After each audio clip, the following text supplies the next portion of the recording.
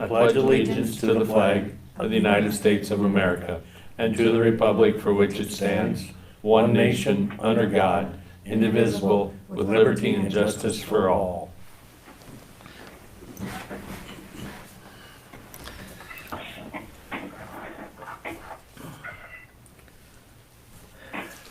Well, let's do the minutes right away, get that one knocked off. Okay, so I'll change truck loader to. I'll make a motion that the minutes be approved. Okay, Gary, do you look at the minutes? Yep, You wanna? motion. Second, okay. All in favor, approving the minutes? Aye. Aye. Aye.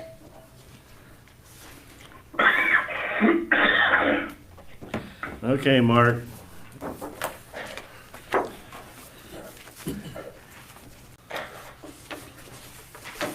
How do you want to handle Sanitary. I put there's expenditures separate from the revenues, kind of like the one I sent you. And then I provided a letter too, that you gave me. it? Well, we have two budgets, obviously. One for our Board of Health responsibilities and the general basic fund, and then we have the other budget that is for directly under your responsibilities is the land use part of that. We did present our budget to the Board of Health at their December meeting. It just basically mentioned to you in respect to both of our budgets that you have before you. Neither budget, we haven't increased any operational line items. All same as what they've been. The exception will be basically in the general supplemental part of whatever we do with insurance there. As far as the salaries, we did project a 5% increase, and then of course that changed the benefits. As far as bottom line of the Board of Health budget, we're looking at a difference there, and that's not counting the insurance part, because I don't know where we're at with that yet, but you're looking at a difference of $6,123. On the land use budget, it's $6,644, and again, that's not counting the insurance figures. Those figures we left as they have been, basically. In the general supplemental part, the increase was $1,034.74, just the way that it is right now. And again, just to refresh your memory in respect to how we do things with the Board of Health budget, we do have a grant that we've been operating with since the 80s. It's under what's called the Grants to Counties program. We've never asked for the total spending authority for that grant. The grant's gone up some in the past couple of years. It was like $30,000 last year, and it's up to almost $40,000 this year. But I think I've told you before, and if not, I'll just mention it to you. That grant is a performance-oriented grant. It's not that they're just sending money out to the county. If you perform one of the tasks that's associated with that grant, as in well testing, closing of an existing abandoned well, or actually rehabilitating a well, then we claim reimbursement. The grant works with a funding formula that we pay cost for water samples totally. There's no charge, but with the well closure, we pay cost up to $500, and with the well rehabilitation program, we pay cost up to $1,000. That's totally performance oriented. We turn in a claim, Haley's office writes the checks, we seek reimbursement, we get reimbursement, that check's deposited in the treasury. So we haven't changed those numbers with the the Grants to Counties program. It's listed there as well closure, well rehab, and well testing. They're all basically the same. We've, over the years, had some consistency, so to speak, but you never know exactly how that's going to go, and so we've just left what we feel is an adequate amount, but it's not overdoing it, I guess, is what I would say. Again, we've never asked for the total spending authority, because obviously that would increase the bottom line dramatically. As far as our income goes, the income pages, the first one is what's with general basic. That's the fees that we generally are involved with, that we charge for our permits, primarily sewage disposal permits or well permits. There's an inspection line item. And then also we have plugged in there so that we can get our reimbursement with the Grants to Counties program. And again, those numbers are fairly consistent, and as you would note, they're also very conservative. For example, we've plugged in with our request this year that we're looking at about $18,550 worth of revenue. Well, last year it was more than twice that. But again, it's all, which I think you also realize, that a lot of what we do is somewhat economy driven. And, you know, this year, for example, the calendar year, we've issued 100 septic permits. That's a good year. Will it be 100 next year? We have no clue. In respect to what interest rates do and everything, again, you know, a lot of what we do is based on the economy. So as far as our health and also our land use budget, we are pretty conservative with all of that. For example, in the land use side of things, it says zoning subdivision fees. Well, that's what we charge for a land use change. A land use change application costs $500. Well, as you can see there, we projected $4,000. Well, we don't have any clue how many land use changes we will do in a year. Last year we did 20 some, and this year we've done 15. So there's always this big difference, but we're conservative there in respect to what it is that we think we're going to get. Also, in the land use side of things, if somebody is preparing plats, when final plats are brought to you and there's a new lot created, there's a $250 fee that comes with that.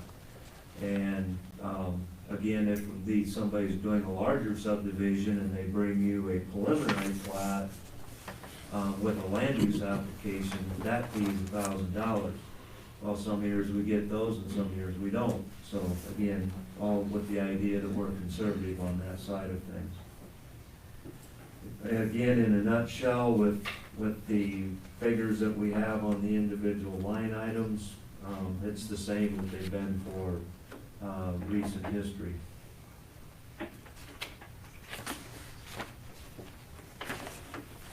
Anything I left out, Lord? Any questions that you guys have? I don't have any questions. Do you, Tracy? What percentage did this Dr. Maggie Mangold give you on an increase? 5%? Yes, I figured it was 5 and 5.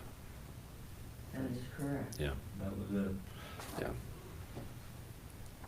That's what we plugged in and projected, and that's what they granted.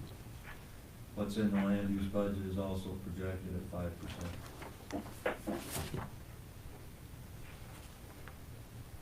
And that part's up to you, obviously.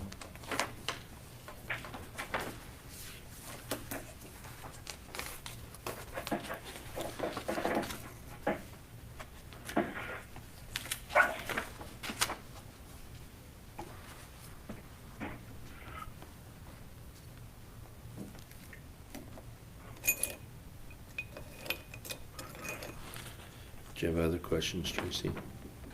No, I don't. Okay.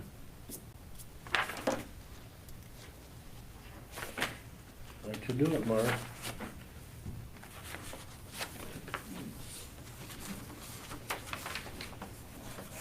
One other thing I might mention is that Haley's worked with us. We have been taking some of our balance of our budget and putting it into a fund to someday replace the county vehicle that we have. I think last year we went $8,000 out of both budget. Yep.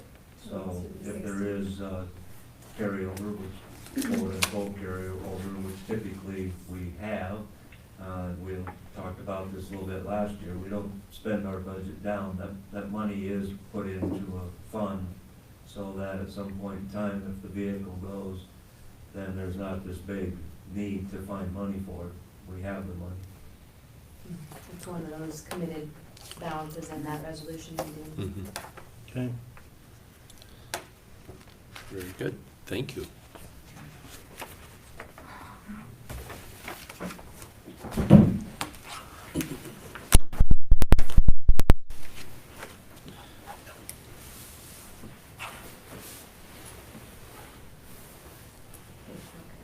Abby Center.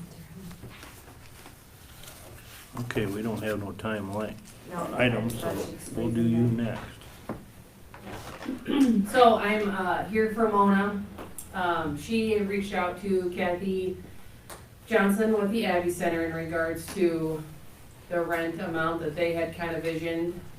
So currently they're paying $750 a month and they'd like to stay at that. So I guess that's what we would propose, is that they have that amount that we can plan for. Here it is. Yeah. But was there, I don't know on that thanks, one. guys. I would guess it does, simply because Mona didn't give me anything other than that, so that might be what they pay, $750. But I can't guarantee that, I guess. So, Has Larry given you a amount yet on that? No, I haven't. Okay. The date, twice I stopped in there and Larry was gone both times, so. I hate to do it. Can I table it a week? And can you find out to see if that includes the utilities where they're at? yep. Or if you find out, come back in here maybe today. Yeah. I'll Yeah. text Mona. Yeah, We'll be here Yeah. until probably 2:33. I'll send her a message. Okay, Okay, thanks, folks. thank you. thank you. I don't know if Ben will squeeze in here for his contract stuff, but, He did talk about it. yeah, he did talk about it, but for action wise. Yeah. So, since we have a minute, I guess we could do, we got the recorder's quarterly, do that one.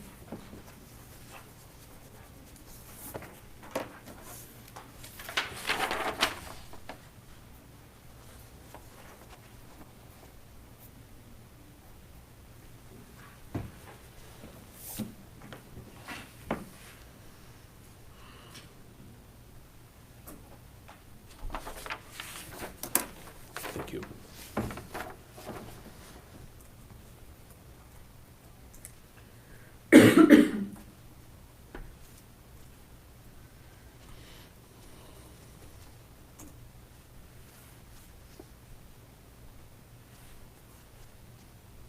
Still there, Gary? You're pretty quiet.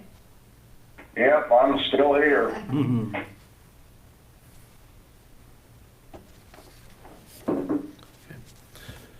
Well, I'd make a motion that we approve the recorder's quarterly report.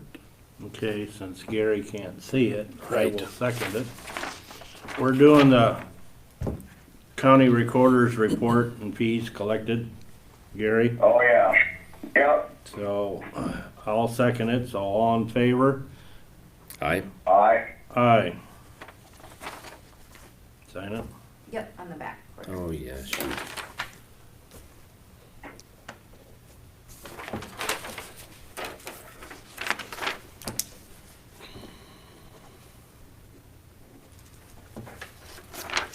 There you go. And you don't.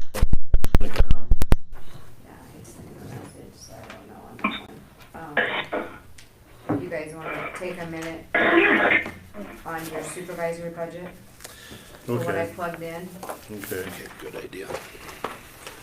because I can tweak that as we go, but I have all three of you on family health, so let me know if anything's gonna change. Gary, you have dental, Tracy, you have dental and vision, and Rick, dental and vision. So that's the amounts I put in for those. It's, I think it should be on the very last one, Tracy. Did you find it? Yep. Yep. So I Hello, did write Ben. notes too on there, but. Okay.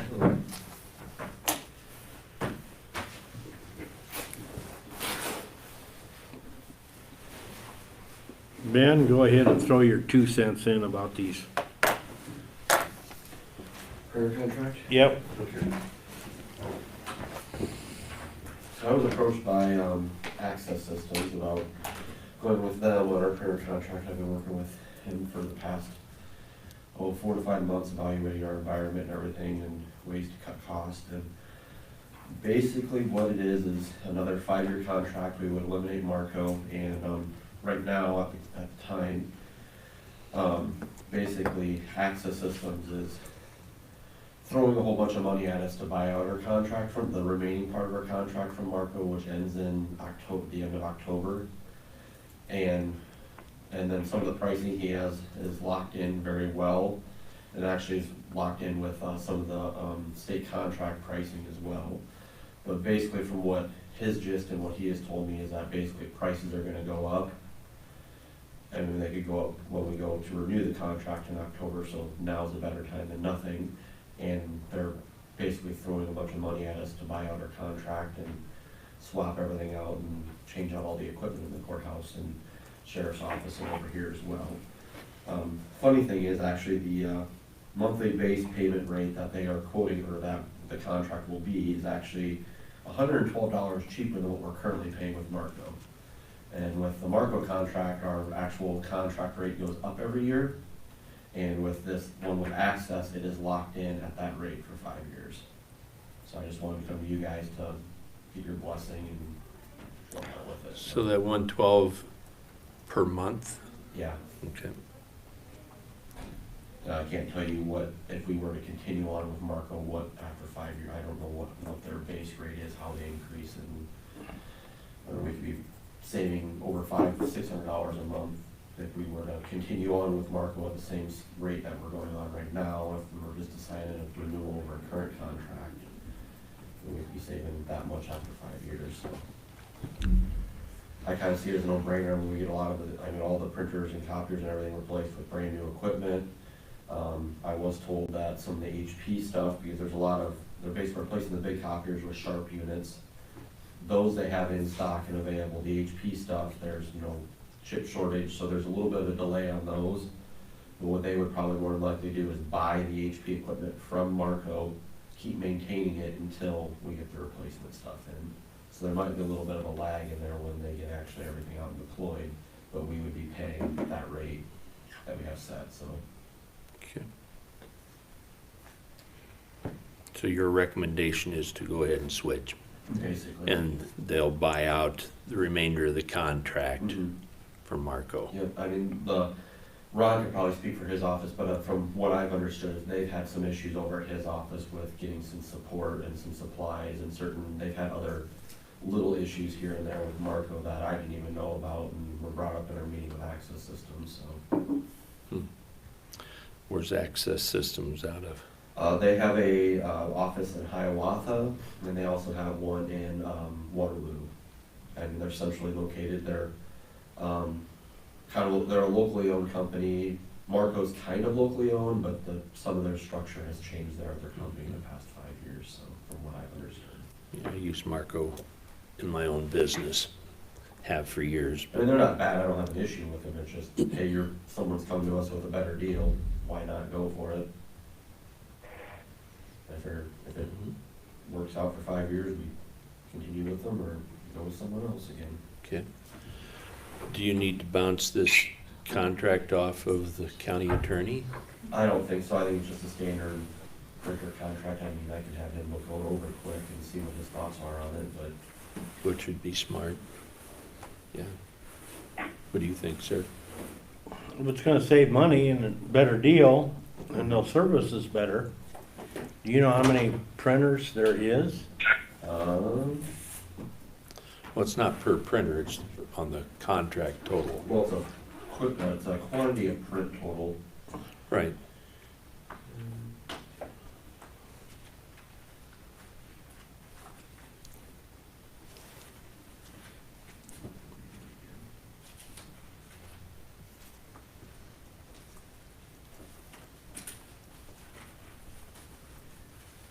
Printers. And that's not counting the sheriffs, right? No, that's not the sheriff's. That is counting the sheriffs. Okay. So it's cost savings about $6,720 over the contract life, Mm-hmm. where Marco does a annual increase. Yep. Yeah. I'm for it.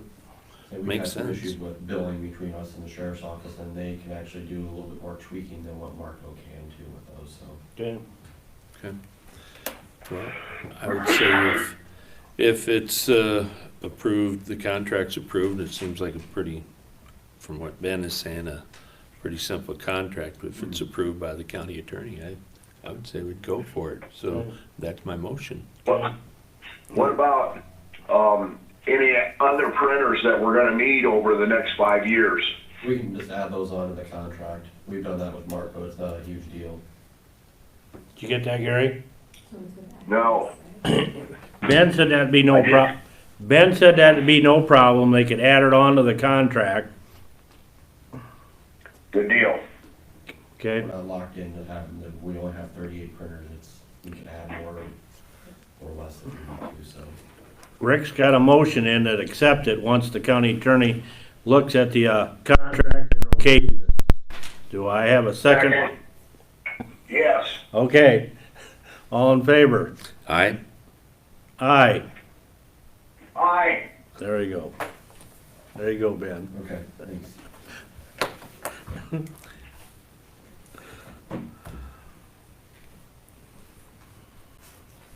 Do you need a projector or anything? Yeah. Okay, Ben is here.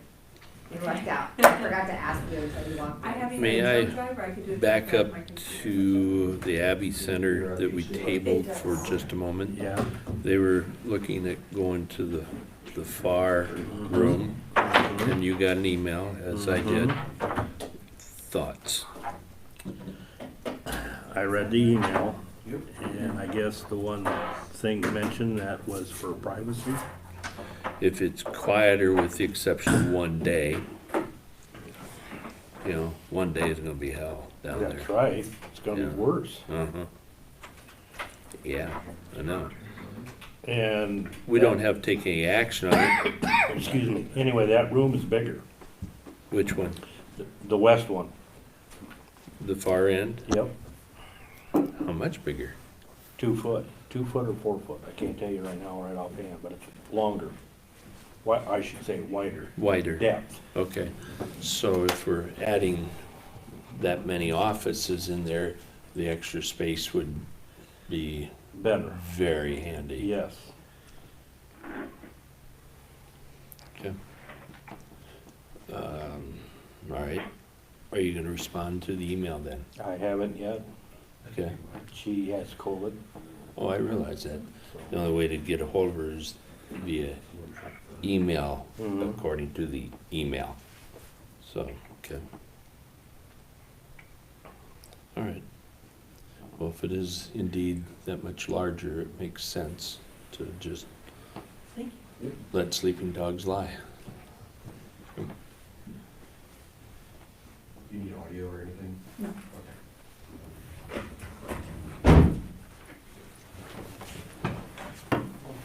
Thank you. Thank you. Do you want an extra one?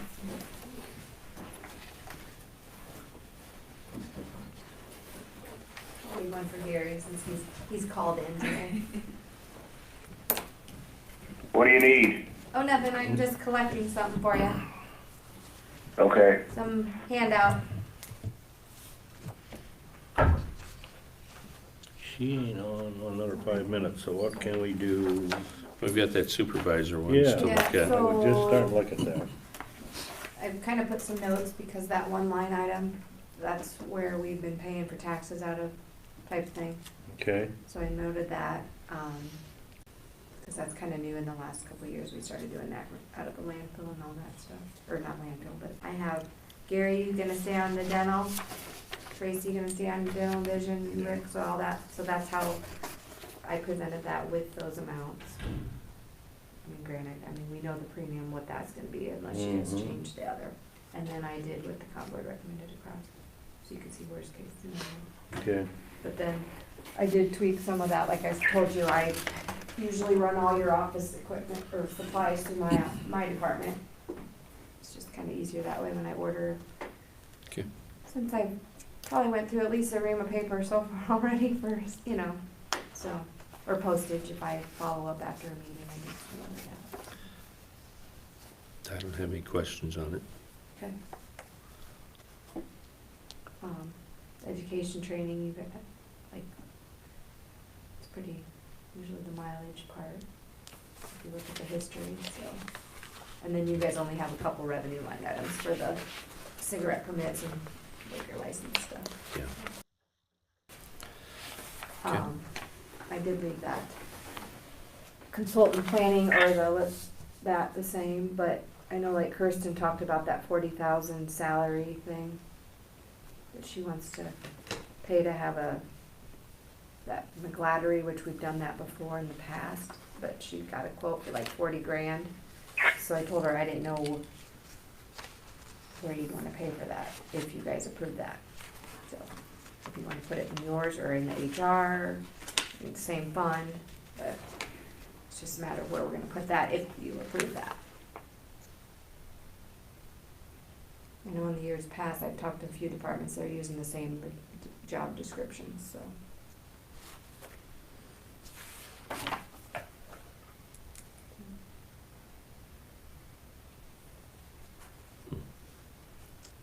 Okay. And I did adjust for your districts too.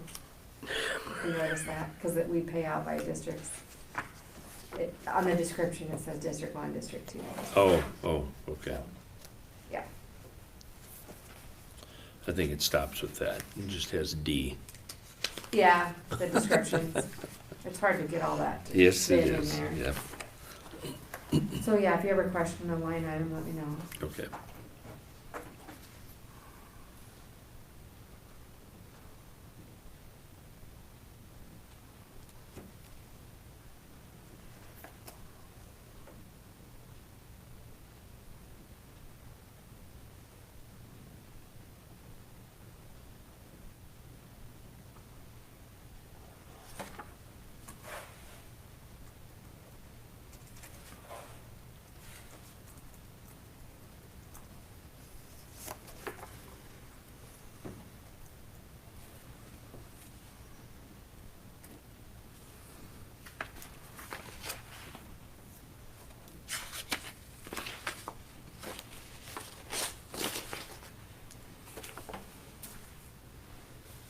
Okay, we'll start with you next now. Like slide the chair closer. You sure can. Yeah. Yeah.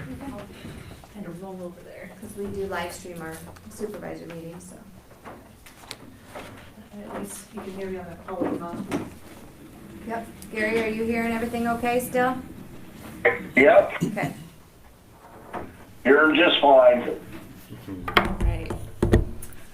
Well, thank you for letting me come meet with you all, and I know that you guys have a busy schedule, so I'll just get on with what we're talking about today. I'm Christine Bullock. I'm the new Director of Workplace Learning Connections, so you probably heard each year from Lori Warden, who year here in Benton County, and our goals for the future and some specific examples of what that looks like out in the schools.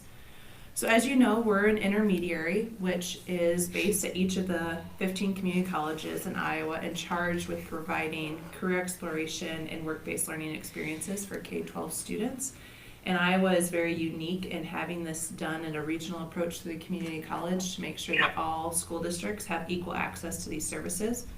And our team is made up of 16 spread across the whole 7-county area for Kirkwood, with Benton County having Laura Miner, who's in charge of the internship program, Sue Neal, who's the school and business liaison, and Megan Lehman, who's a new person to our team, who's specifically looking at work-based learning with the career academies that are happening for students taking concurrent enrollment through Kirkwood.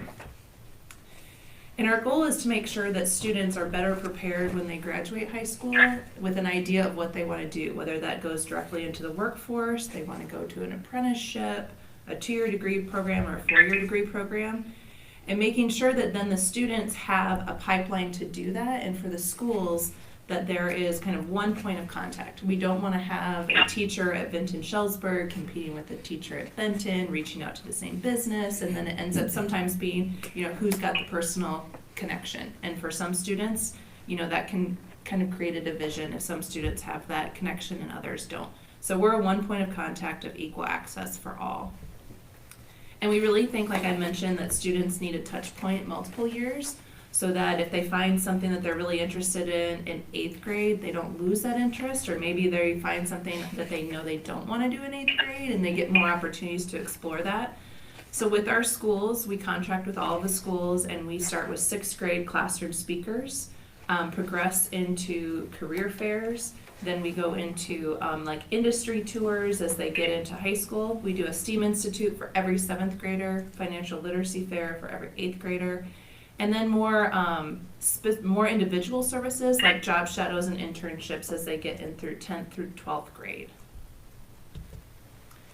And with COVID, we originally had to pivot everything to virtual. You know, COVID hit, canceled a lot of our programming in that spring of 2020, and then the school year 2020 to 2021, which is what's in that booklet. We had to transition a lot of our services that were in person, like our STEAM Institute, our financial literacy fair, job shadows, to virtual.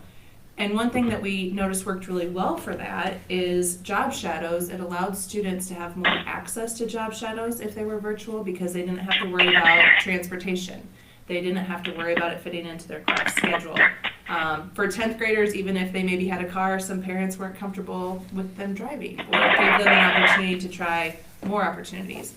It also, you know, typically you might think that we would take our rural students and bring them to the urban areas for opportunities. It actually let our urban students do job shadows virtually with businesses in our rural areas. So we think it created more of a two-way system of students exploring careers in the area.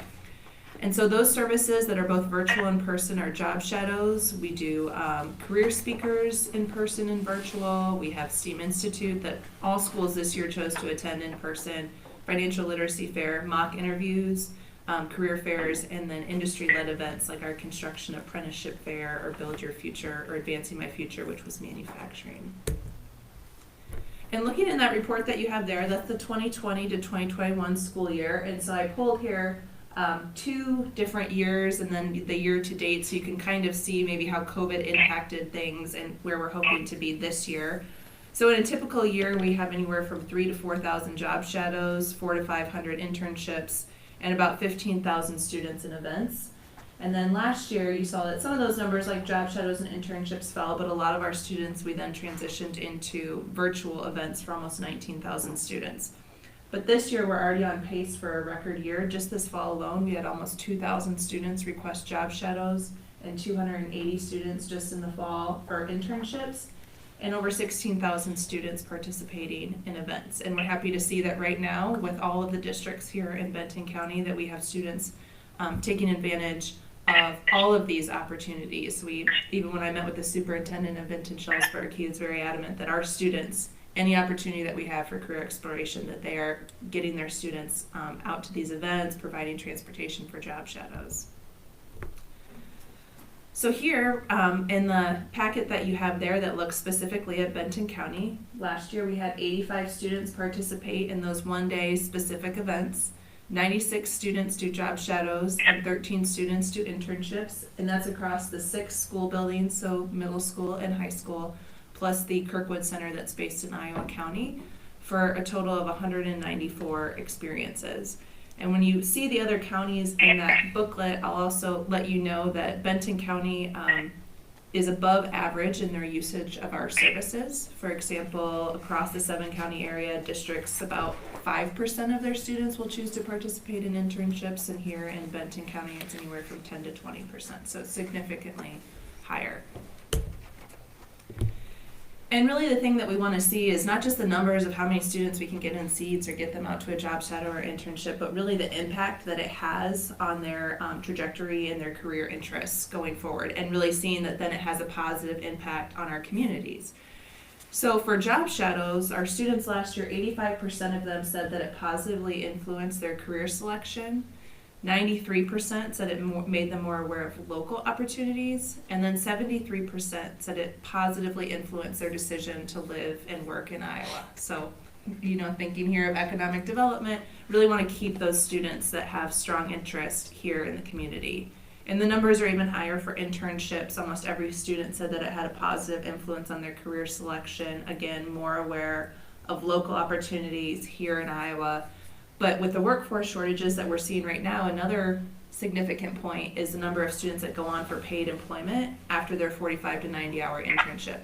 So before COVID, we were seeing 18% of students would stay on for a paid opportunity with that business. Now we're seeing close to 40% of the students. Their internship with us is unpaid, and those businesses are hiring them on afterwards, or even if they're seniors and potentially going, off for college, they're saying, come back during the summers and work for us. So we see that that's a really big win for our businesses who are strapped for time, that they're getting a return on their investment with these students.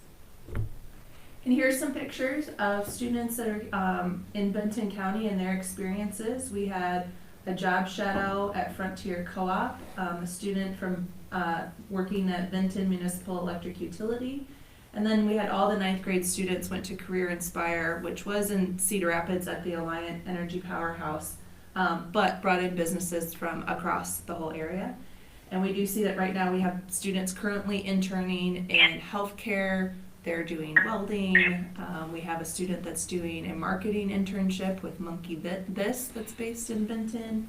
And so students are seeing kind of all types of careers. We even have a student that's doing a youth ministry internship at one of the local churches. And then looking at the budget requests, so we are very fortunate that every county board of supervisors supports Workplace Learning Connection at a 10 cents per capita. So based on the 2020 census population, we're looking at Benton County would be a $19.50 increase from last year for a total of $2,575.50. So we are fortunate in the Kirkwood area that all of our counties are growing, and we're very fortunate that this support is tied into then the support that we have from multiple revenue sources.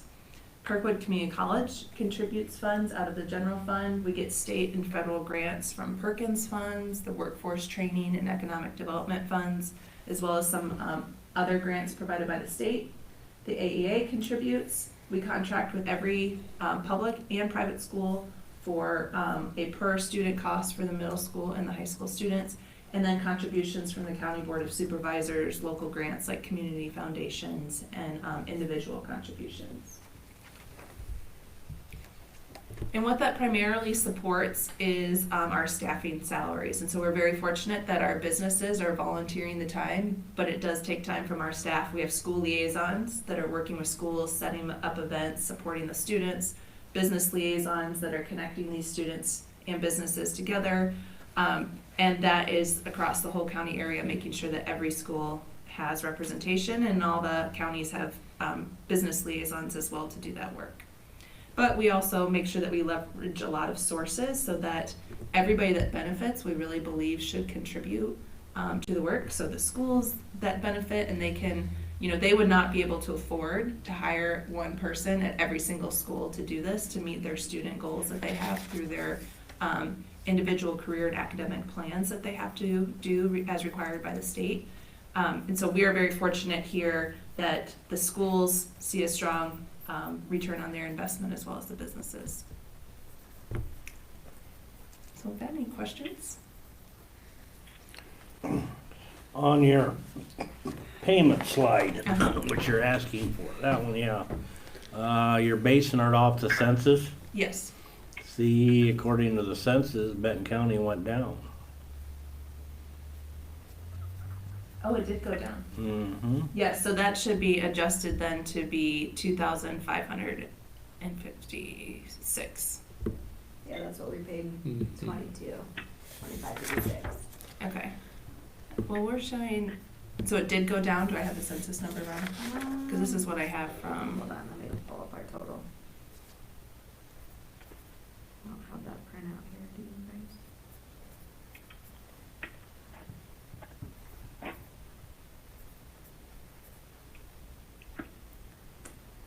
Because from what I pulled, I guess For it went up 2010, 19. we had 26,076. For 2020, we have 25,575. Okay. So the census, yeah, that's the right amount there. Yeah, so this should be the right Makes sense. dollar amount Yes. then. Yep.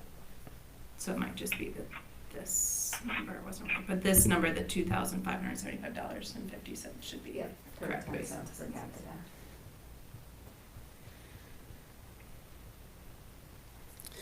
Based on population, Benton County has 194 this is 2021, Mhm. had 194 participants, student participants. Cedar 650, Iowa 340, and I think Washington was 9 something for participants. Washington was 766. Mhm. Okay. Benton County is the largest of those 5, but we've got the smallest number of participants. And that is also the COVID year, so let me quickly pull up where you guys are at this Okay, year for but participants. All right, The one part is if some schools still decided to do like our financial literacy fair virtually, the STEAM Institute virtually, when that's every middle school student, for example, that can really lower the numbers. Like, are the internships and job shadow numbers comparable, or is it the events part that's? well, I'm talking total numbers. Your internships and job shadowing for Benton County is higher, Mm-hmm. even higher than Washington, I believe. Yeah, so it really came down to those event numbers. Yeah, internships a little smaller than Washington. Job shadow is much higher, but, okay. So it's primarily in the school not participating? From that year, like I said, this, like STEAM Institute was virtual. So if schools decided that they didn't want to do it virtually, that's where those event numbers could have really adjusted. This year, all of those schools participated in our STEAM Institute and are signed up for a financial literacy fair. So what's your total numbers for this year so far? For Benton County, Yeah, total Yeah. numbers. pull it up right now.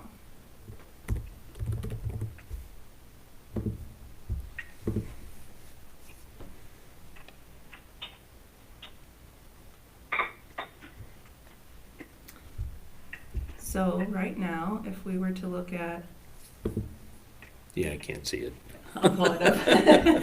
I'll total it with Excel. It's nice that it does a nice summing for me.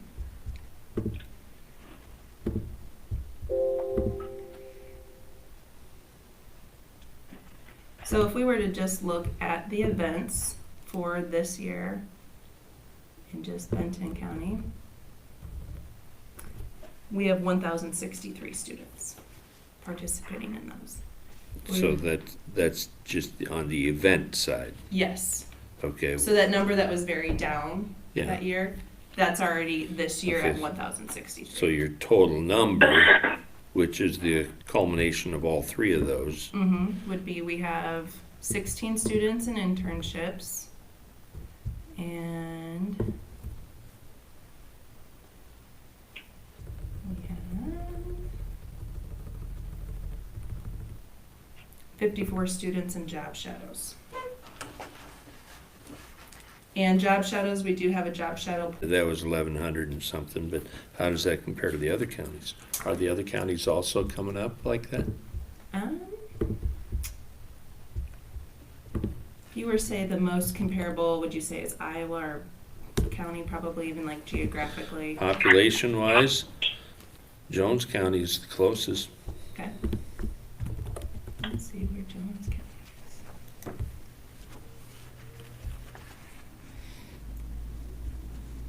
I guess the point I was trying to get at is, and education is, I mean, it's a bargain at, 10 cents per capita, per person, I get that.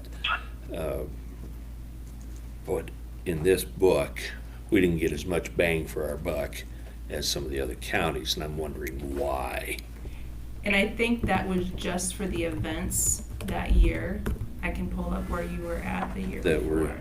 so far down, because the other events, other counties were higher in those events. Mhm. Sure, Jones County at that time had almost 1,100. So this is where you were at the year before COVID. Oh, So really? this is fiscal year 19. Okay, okay. All right. Well, So then So the one comparing that school to not- Jones County, that, you're double Jones County Mhm. total. okay. That would be 1920, obviously. Yes, Okay, yes. Yeah, okay, all right. And then looking A lot of at it's Cedar County simply because the, are very high for, the size of them. because I thought in years past, we had been higher, seeing these for a number of years in a row now, but, okay, Yeah. thank you. So I think this year it's back to consistent where it was, and It just- the state's really pushing work-based learning opportunities too. I know the governor's made some visits out to Benton School District, and they're doing some visits to some schools to kind of see how they can get more business involvement at the So school, it's, so. it's extremely important that the individual schools participate. Mhm.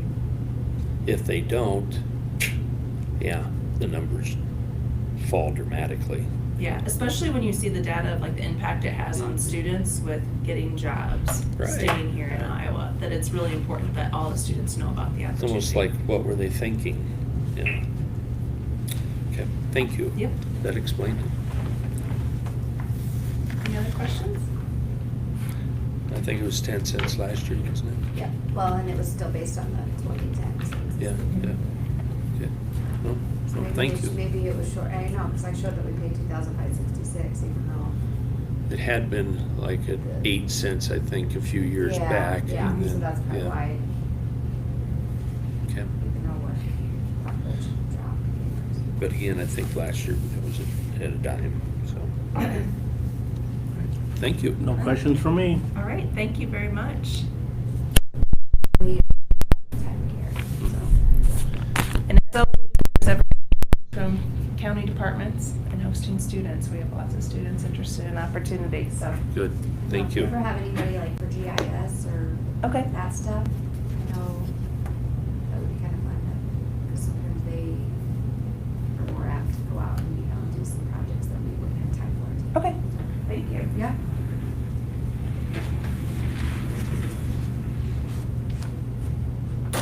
And then my son did his internship at Ability PT, and that's where he's landed his job now, Oh, so. good. Yeah. Yeah, I think it's nice too in these rural communities that, a lot of students are interested in healthcare. And, we've had more luck in the rural communities because they're more locally owned than some of the larger ones that students are But it was just tough, making like, it work. for them doing their performance exams remotely and Yeah. having a patient, but it worked. Yeah. Well, it's good for students to learn that adaptability right now, even some of our mock interviews. We're doing, it's definitely you have to learn how to do that and be successful. I hate Zoom now, but. I know. Thank you. Yes, I have some days where I'm Zoom meetings all day. I'm learning to just turn the camera off sometimes. It You know, is you a time forget. saver. It is. Oh, boy. And you think of the money not driving and all that, but, Big time saver. It is. yeah. But it almost makes people feel like you could have more meetings because you don't get that Oh. like time between them. Yeah, the driving time, Yeah. yeah. Some people like meetings. I think so. And some people like to meet just for the sake of meeting and talking. Now, if it's a lunch meeting, all right. Yeah. You get fed. All right, thank you all. Thank you. Thank you. Thank you. Morning, Sheriff. Morning. The county attorney. You won't? Okay. So I don't know, since I put timed items on it, if we could try to, if we have the budget discussed. I go see if Myron can come in earlier, or what do you think? I mean, you don't really take action on it, so. I'd get him in early, personally. So if we can flop, or I'll do 11:15 and see if Myron, I mean, if we can just keep working through. But, yeah.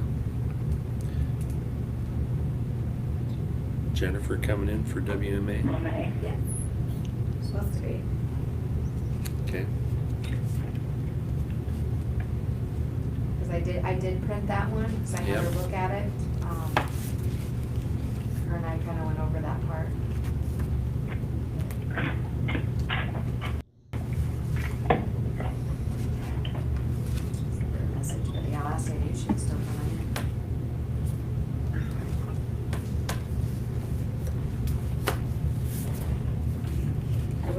out there, was there?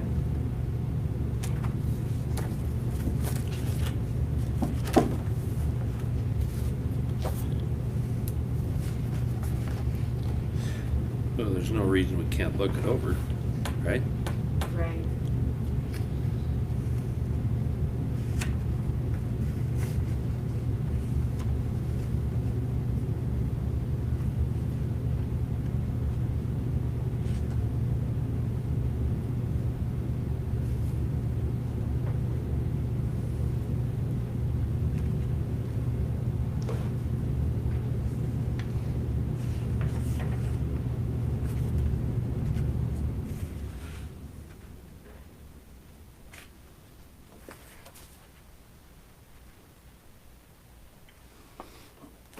On the WMA, that's what's left yet? That's what she's projecting, yep. So that's why I show that as the revenue and the And she's expenses. not even gonna ask, according to what I seen on here. Yeah, WMA budget about the money that, to help support. She didn't tell me anything like that, but let me see if I can hold her.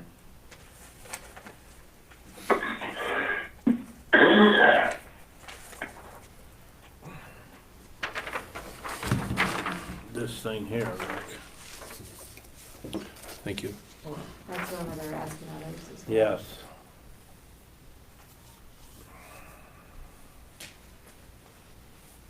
Do you want us to do the handwrite for Ron's registration so Alicia can work on that? Yeah, Okay.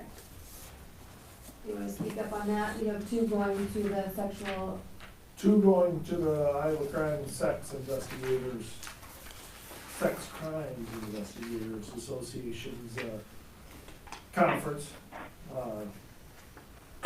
Apparently they're not set up to take payment with credit card for the conference. So they require a check. and for Iowa code, that's not a reason that I can just do one without your permission, so that's why it's on the agenda. okay. They can get the reservations, cause it's at a hotel convention center, so we've done that. This is for,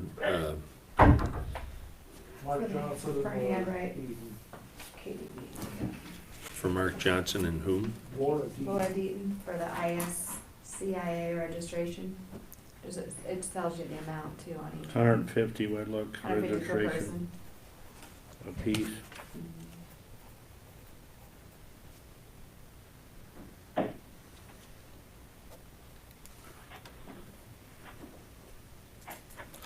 Okay. So they are registered according to this? Yeah, but then we'll give them the check and they'll take it with Okay, them. okay.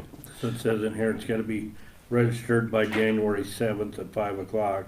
They are registered. Will not, late fee will not be accepted. Okay. Okay, so you need a motion to approve that handwrite? Yep, All right, you've got it. okay, Gary, you wanna second it? Yep, second. All right, all in favor of approving the handwritten? Handwritten check. Yep, Aye. Aye. You Aye. initial on that second page there, or on the actual claim pages, okay. that one and the other one. Thank you.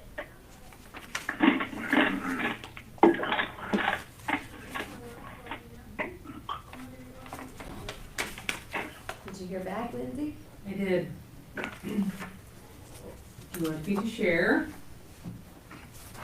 Sure. That $750 does include utilities except internet, which I think we talked about, they would pay that separately here. Correct, internet So- and phone, yep.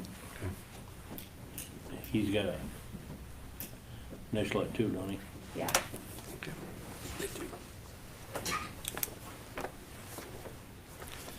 Aaron thought with his time posted, we probably better not modify it a whole lot, Okay, which I'm not sure either. I mean, okay. we could maybe knock out, maybe put some other things if you guys want to record. Where'd you initial this?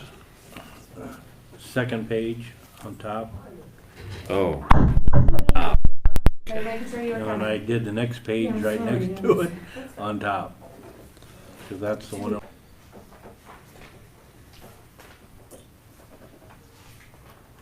Okay, we got Haley back here.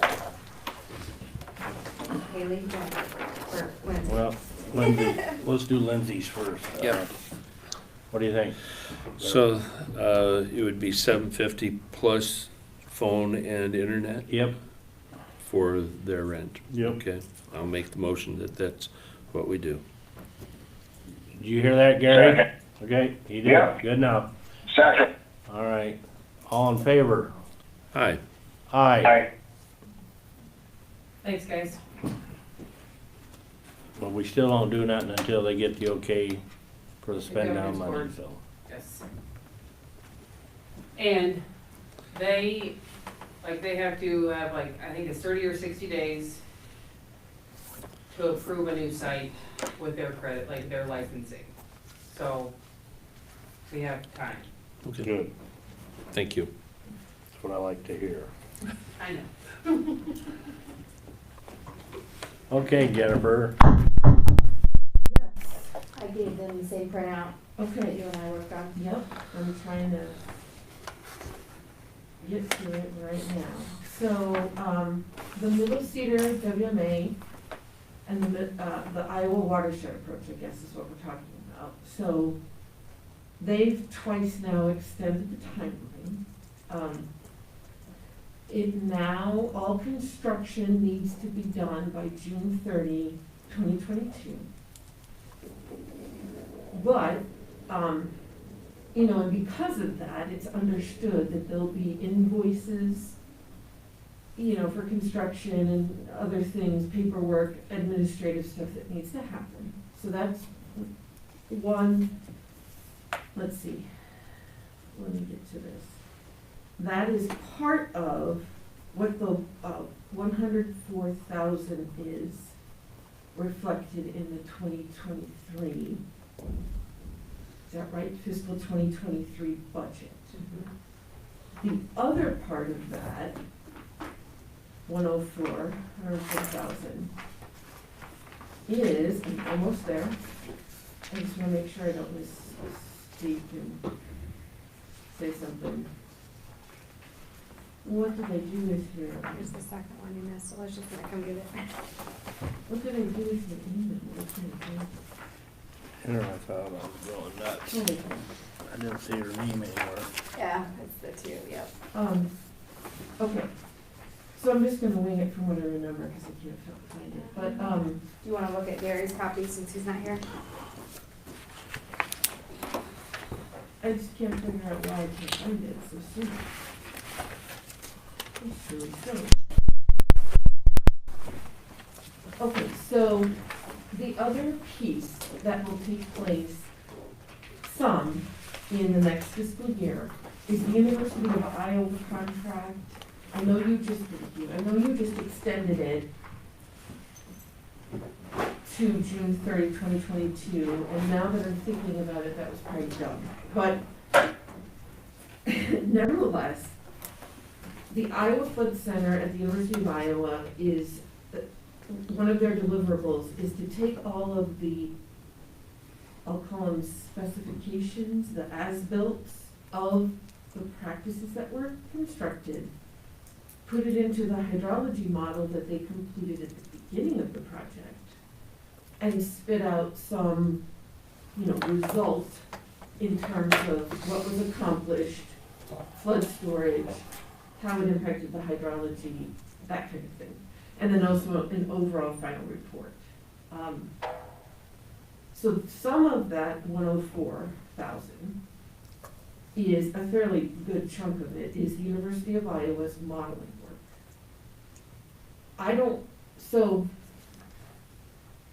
Okay, and then the other amount is just what I think, well, it's pretty much the rest of it. And I used numbers as up to date as possible for the bills that have come through. It's possible that there could be a few things that Haley might have that we didn't include, but not much.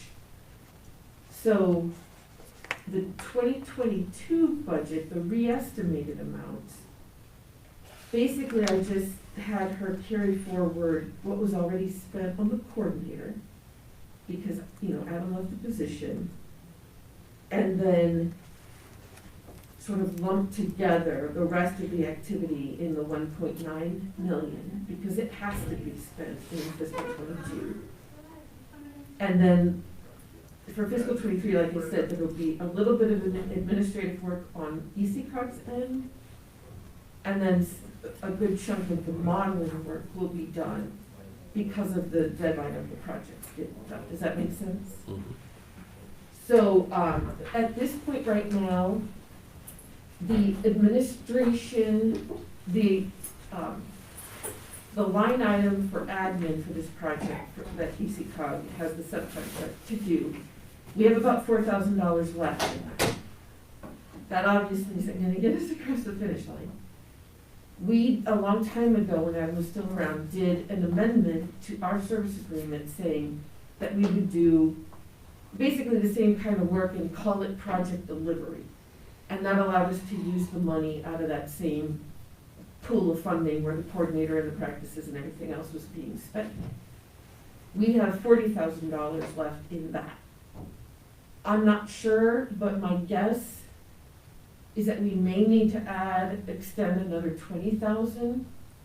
And I had that in here, I sort of just figured that in here. In the '23 one? Yes, yes. That is part of the 104. Okay. We don't have a service agreement amendment right now. I kind of want to see how things shake out as, obviously there's no work being done, and so bills should all get caught up and everything and see where we are. But that's what makes up that budget. And then once that's done and complete, and I anticipate that getting done within the first few months of fiscal '23, that will wrap the project up. Do you have any questions or concerns? Right now, I know I'm gonna do one more project.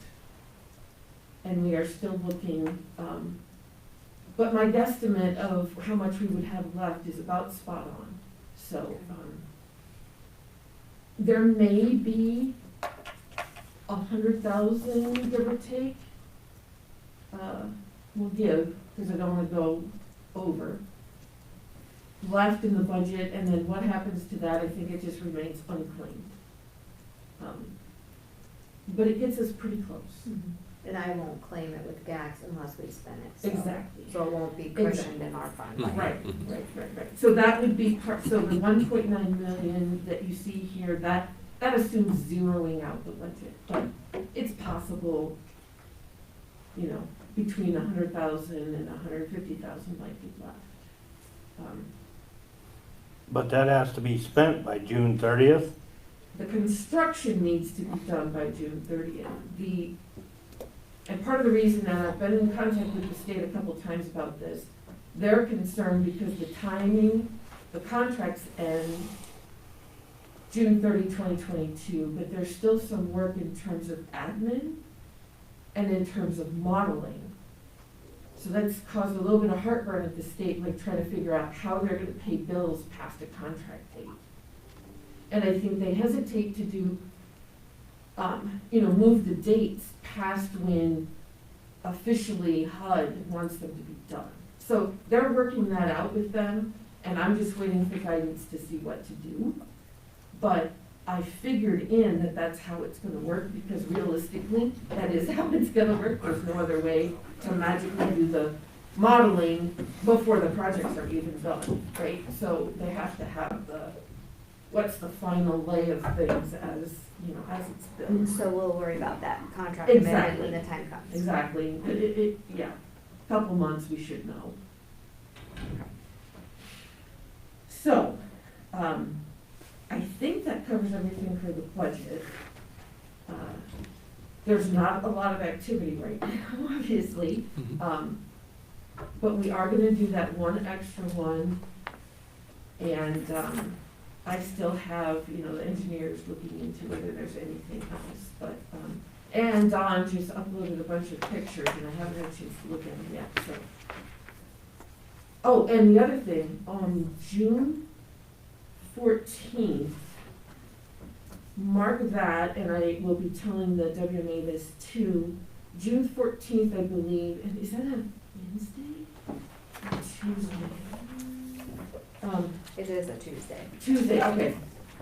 That is the date that the Iowa Watershed Approach has selected for their final, project end celebration. And they asked the Middle Cedar WMA to host. And so I think there's gonna be a lot of people, like HUD people are coming from DC, state people, lots of people. And I don't have the, places it will be yet, but I will be helping to plan it. So, we could put you guys right front and center. I'll It's kind of gonna be wait that awesome. down in case we have to reschedule our board meeting. Balloons, no, I don't. Ribbon It's gonna be- cutting. Really, honestly, this is amazing what's been accomplished, and HUD loves it. So, So, if I have the wrong date, I will, again, I'm so bad. Not to be rude, but it's not gonna break my heart to Oh, not here have all it is. this pass through. I know. No, Haley, I totally know. This is good. Believe me, you guys, all the county people and all the admin people deserve like a humongous,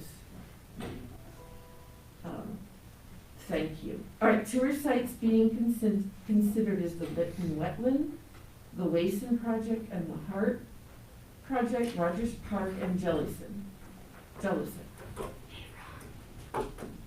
So that's exciting. Do you have a master key? Okay. And then my, Master key to which one? Trying to get in. This door? I have Yeah. one for that The door. veterans. Thank you. You have the power. okay, and then I only just have a question, and that is the WMA is coming up on Thursday. Have you guys considered whether you're going to contribute to the WMA as the county? Or have you? We haven't talked about it yet. I just now saw the information. So you're actually asking, Tracy? so this would come out of our funds, not to pass through, correct? Mm-hmm. And is there other, cities that are being asked as well, or? All of Oh, yeah. them. And I've gotten this, Blackhawk County Board of Supervisors that unanimously agreed they're gonna, contribute, LaPorte City's contributing, Grundy, County is considering. I went out there and talked to them, and I think that went really well. The SWCD in Tana is asking their, supervisors to consider it. Lynn County's been asked, the final decision hasn't been made, but my gut is that they're really seriously considering it, so that means probably yes. They're in, Cedar Falls is being asked, and I think that's I think there's a fair chance. Cedar Rapids is already in. I think Waterloo, there's a chance there, and I feel like there's one other community. Can I see that again? So, and let me, I was Thank gonna you. get to your, what the amount would be. 8,000 something. I didn't know if it's like a 8360 it per says. capita, Okay. or how's that based on? It's actually based on a combination of population numbers and area in the watershed. So because you guys have a pretty good sized footprint in the watershed, your contribution amount is a little more than, say, Buchanan County. How much Because did you say? Buchanan County has a 8360. relatively small footprint in the watershed. And what it will support is part-time admin, or basically just, keeping the lights on, keeping meetings happening, writing grants, that kind of thing, until funding can be secured for a coordinator. So about half of it will go to admin, and that's assuming we raise all the money, and the other half will go for grant match, cash match for grants. And You that's- said Blackhawk did? Blackhawk did, yes. I'm just kind of curious of where they're funneling it through, like what fund and stuff, so I might reach out to Grant and ask him. Yeah, I didn't ask that, Okay. but yes, I I'm know just curious on where we can where put you that. put it, right.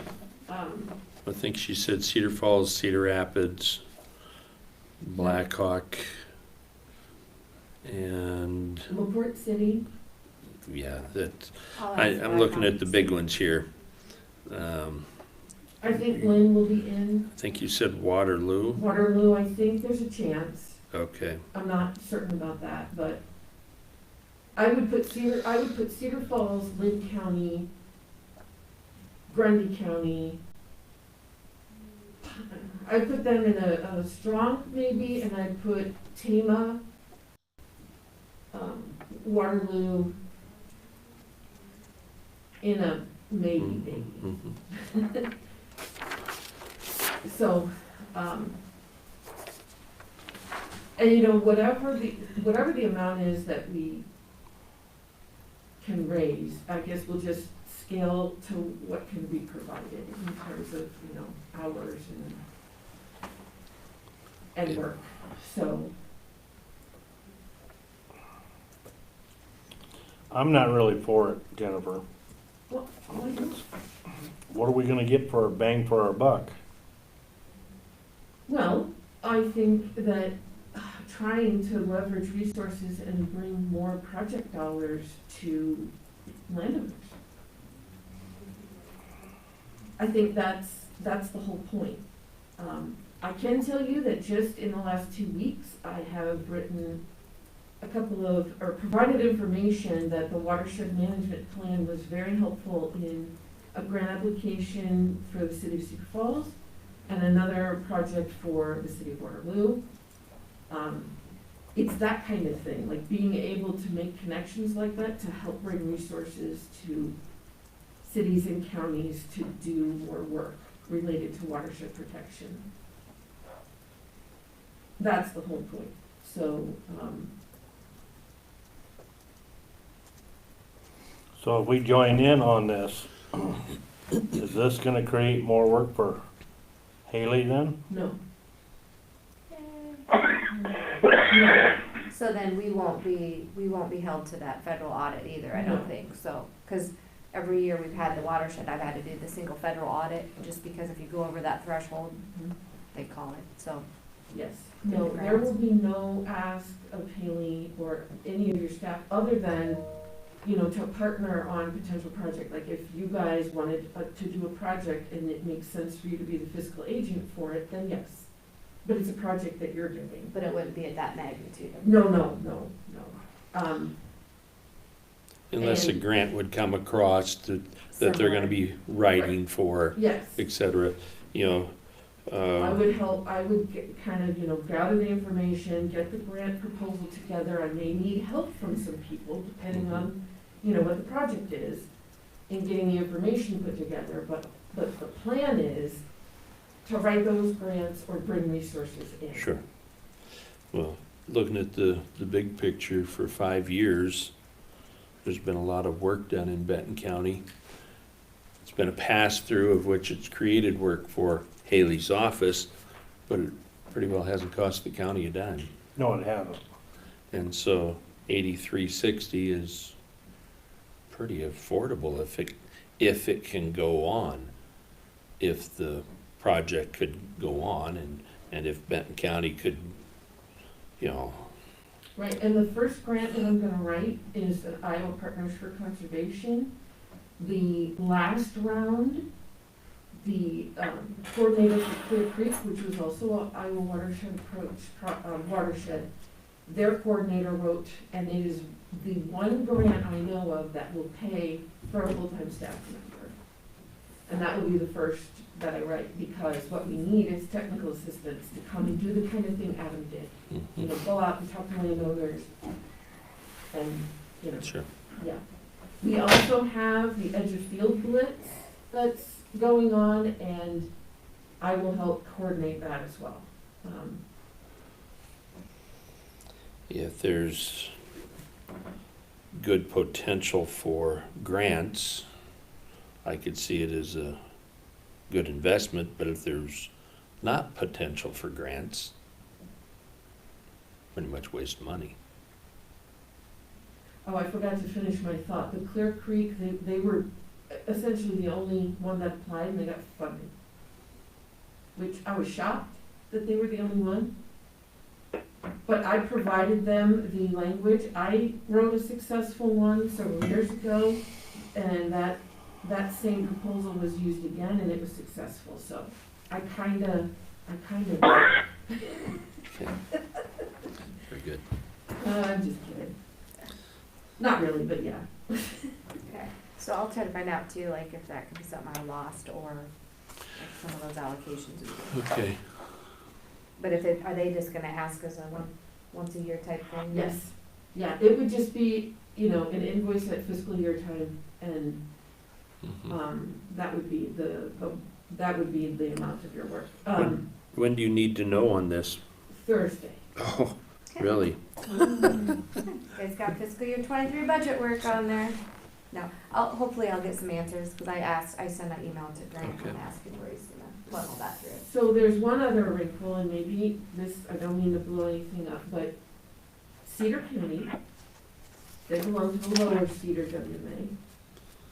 One of their supervisors, he's the chair of the WMA, he really believes in its work, and he went to the supervisors and asked that they earmark $100,000 of the ARPA funds to the WMA, and then he's gonna use that to pay their annual amount And spread it out. over the time that you can spend ARPA funds. Now, beyond that, the county would, Yeah, 25. 20, I think it's obligated by 24 and spent by 26. Yeah, or somewhere in the 25, 26. So, that is a thing that you could do. It's been done. Other counties are considering it. I'm neutral on whether that's a good idea or not. They just raised some of the limitations on how we can spend it, so that's probably how they're able to do that. Well, it actually was under the water infrastructure point. Yep. And anything that is 319 fundable is, okay under the water infrastructure, and that includes coordinators. Because that's what 319 does, is they place coordinators and get projects done. So that, it's just And that is something Rolling it out too, there. if we start, some of these departments that had their ARPA projects, we'll just do a separate resolution for allocations for that, which I've kind of started an example too. So we probably will have to have an ARPA meeting and stuff too, but something to think about. What you sent me a while ago, Jennifer, you don't have Lynn County in here anywhere. Ain't they a member of that? Yeah. Maybe I can't see it. We have Cedar Rapids, but I don't see mine either. No, that is not right. We have Cedar Falls, Cedar Rapids, Evansdale, Gladbrook, Gilbertville, Grundy Center, Hudson, Jessup, LaPorte, Raymond, Benton, Waterloo, Benton, Black Hawk, Buchanan, and Grundy. Fact sheet. Look. So how come Blackhawk's request is less than if it's per capita off of our, is it It's just the area. participation? Area. It's area, and Okay. in the fact sheet that I've sent out a bazillion times, Lynn County is in there. And their ask is just over $4,000 annually. Area participation. And it's part of, it was part of the, the fact sheet with the map on the front, it's like 4 pages, yeah. That's what's been sent out a bunch of times to Middle Cedar board members. So Cedar Falls is, just shy of 4,000, Cedar Rapids is just over 9,000, and they're, I think, likely both gonna be in. Blackhawk is in, and they're just over 5,000. Buchanan County, I just don't know, they're a little less than 2,000. Grundy is 6,000, and I think there's a chance with Lynn is 4,000, and Buchanan County is just shy of 3,000, and I don't know. where they're at. So, but their or their, soil and water district commissioners wrote a really nice letter to their board of supervisors that supported the project, so I was pretty pumped about that. I can send this fact sheet out to you again if you want me to, so just so you have it. If it's got all of them on there, It sure does, yeah. Okay, Yep, let me send that to you. 'cause this one don't. Well, I don't know what that one is, that, you should throw that one away. December 10th. Sent from you. Right, that's crazy. Is it an email?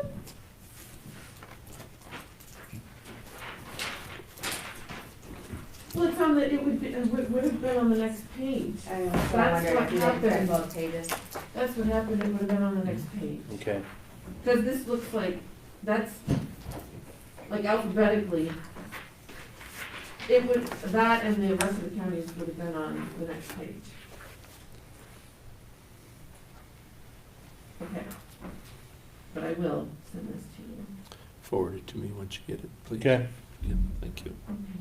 I'll, That must have went just to you since you're on the board. that's correct. And then get to know by Thursday. But Haley, I can copy you and then you can send it to whoever. Yeah. needs it. Thank you. Okay.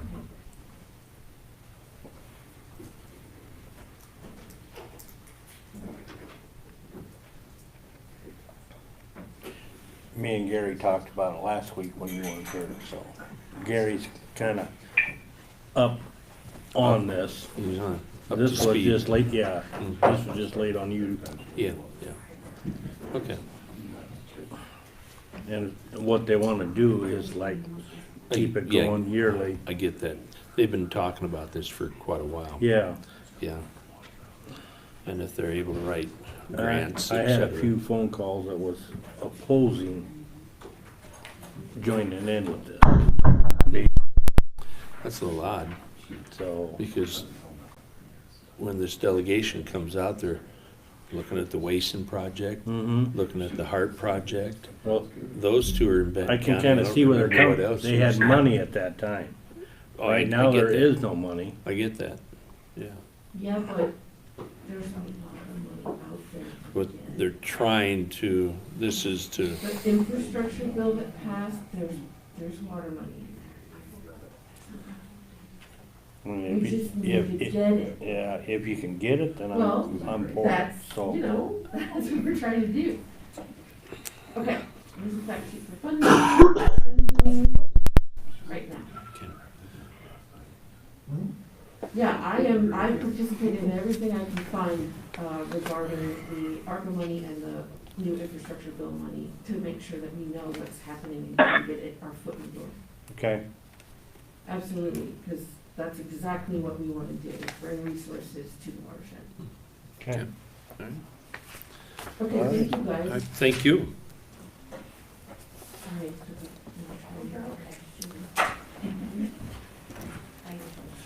Sarah, Ready? Well, you have that one, but I'm giving you this one. This is the first one, Okay, so that way you can look at yep. That's your file. this is Gary's is up there. That's all. It's gotta be over there with Haley then. Okay.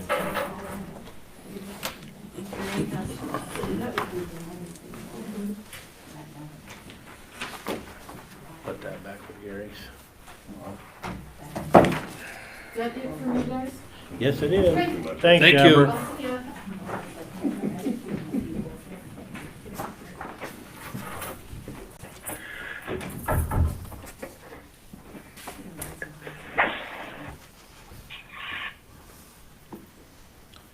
So Sarah, this is the new and improved one, Well, yes. It's and this is for relief? it's for relief, yeah. Okay, So not the one, oh, it's different than, you went back to the lower. Well, I just feel like you guys should look at them both. I feel like that's only fair. I just told her I wasn't gonna keep tweaking numbers until we know. I feel Okay. like that's only fair. The first one is the one that Mona requested. Okay.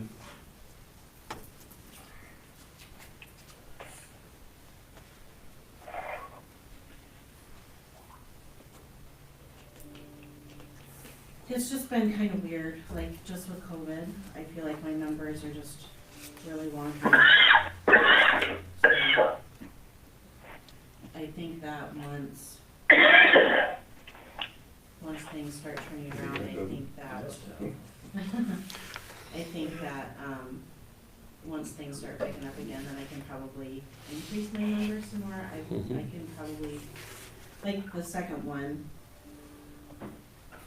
the one that you guys were given first, that one, I reduced quite a bit, just because I could tell like over the years, but Sure.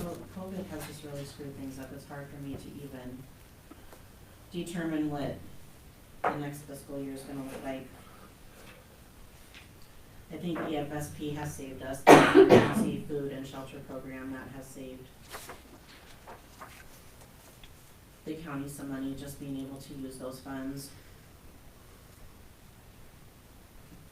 I know that they're already coming into phase 39, I haven't even applied for it yet though.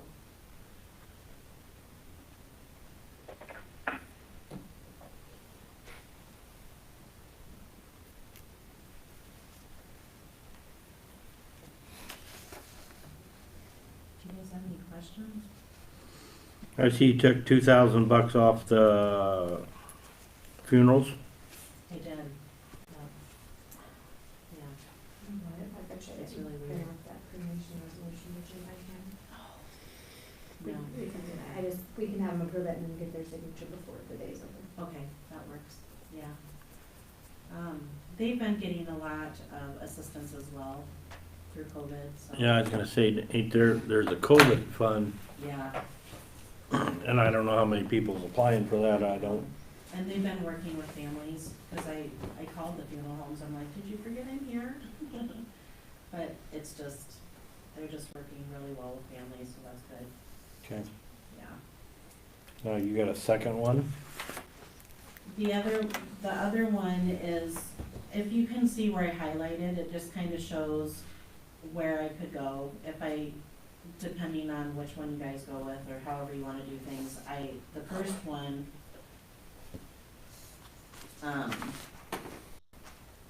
isn't as reduced as the second one is. Thank you. Bless you. Okay. That makes sense.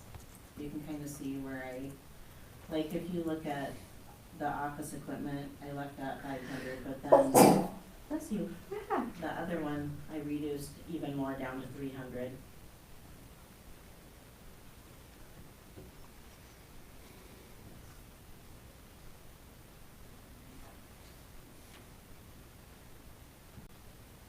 And from what I'm finding from talking with other general assistance programs in the state, we're pretty generous in our state, or in our county, so I felt comfortable with the numbers that I worked with.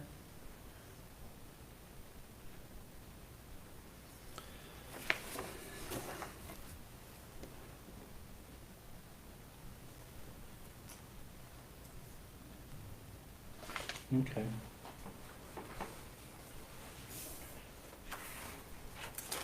I did redo the general assistance application. It looks a lot more crisp and cleaner and more cleaned up, and I'm working with the folks that are redoing the website, and they're working on maybe making it fill-inable, if possible, just to make it a little bit more user-friendly.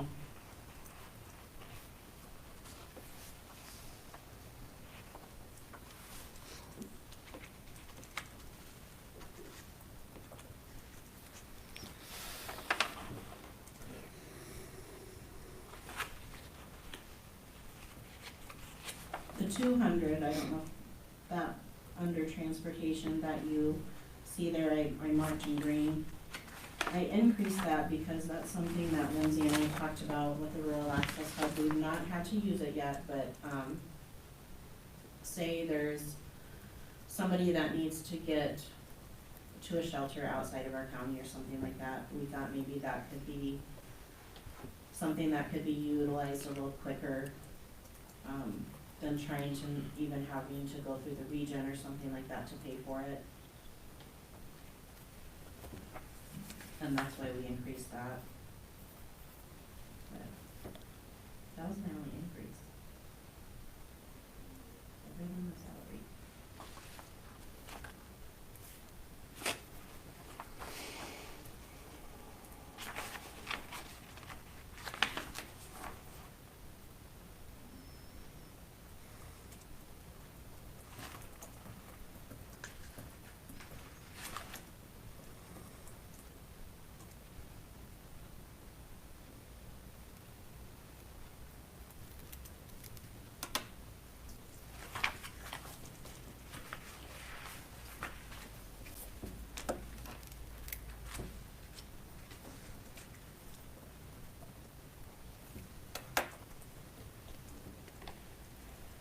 You guys still there?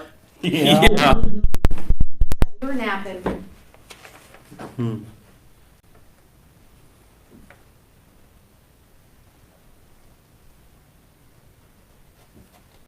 I just about came up to the meeting, but I got talked out of it.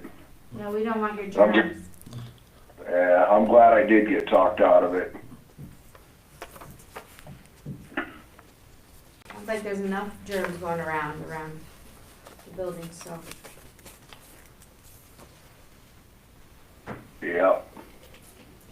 Got any questions more, Rick? I don't think so.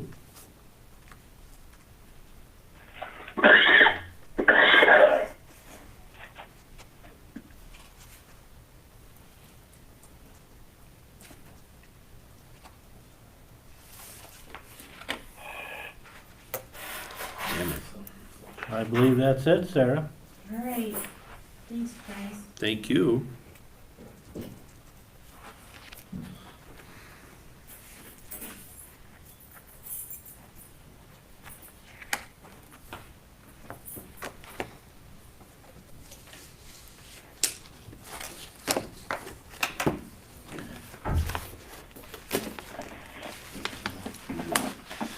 If I did this right, if I take that into consideration, that'd be a new total.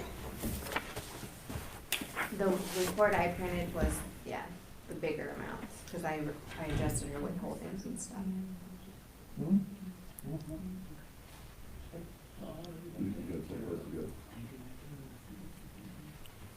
So you already did, She went back and forth and she Yeah. upped it from this to what I gave you there, okay, and so. so when it's she already went- figured in. so it's That's already figured in here? Yes. Yes, Oh, the bigger good. amount, because that's what she That's brought you what the you- lesser right. amount here. Yes, that's Because what I I said thought. I wasn't gonna keep going back and forth until I knew what you Okay. guys were doing. So So you already have the. basically bigger. disregard that.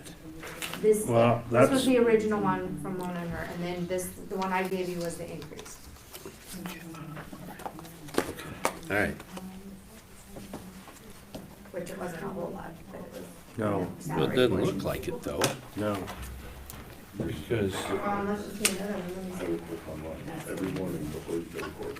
Oh, she put this one, in. This one's a little different, so I didn't have that part probably. okay, But good. otherwise it was just. Because see, this, she had increased the rents and utilities, Yeah, see? okay, gotcha. And so that's where I came up with the new total Yeah, here. so this is totally different again. The Okay. one I showed you was So- just the salary difference, so this one would Okay. be different. So this is This one would be. The new one, yeah, that's all right, I'm pretty easily confused here.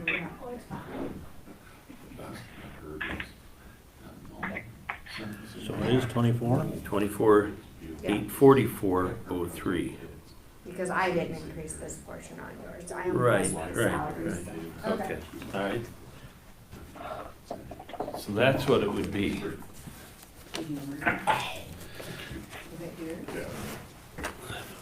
Which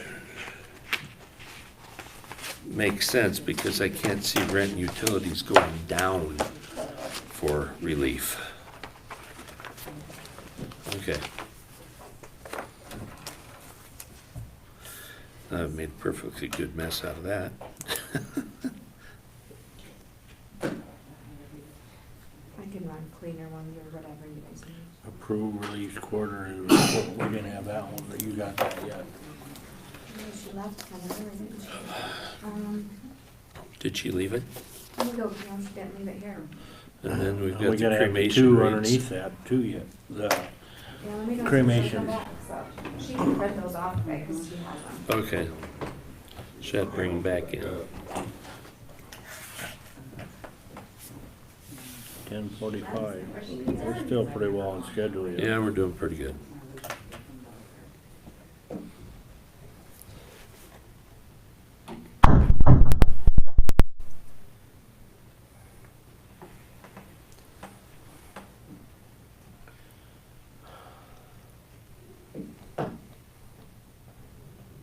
Shouldn't you be in Florida? I should be. Yes, you should be. I should be. I am taking my wife down here next month. Good. I talked her into going down there for a month. Not me, her. But Okay.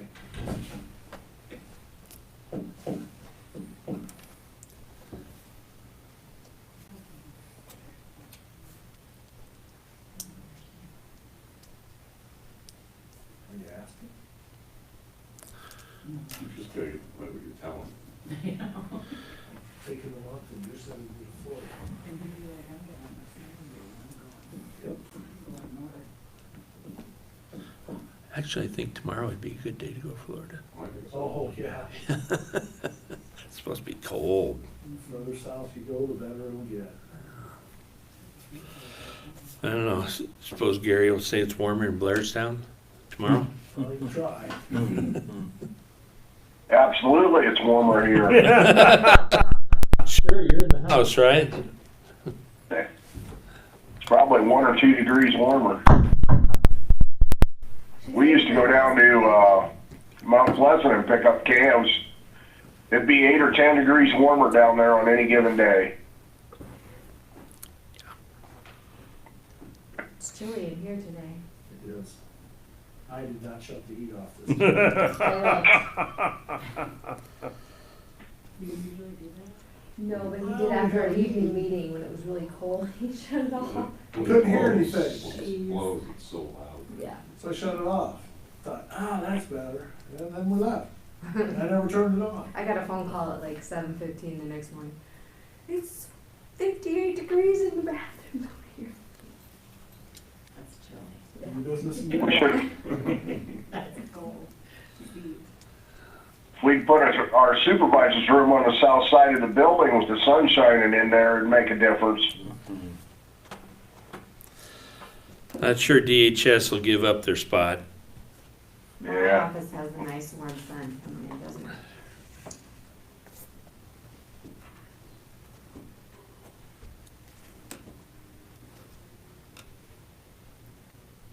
Yeah, she's printing those, because I tweaked her resolutions with her new rates on there for her. Okay.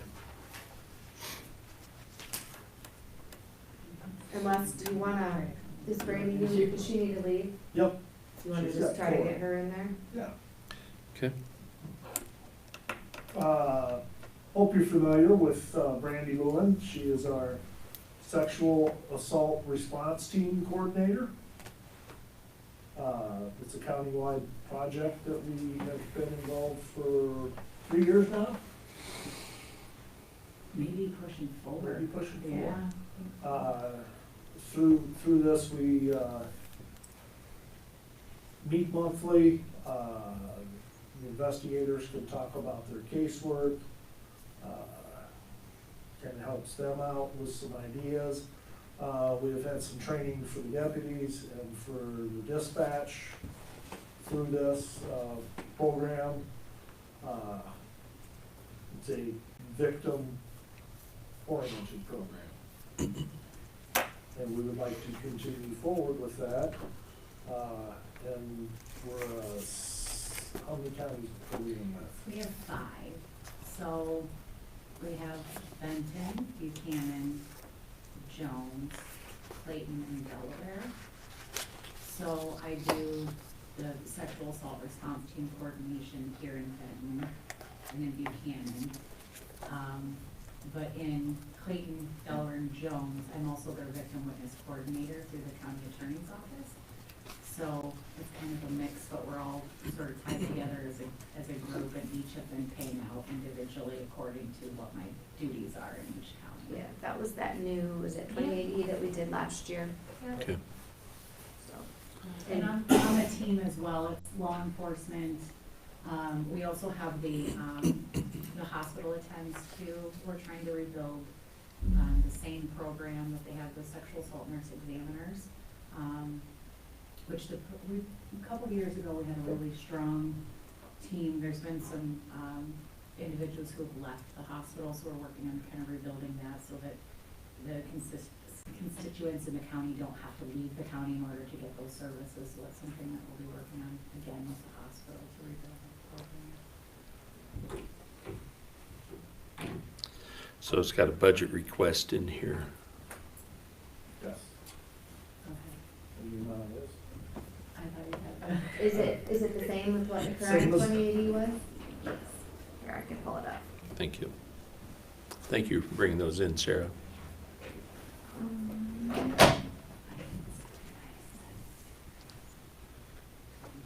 Because that's where we prorated last year to get in on the end of it, Right. correct? Yeah. Okay, here it is.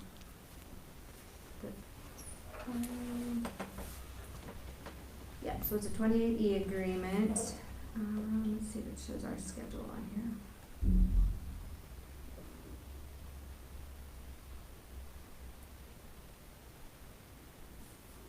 Okay, the agreement doesn't have this payment. Let me look at. Here it is.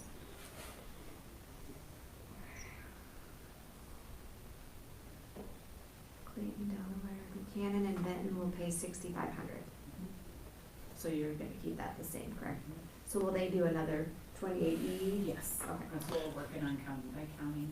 So $6,500, Yep, that's the, that's the amount Benton County would pay. okay, for 22, 23 is what that is? Right. Okay.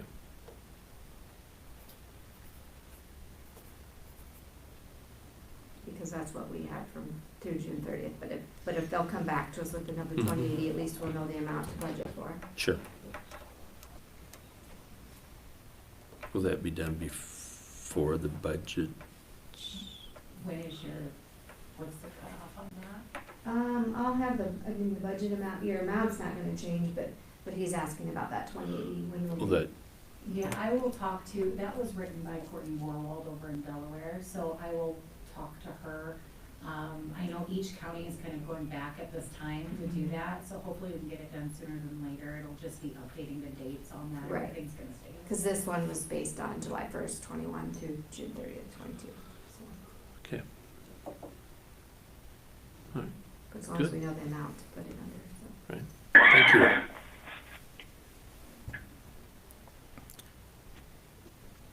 Guess that's it, ain't it, for That's it Brandy? for her. Yep, thank you.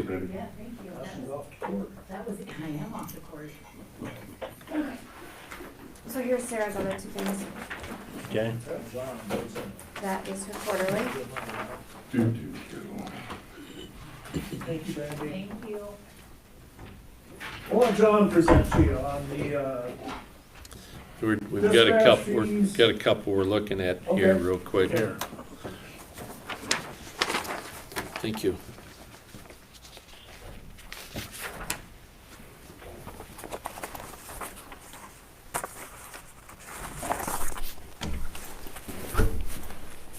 Did you get a copy of that?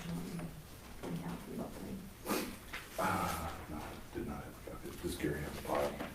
Yeah, there. A file? You want me to reach out to her and see if she can find one? No.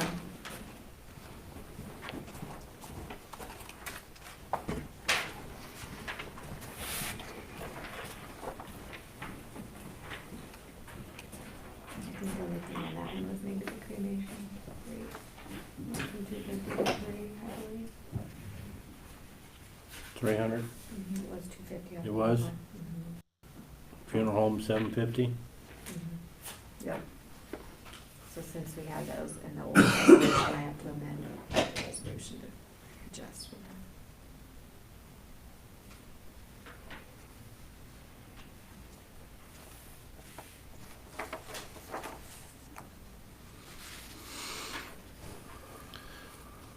Sheriff, this is not your department, but on Relief General Assistance Quarterly Report here, it said money's paid to the Sheriff's Office. It says for pickup for SA committal? What's SA? Substance abuse. Okay. All right.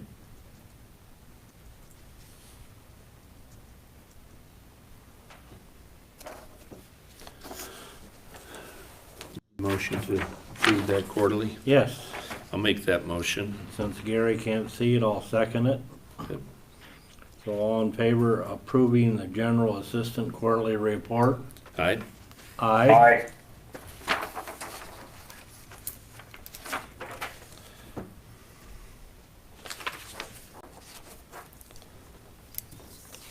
Oh, yeah, I should have, sorry.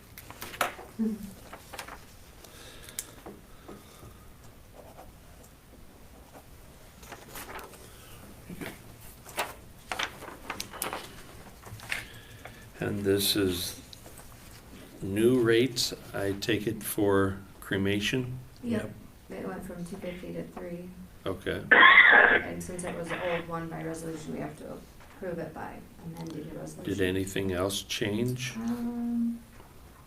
I have her email. Let's see.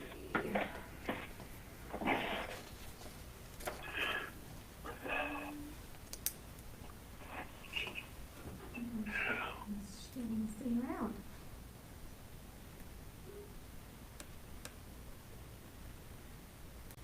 Let me look at the old one real quick. That's old rates. I had crematory expense 315, tray 40. Ooh, these are the old rates you had? No, I'm reading the old ones. That's the new ones. Okay, So the old one was crematory expense 315, cremation tray 40, medical examiner permit 75, funeral home 750, grave opening 225, and then minister stipend 25. okay. So the crematory expense actually went down, because this is, So it was the grave opening that changed. Yeah. Okay. And then it says, the grave opening changed, but it says family must pay opening charges. Above 300. over the 300. Oh, So if they oh, charge more, over. we're only Okay. gonna cover Yeah. the 300. Oh, We get- okay, I know we okay. get 500, so. Okay, all right.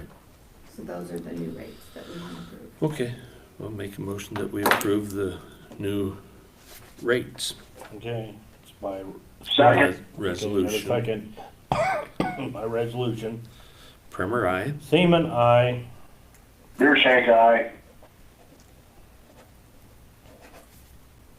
We can get your signature next week. Yeah. Okay. Sorry. Oh, wow. It's been a busy day. We get a break, county attorney's sick, so. we're- Now, gentlemen. Hey. Are you gonna get a hold of Myron to come in early? Well, he said, because it's a timed item. It's a timed we'll pretty item. much have to stick to it. Oh, okay, So that's we're gonna have a very lunch true. break. Okay. Okay. Have at her. As you guys are fully aware, the sheriff's office expenses are going through the roof. Absolutely going through the roof. We provide a lot of contracted services to the municipalities in Benton County. And the rates we charge for those services haven't changed in some cases since 1991. Yeah. So what I did is I just kind of put a bunch of numbers and details together for you, kind of break it down into, there's two different issues. There's a contract law enforcement rate, and then there's a contract dispatching rate. If you could kind of turn to page 23 of what I kind of provided you. Dispatch fees. The Benton County charges the city of Benton about 26 grand a year, and the Belle Plaine Police Department 18 grand a year to provide dispatch services and to answer their phones. So if you call the Belle Plaine Police Department, on their administrative line, it goes to dispatch. So, I mean, you can't even leave a Belle Plaine officer a message. They don't have the voicemail set up. It just calls into our dispatch. These rates have not changed since 1991. What I did is I looked at the 2020 to 2021 budget year. And during that year, the sheriff's office dispatched answered over 20,000 calls for service. 9,000 of those were Benton County calls. Urbana Police Department had 1,000. Benton had 4,000. Belle Plaine PD had 3,000. And all the fire and ambulance calls were about 3,000. If we look by the number of calls, 44% of those calls for service are Benton County Sheriff's Office calls. And our budget to run dispatch, just our personnel costs, which are separate, 911 basically pays for the equipment, but the personnel costs are, for our budget that year was $788,000 a year. So the city's contribution was about 44 grand towards that almost 800,000 for our dispatch fees. 30 years ago, it was set up under Sheriff Copenhagen that the police departments would fund one dispatcher position. We have long since passed that. Dispatcher now, with all the benefits, is about, Low end is 69,000, the upper end is 91,000. so then the other issue is we're charging the city of Belle Plaine, the city of Benton for dispatch services. We charge the city of Urbana nothing. And we never charged Shellsburg And anything. we never charge Shellsburg. Well, Shellsburg no longer has a police department, so. We've never charged the individual cities that don't have a police department because paging fire and ambulance, that's what 911 funds are for. So 911 pays for that. But it's the additional work the police departments create by making traffic stops, by running driver's license histories through our dispatch.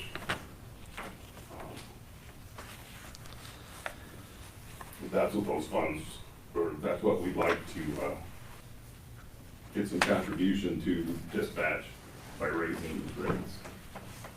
At least to the point where they cover the costs of a full-time employee. Which your average is about 80 grand. Right.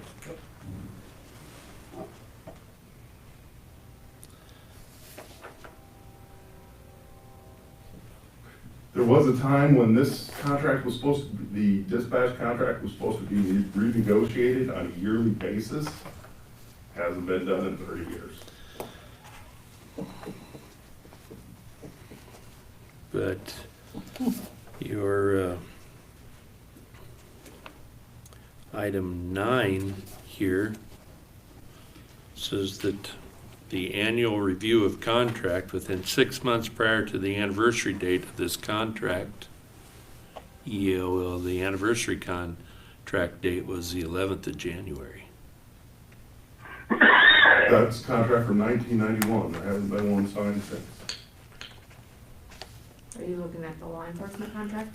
I'm looking at the dispatching contract, and this,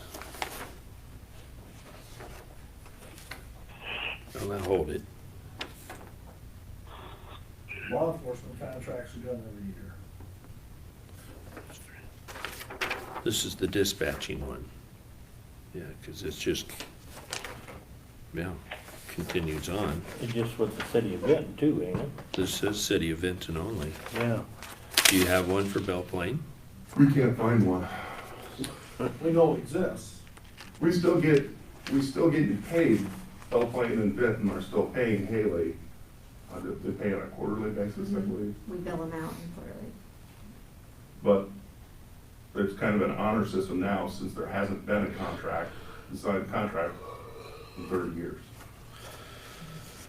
There's item 3 here of this contract.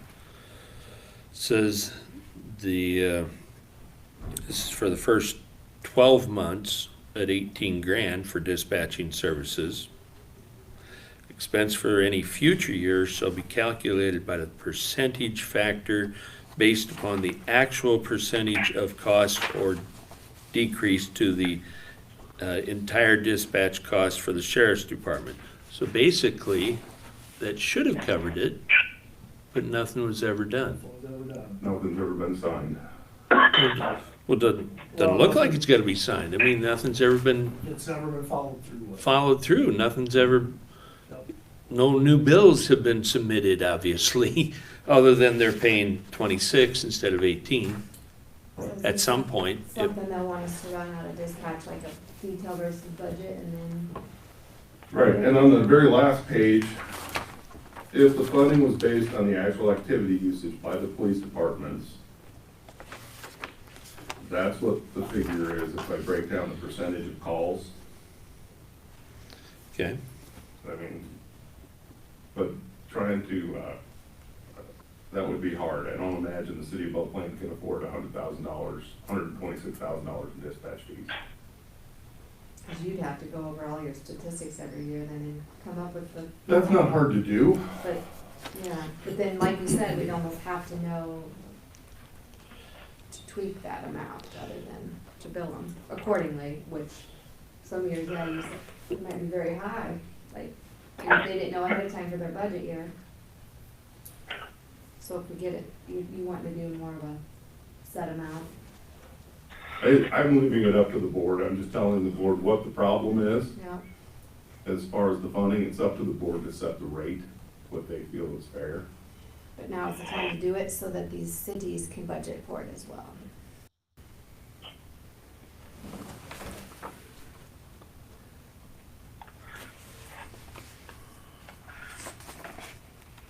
Does Lynn County and Cedar Rapids, they have their own probably, don't they? Lynn County, Cedar Rapids, and Marion all have 911 answering points. I just didn't know if they use something like that. Every county is different. I was speaking with Fayette County yesterday. What they do is they charge every town on a per capita rate of $3.50 per person. Oh, wow. That's what they came up with.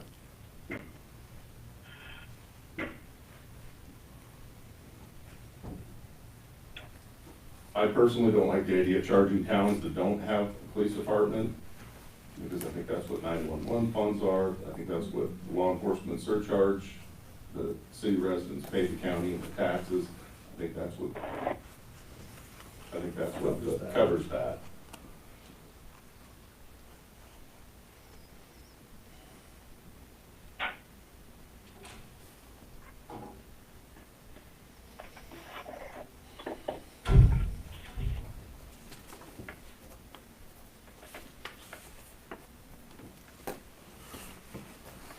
Have you talked to any of the cities about this yet? No.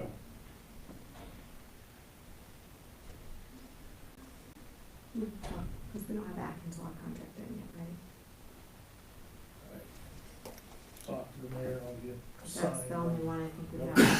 have. I'll get signed on the currently. Right. So he'd probably kind of know what's coming.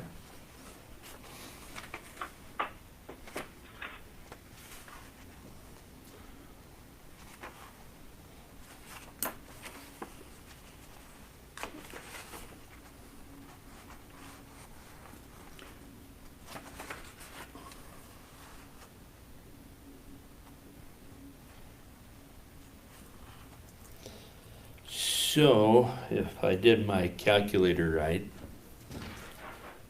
Urbana, Benton, Belle Plaine amounted to about 40.5% of the total calls. Yes. Okay?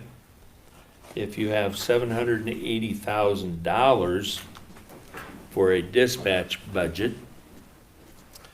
you're looking at 40.5% of that expense going to those 3 cities.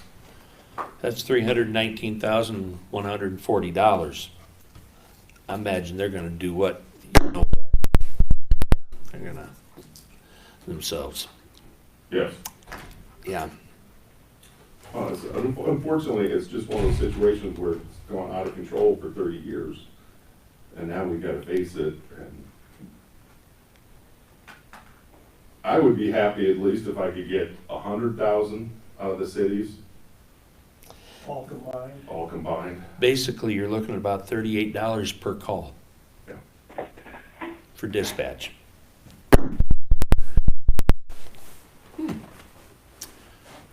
My, oh my. But if I could get, say, 100 out of the cities, say 50 out of Benton, 30 out of Urbana, or I mean 30 out of Belle Plaine and 20 out of Urbana. But Urbana's gonna scream and holler because they have 1/4 of what Benton has. Yet they're paying 20,000. Yep, I don't know. So Benton should be 80. If you, just to use that for a number, and 3,300 at Belle Plaine, you know, they should be dang near 70. If you're charging Urbana 20. Gotta come up with something, guys. Cause this isn't working, obviously. No. We gotta raise it some, obviously 30 years not getting raised. They're getting a heck of a deal. Well, in the contract, you know, like I said, it talks right here that it should have been done. Yes. Yeah. Yeah. And this is just Benton only. You don't have a contract with the other two that you can find. Well, we haven't really dug Well, for we a while. don't have a contract with anyone. I mean, that contract is expired. It's only is a year term. Yeah. So here's The expense for any future years, No. isn't this a future year? It is, I would but say yes. And I'm not an attorney, obviously, but I would say this is the contract. Well, we can't bring them up to speed all at once. Well, it's kind of like the law enforcement contracts. We can't bring those up to speed all at once either, but, you know, We're gonna have to take bigger steps than we have. well, we've got, the governor is handing down mandates of what we're gonna pay you guys, what we're gonna pay you, sir.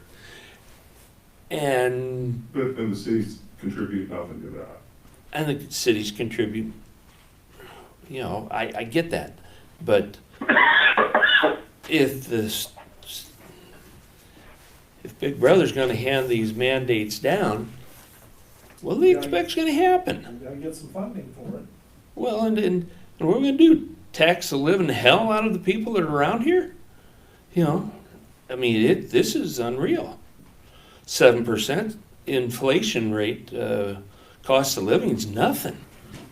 Right, and unfortunately, over the last 30 years, it's cost the county more and more to do business and the cities. To do other people's business, Yeah. Right, and the cities. in this case. Yep. Yeah, I get it, yeah. I think you're gonna have to get some heads together.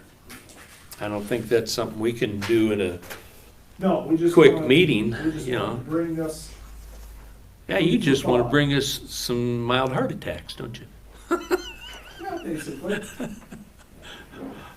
Yeah. food for thought, and then we'll come up with, We're stroking out over here, wondering what the hell. But we need to make some headway on this fairly soon because it's gonna impact everyone's budgets. I think you need to make those, I mean, we've been hollering about it, the law enforcement contracts this side of forever, and this is why I planted my feet with Atkins. we It's shall. not covering the expenses. Oh, no, I mean, this is not good business. no.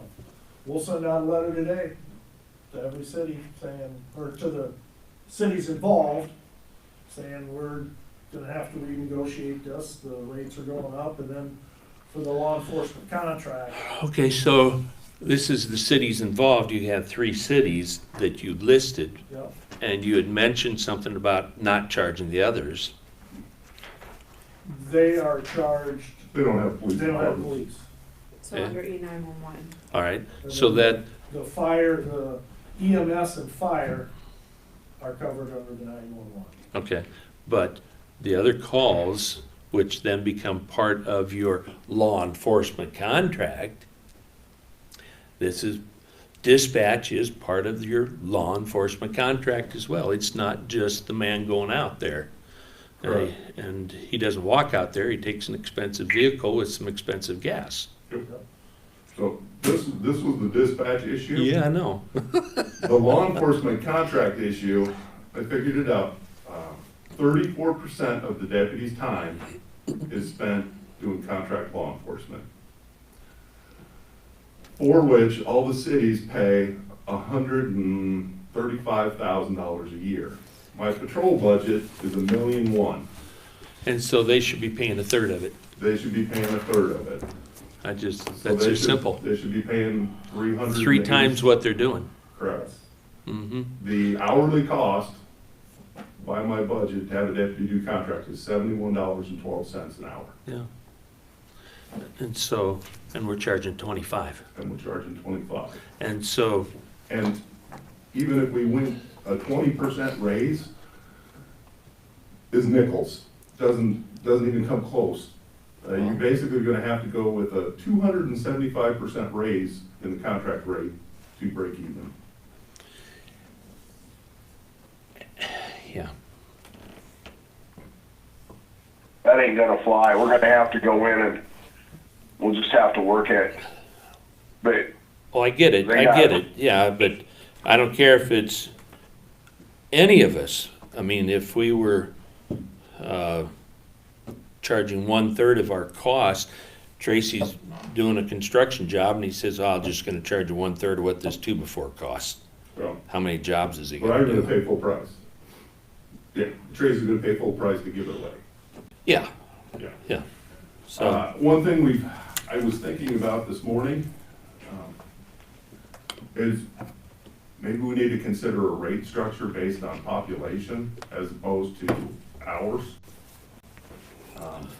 You know, like for towns under 500 people, one rate, say $30 an hour. For towns 500 to 1,000, a different rate, maybe $40 an hour, and towns over 1,000. We need to push them to get their own police departments, maybe charge them $60 an hour. something's gotta come up, but, you know, the one thing I'd say is, you know, you're not sending a less qualified man to a smaller community. No, You know, it's the same cost. it's exactly the same cost. Yeah, I mean, it's a damned if you do, damned if you don't. But you know what the true costs of it are. And we will send out a letter telling people that we're working on costs, we're meeting with the board, and we'll come Well, it up almost with- has to be that, you We'll come know, up with some sort of a, over X amount of years to make this more feasible. Would one of the board members like to attend this meeting? Can we arrange a meeting between the mayors? And That's what I would do. Forget the letter. Get on the, see if you can't get the 3 big cities. They're the biggest ones you're pushing for. Yeah. And just have a meeting with all 3 of them. Show them the same information right now that you laid on us. maybe they have to pay per call. Every month, what bill. about Urbana? That's part of the 3. It's Urbana, Belle Plaine, and Benton. Okay, then Atkins. No, They're they, contracted. yeah. These are the 3 that's got their own police department, Gary. Okay. Is Atkins gonna, change here in the future? We don't know, the new council just somewhat took over here in January, now they're having another Special election March 8th. in March. And it may have to be real simple. If they want the service, they gotta pay for it. Yep. I mean, whether it's, well, okay, so you don't want we won't have as many contracted hours. It's not like we But if can't we- go there, but. Well, Yeah. the problem we run into now is there's not a single town we have a contract with that we don't give them an extra 100 hours a year. I get it, and We'll take it so, down. On your pamphlet that you made, the other thing that I did not see in there, but you did say it. I put it in writing so they can compare apples to apples. On the 911 calls, how many are them medical or fire? And then other, which would be you guys. That's broke You have down- that? That's broke down on page I was looking for that one. 23, and that's non-LE agencies. So your non-LE agencies, that would be fire and ambulance calls. we don't know the abbreviation stuff. It's not Well, there's so many fire and ambulance, to break it down, that would take a whole page, so I just lumped them all. Well, see, I was even thinking, cause I know they'll say, well, what about Newhall? What about Atkins? You know, if you had that broke down, how many medical for Atkins, you know, on the same sheet. I can do that, I can also do it for Benton, because with non-law enforcement agencies, that would also be North Benton Ambulance and Benton Yes, yes, Fire. yes. Because Not I'm to- just looking ahead, trying to get ahead excuses. Yeah. And I'm trying to wrap my head around like the EMS essential service, if that would work something in the future, if we start levying for that. That'd be something to help offset, you know, other than just the ambulance services. honestly, their fire and ambulance calls don't really require a whole lot of work by dispatch. Okay. They page it out, they take the 911 call, they page it out, and they're done. It's the law enforcement calls that take time, because that's, And making sure they get somebody connected that's gonna, right, that's, you know, the officer's asking dispatch questions, dispatch is looking things up, dispatch is, there's communication back and forth. Fire and ambulance calls, fire, go. Page another department, That's, call for a helicopter. that's all. okay. I'm just trying to understand how that's. That's what I would break that down, you know what I mean? Yep, I can do that. I can do that. And John's a then- master of our, records management system. And then Okay. I did that breakdown for you for Atkins, right? Yep. So that would be something too, that's fairly accurate on how we come up with that amount. You still have that? Of course. We So- levy and overall and try to compare it. So we will get a meeting, any idea which one of you gentlemen would like to participate? Not sure you want me. I might, Renee. So how much we looking at going up? That's what's to be decided. But you need to, yeah, get moving on it, so the cities are, So they have a fair chance to budget. Well, if we're going into this meeting, whoever's gonna go needs to kind of know what we're thinking. At least that's my thought. I know. We can't ask for a 7% increase when we're looking at a 30. Or we can't ask for a 30 when we're looking for 15. Are you guys both gonna be in Thursday's meeting with Raycon stuff? Yes. So maybe that's something you can meet ahead of time with them, or with, to go if you have enough time to. I can't. Yeah, we know, I didn't know if Tracy was still. Like if you had rough figures by then, and then you guys could set up something. Yep, I could do that. I don't have a problem meeting with your group, you know, your mayors, et cetera. They can hate me just as well as they can hate anybody else, you know. So, but, whatever. Yep, I just, Then we gotta. we don't have to decide anything today, but Oh, I get it. it's something for the three of you to kind of wrap your head around. We need to put a plan into place, come up with a,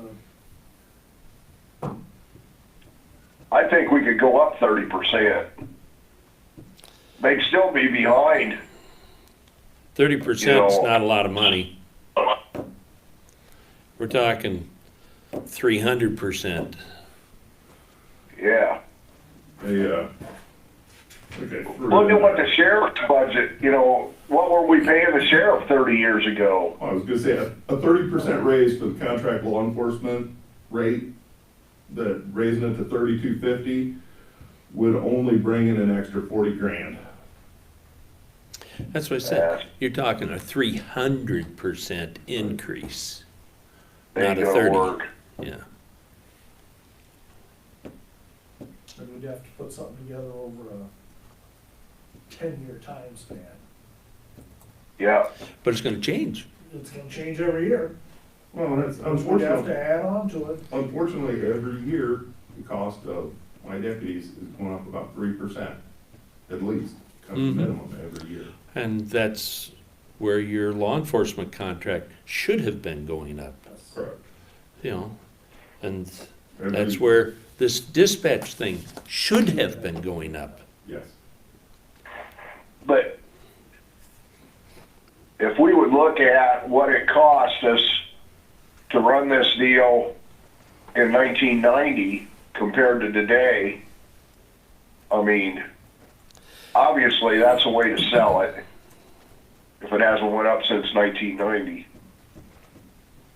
You can Well, at show some 'em. point, it's gone up from, with the city of Benton, 91, it was 18,000 bucks. They're currently paying 26.5. Yep. Somewhere it's gone up. Somewhere it's gone up, we don't have a copy of that contract since it's sold. You don't have it. You know, and whether it was part of this for it going up or what. I mean, somewhere it went up. Yeah, we have no idea. Yeah.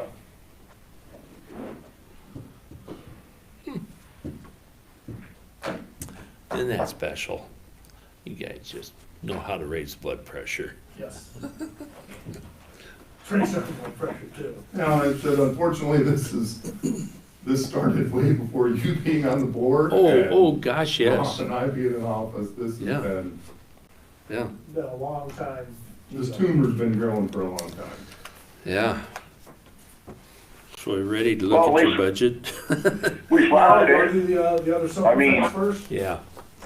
The other simple things? I mean, this was simple? No, the other things, compared to the Here's the other budget two is things. simple. Yeah, yeah. Like to move, Garrison Reekers from full-time to part-time. And Brandy? Yes. Okay, That one is by resolution, the part-time to full-time one. okay, part-time to full-time would be the resolution for Brandy, move to full-time in the jail.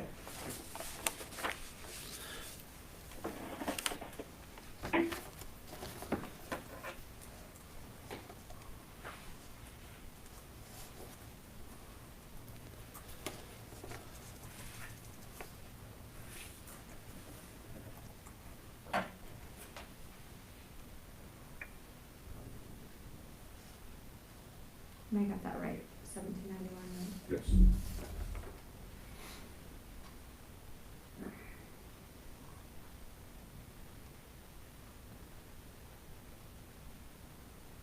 Okay. So you want to work on Brandy Tickles first from Okay. part-time to full-time? Yep. Okay. I make a motion that we approve that with Brandy Tickle going from part-time to full-time with the contract wage of $17.91, the union contract wage. Yep. Okay. You want a second? Second. Okay, all in favor? Aye. Aye. Aye. Do you need this initialed or something? I'll sign the resolution in the Okay. minutes when we print all that out. And then you've got here Garrison Reekers leaving his full-time employment, but gonna work part-time to complete his caseload. Yes. Okay, all right. Make a motion that we do that. Second. All in favor? Aye. Aye. Aye. Now the budget. Okay, when I do our budget, I break it down into 6 different spots. We've got the patrol division, then we've got investigations, we've got the communications, the jail, the administration, and then the courthouse security.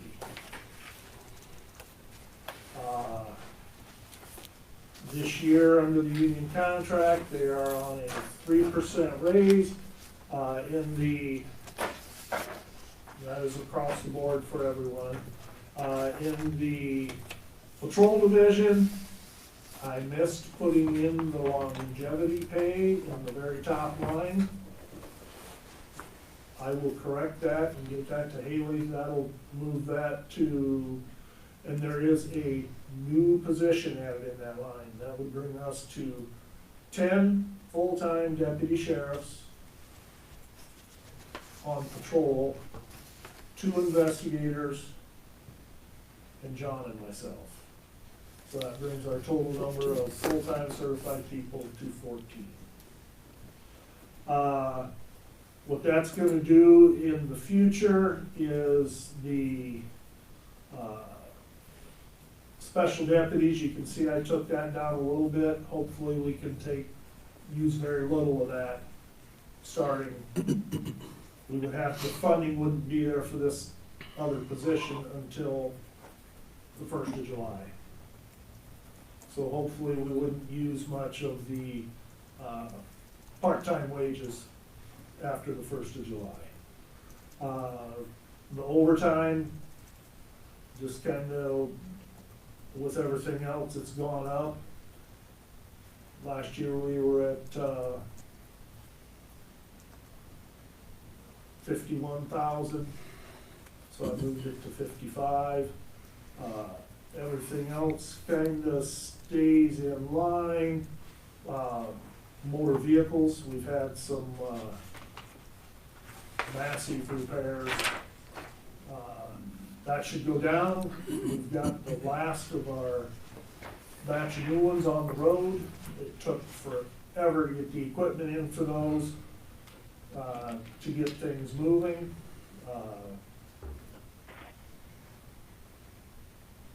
Even the top lights, they're manufactured in Illinois. However, the little chips to make the lights flash come from wherever. They were probably out in the ocean bobbing around in a boat. Keeping our motor vehicle replacement, we would be replacing 4 vehicles in the next budget year.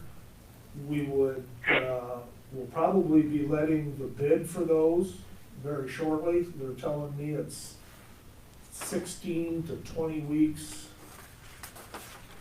build time on them right now. So that would put us getting pretty close to the 1st of July. They still have 20, we're still able to order with some manufacturers some 22 models. Some have shut it off already.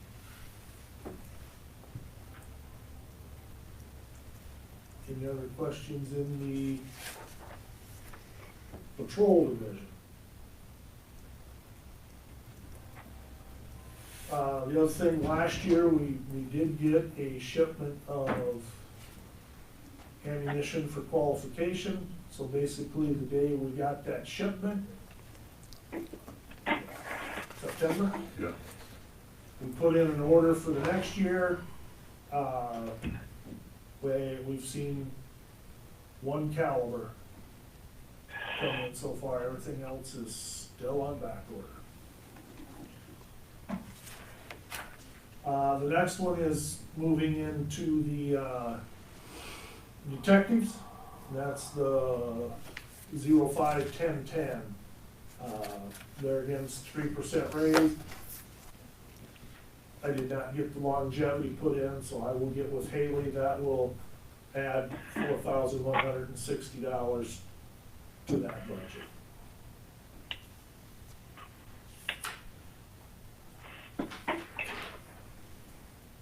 The next one is the 1040, 1040, that is the communications. If you see in the comparison years, it's actually gone, the top line, the wages has actually gone down just a little bit. It's because we've got some newer folks that don't have as much tenure in there.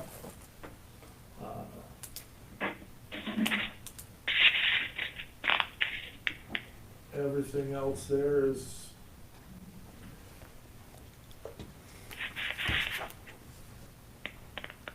pretty well even. How many dispatchers do you have, Ron? 9 full-time people. Okay.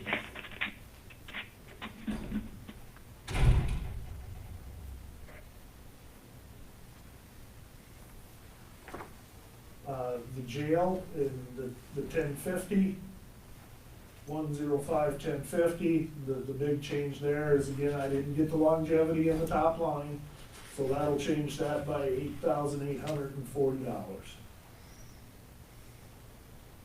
Which brings it up to fairly close to what it is in this fiscal year.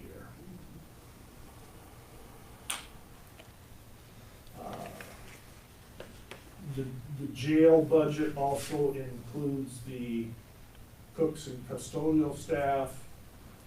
It includes the heat and electricity for the building. And then I put some more money in the electric, light, and power. I don't know what's gonna take place there. And then added money to the building and the equipment maintenance within the building. I've got some, Tracy and I've looked at it, some cement through the driveways and stuff that needs replaced. And then we start on the building. We were gonna start with the retaining wall on the outside, clean it, get the black off of it, and then put some sort of sealant on it. And then possibly in the next year, look at the top frame, make sure that's all good yet.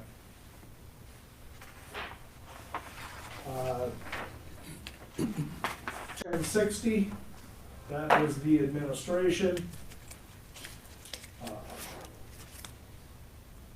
There's big increases there in the wages. I did not get the longevity once again there's 2 people in the administrative who would get the longevity pay, and that is Dorothy and Bonnie. They are covered under a contract. John, Karen, and myself are not covered under a contract. I've kind of moved things around, and I wrote some names on it when I sent it to Haley as to where the money is, and then that zeroed some other lines out in there. Temporary and part-time, I have no one temporary and part-time in the front office. Some of the big ones you'll see in there. The information technology supplies, that's computer stuff, and this is our last year that we had entered into an agreement with Dell Financial, and we replaced all of the computers and the server for the entire building in 2017? 17 or 18. This is our last year on that contract, and then we buy all the equipment for $1. Or enter into another contract with them, but we should be able to get more than 4 years off of our server.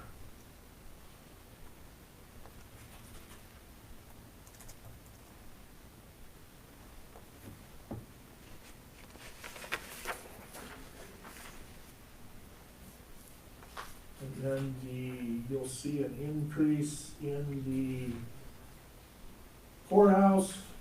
I missed it last year. Basically, we paid a wage for 2 full-time, and then the third person, we cover the part-time, which I missed last year. I just completely did not get it in there.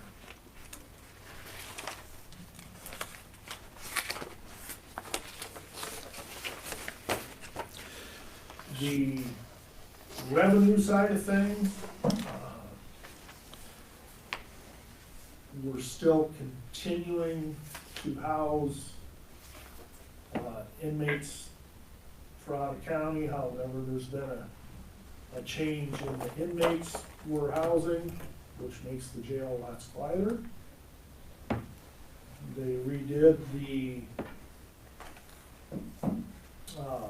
holding of juveniles to where they have to be seen by the district court once a month to make sure that they can be housed in a county jail. And it's just easier for those counties doing that to keep them at home so they can get them to the court once a month. So they traded the juveniles for adults. After they went through their entire population and tested everyone in their jail for COVID, and then sent us COVID negative people. We've been contacted by, We average about $10,000 a month in housing fees. and then we've been contacted by other jails that COVID's got in them, and if we can test people and send you negative tested people, how many can you take? Well, we've always done pretty good business with Polk County, so that's, or with Scott County, so that's who we've kind of maintained that with. May I ask, under the revenue, what says miscellaneous refunds, RAC, That's the Rural access, rural access? that should have all been Yep. zeroed out. That should be Yeah, zeroed out, that's all okay. gonna be funneled with the mental health department. next Okay, year. Yep. okay. That explains that. The rural access, and it would have all come under the administrative budget, where there would be like, 2 line items. One, the last 3 numbers in it would have been 095. Office supplies is one. 095, that zeroed out for the rural access center. That's all going through And we're the, gonna continue to read that separate code so we can still track that separate. yep, I figured that way we can, yep. But it's been removed from the sheriff's budget now. yeah.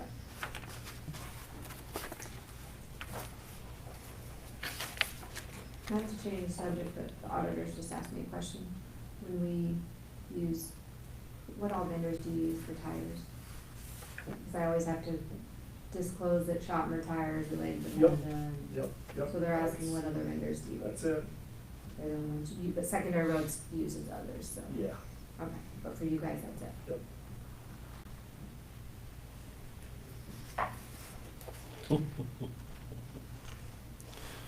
What do you do with that? Sheriff donation, 77 cents. Dick's got you beat, so. I should go put money in there while he's gone. So, do you have a new bottom line on your expenses with these longevity figured in? I do not. Okay, you'd get us a new updated then? Yep, as Okay, soon as you can tweak those numbers, we Okay. can rerun that for it. Send them Okay. back. very good. If you just highlight on there, Ron, Yep. just give me that and I'll do it right now. I can edit one line item at a time. And with your vehicles, Ron, since you purchased additional Dodges, Mhm. those pickups, are you still gonna need the same number of vehicles this year? The four? The 2017s, we're going to move them to administration or somebody else, and then we always put the new ones into patrol, Mhm. and we're gonna have to recycle them through, because the 17s are all at 100 or just a little over for miles now. Are those Dodges that you've been having problems with? Yeah. Okay. And then we've got the 2 detectives. Yeah. One of them's in a 11 Chevrolet pickup, and the other's in either a 9 or a 10 Impala. It's time for those 2 to go. Yeah. And that'll be the 4 for next year. Sure. How are those Dodge pickups working? They've been on the road a very short time, to tell you the truth. Okay. Month. Hard to say then. Yeah.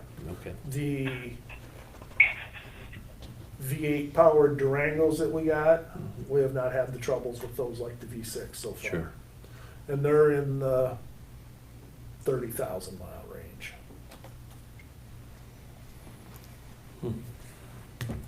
Should be just that top line on those. On all these, yeah. Yep. And then I'll run that report and then give you the bottom dollar. Okay. Yeah. Did that work with the way you printed it yesterday? That I showed you? Yes, here, keep digging. Is it just these 3 or there's more? Keep digging. Okay, I'll do 1 at a time. It's quite proud of myself.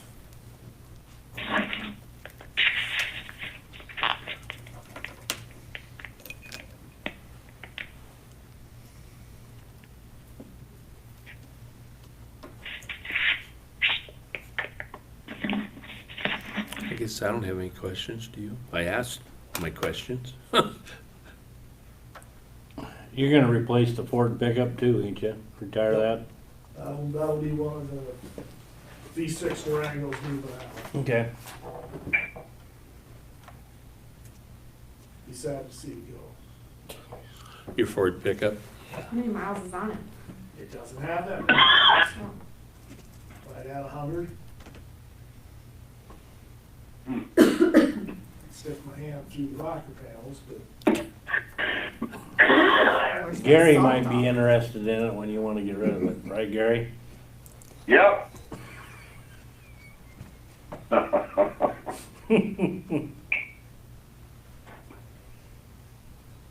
Don't have many miles on it, it's just broke in. Yeah, need spark plugs. originals? Ooh, Really? that's one of the Fords. That are impossible to Where they get to. bust them Oh, off. yeah, okay. If you step on the gas, it'll miss, and then, Is that a 5.4? yeah. Oh, okay. Just tell me it can They be- probably got too big an engine in them. No, Not fix them. no. If my pickup can go 60 mile an hour, that's probably the end of it. I'm not beating you by much. This is the admin assistant one, right? Yeah. Yeah, there's a kit that they put in there and they ream them out. $100 kit. Plus the time. Yep. They tell me it's not uncommon to spend $1,000, $1,200 changing spark plugs. Is that the last one on Bonnie's or is there Yep, more? yep, hold on, here, look, keep going, Is that after they break off is what you're talking Yeah. about? Yeah, keep going. yeah. We pulled the keep heads going. on mine, Oh, really? yeah. Look at No, that. they got a deal that you, Ah, Just- yeah. There it is. No kidding. yeah. That's your Yeah. addition, I that's hadn't nice, seen cause that. then you could do like Yeah. those holding back. My Yeah, son, see, I need to move had them replaced and this. they told him, To he's add got it within down the his lawn. friend that he went to school with Yeah, I worked just got it on for, the wrong end. So did you Mount do, your Vernon, Vernon, I holdings can't are think of the name using of that it. amount though? Yeah. He said, no, you So don't not do into the yourself. holding. Nope. those One are all- job you don't do yourself, you gotta bring it in Let there. me. Sure enough, see. too, the spark We run plugs this busted recording. right off, Yeah. you know, and they drill them out, and then I don't know, they put something, Here, give me that like now, right? retap it or something, Sure. and screw this in, and then they No. screw the new set in. Almost like a Healy coil going in. Yeah, yeah, Well, I'll send you the new report. Okay. yep. It'll be fine. Yeah, we pulled the heads. Yeah, they tell me if you do a Just- Ford dealer, my God. it's easier to take the cab off to work on one of those. I know the diesels are. Oh, yeah, Yeah, it's a lot easier to just pull the cab. And that's not easy. no, Wait till the bolts get rusty.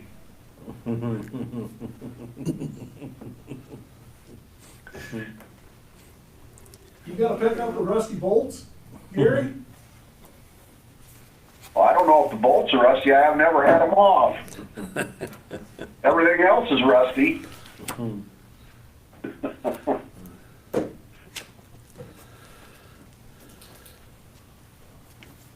I think that's the end of us for today. Okay, sounds good. And who should I reach out for the meeting? When's the meeting gonna be? I don't know. I just think we have to be over there Thursday, so if they wanted to communicate or whoever. But you're talking about the meeting with. The mayors. The Yeah, mayors. but I That's just what he's thought, wondering I thought about. he wanted to see the amounts first, though, that he was talking, if he did some figuring. Are you gonna wanna, quite honestly, I almost think it should be all three of us. I don't know the truth of the matter. Okay. Well, if you wanna set up a special meeting. Well, I will think give that all- would make all the more towns sense. Invites, so. That would probably make sense, because then you can kind of make a decision that day. You wanna do it over your guys' conference room or here, or? Still here. There's this thing. Okay, you want the grand note total now for sheriff? Oh, got it? Yep. So for the, I'm on the back page, page 8. I gotta get there.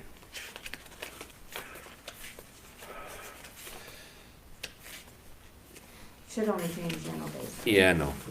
Okay. So the new amount is 3,558,420. What was the old amount? Rick's got it. in front of him. Okay, the old amount was 3,522,300, and so now you're So at, it's like 33,000 something, right? okay, you've got, 3,558,000 what? 558,420. 420. And I'll send you this revised one. Okay, thank you. Thank you. What's I that think do the to, sheriff did a real good job. what'd that do to the bottom line? 5,057,646.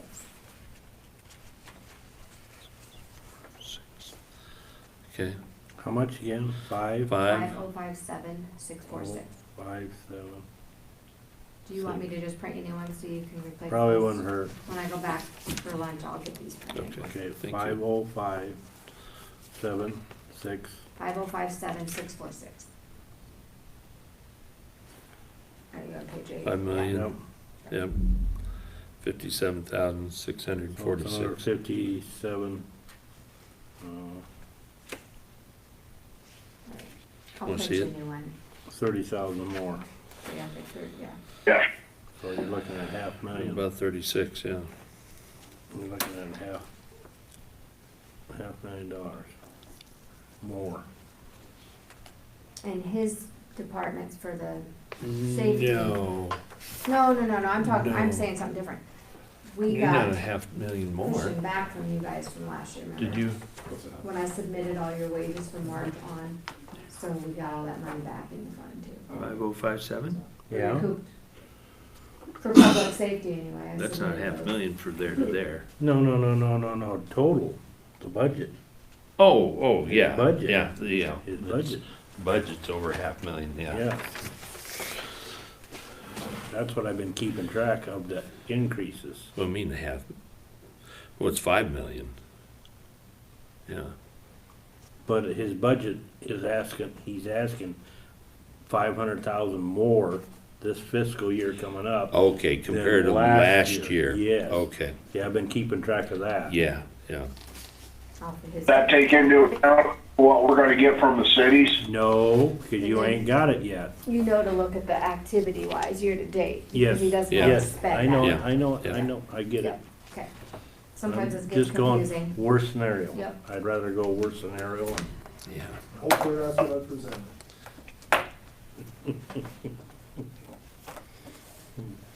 Well, Because alrighty. even if we publish it high and we have to do it later, we're good. Take the If I know motion, that we're we're going in for with a the dinner worst. break. Okay, I'll make that motion. We take a lunch break. Okay. I'll second that. We're gonna take a lunch break, Gary. So Okay. we'll be back at 1 o'clock? 1 o'clock, Okay, all right? So I'm in the hot seat now, right? Yeah. Some of these too I want to go over. I know when you mentioned it cuts off your line item.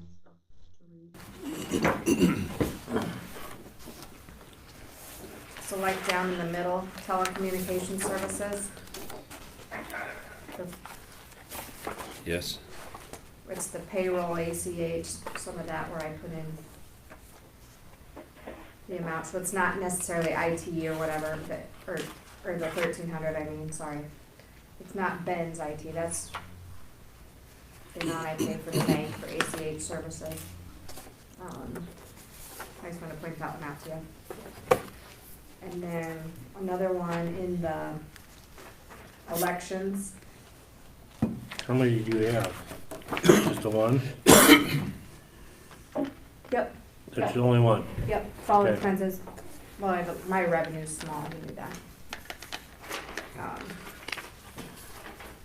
But I have to pay that hotspot fee to US Cellular when we have elections. Mm-hmm. So that's why mine's separate from Ben's phone, some of those things Mhm. are, because it's election related, so.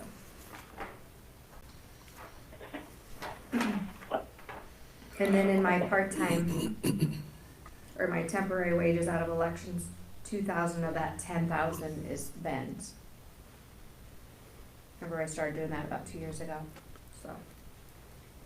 And I did double check with him to make sure he's taken all the withholdings out of his.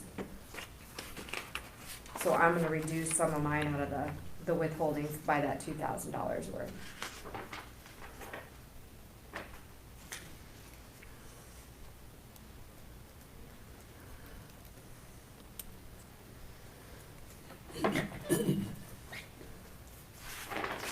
And then I think I gave you all the different departments for elections too, correct? The primary, schools, municipal, towards the back. Yes. Okay, School, special. yeah, yeah. Yeah, yeah. Those are the ones that Primary, yep. I talked about earlier. And you should have a payment in here for the computers, right? That you got last year? Nope, we are done, so that one actually went down this year for that Oh, 10X. really? Yep, Really? yep, cause I I spread thought it out that was into a two. 3-year It deal. was, but that was we're currently in our last year. So I got to reduce that one for the 10X. Okay. Yep. I still put a cushion in there only because, like, that time the Secretary of State demanded we had to upgrade within a budget year. And that also, where that IT line items, that's where I was talking about, I have to pay US Cellular for hotspots and stuff.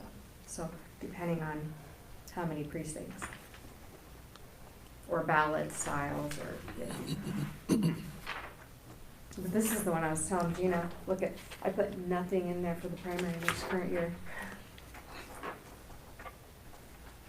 City and school, yeah, you ain't got nothing in there. No, because we You won't got- have a city school next year, but, Yeah, your primary but I'm election, looking you at got this current nothing. one. I didn't have any in the primary and that's in June, but Mhm. I have enough cushion between the others I should have. That shouldn't be that big anyway, should it? No, the special shouldn't, because right now it's just gonna be one precinct per election, Atkins and then Irving. Unless we get more.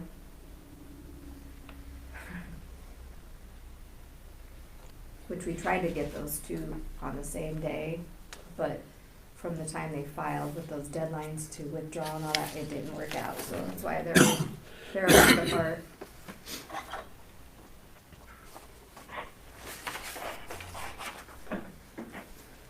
Also, I forgot to mention on you guys' budget, I did compare to a couple years ago before we started summarizing resolutions, it has cut back on Good. costs, Good. so. That was ridiculous how much we're paying. Yes, it That's why I was. think I'm gonna continue to summarize as much as possible. Yeah, I was gonna say last week's, minutes that you did, that was perfect. Well, there was no resolutions or anything yet. That was perfect. So really, from what I can see, your increases are primarily in wages, aren't they? Yep. Yeah. And I did reflect the 10%, so. Mhm. And actually, I plan to make Alicia a deputy, cause she started the certifications for me, Okay. and she's been a godsend. I have a good team right now, and I wanna keep it that way, but like, out of all 5 of us, everybody will have the seats 1 training, that's the certified election training. So I plan to keep. Good. 'Cause some of that they could do virtually, and some of that for the education wise, I try to keep it in the election side because I can't control that. We have to have those continued education hours, so. But usually we share hotel rooms and costs, my girls and I do, as much as we can.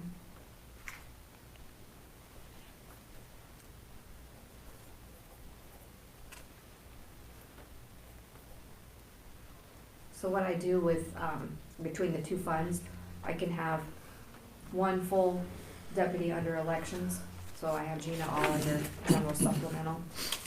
And then I have Courtney split 50-50, cause I'm trying to save on the general basic side.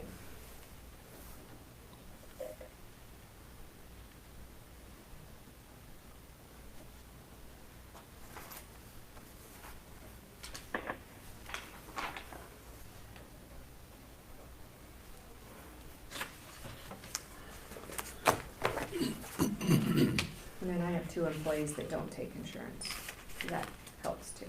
Oh, yeah. Definitely.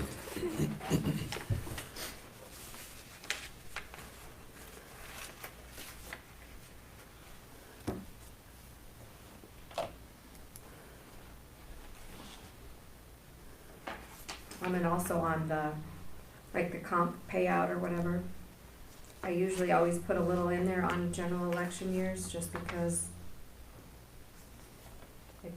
depending on how many hours, I'm hoping it won't be bad this year, but in 2020, that was bad, because the girls had too much comp time and they didn't have enough time off because we were so busy.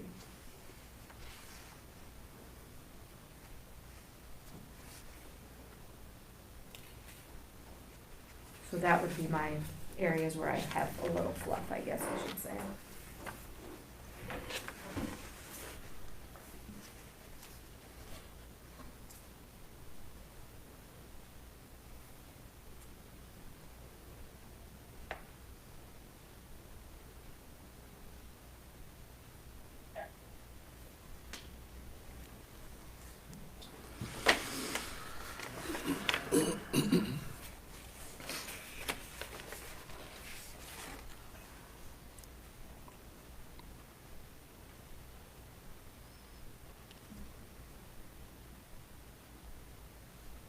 I was gonna ask you guys too, on the, you know how we talked about the scanning document stuff? Mhm. Cause see, there's that line item for document and imaging.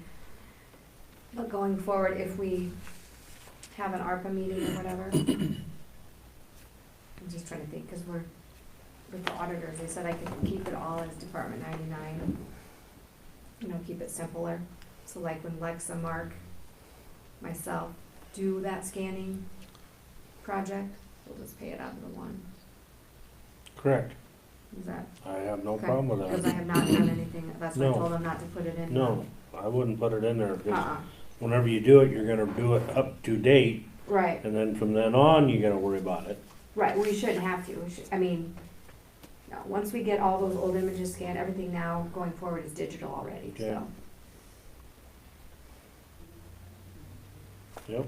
Same with all you guys' supervisors minutes, have you ever looked in our basement? I mean, it's kinda, it goes way back, so then that will be, just like them talking about those dispatch contracts and stuff, all those discussions and all that, you can go back and actually search, like you could put dispatch contract or whatever, and it will pull up anything relating to that discussion.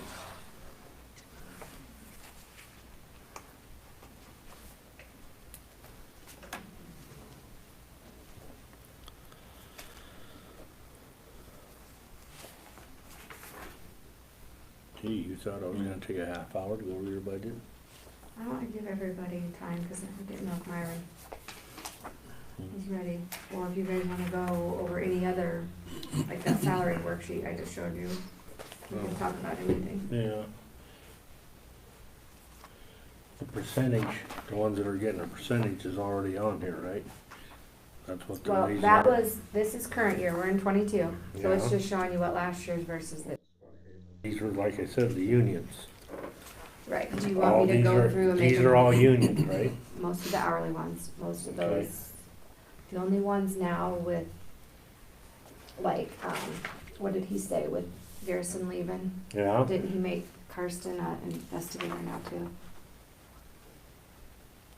Cause he used to have 2 deputies, but then he made that one deputy position Yeah. into 2 sergeants. 14 total. 14, and was it count his, So John Ron and and him? John are affected by Ron's, and then those other 2 sergeants, which would be, I think, Mark and Kirsten, I believe. This one. But that's what I thought. If you guys want me to put it in an Excel so it has totals, I can do that right now, work on that. Cause those that I know what they're gonna get, I could put a little note. I mean, I'm trying to help you guys look at it as a whole or whatever. Well, as a whole, I'd like to know what, do you have it separated, or can you separate union, non-union? You know, payroll, what that would be. Right, but we've lost so many and gained some, so right now it's kinda, I'm trying to look at it as a current. It's like we don't have the assistant engineer, Right. and there's nothing that says you have to hire the new one at that old rate on those, so. I'm Exactly. just trying to, It'd just be good luck getting one. cause I mean, I'm just gonna use what we have, probably, current. I don't have any questions on yours. Okay. Thank you. So if you want that in an Excel, if that way, if you're good at working with Excel and sum and total, I could do it that way too. That way you can plug in your percentages and put it too. Exactly. Because Nancy gave me, maybe it was Alicia, Nancy or Alicia gave me the But it- total But it was payroll. out of a payroll report, correct? Yes. And if they show me that one, I can export it into an Excel from the report. Okay. Because that is on here someplace. I'll ask them to share that one with me.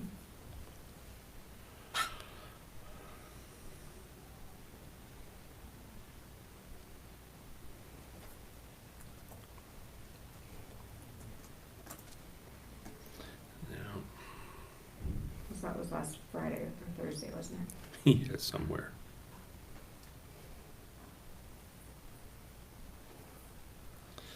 Come on, darn it.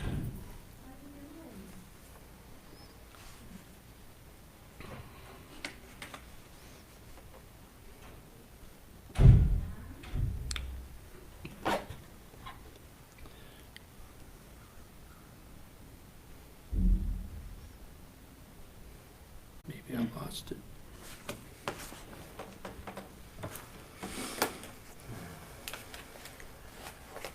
I can find out, or I could go back in and see which report it was.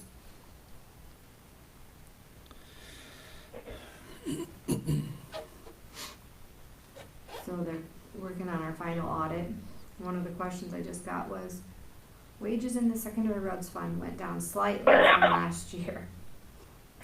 because you got less I employees. know, cause I'm due to an average, usually, there's a wage increase, but this one was drastically, but do you know how many were short in that one? Oh, that's my line, but. Well, at one time you were short 5. That's when I started hollering.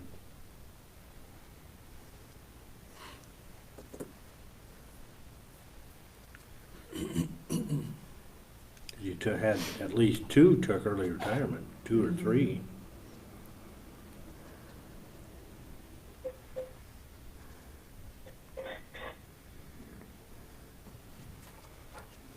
So our audit firm lost one of their big guys too that always did our audits. Oh, really?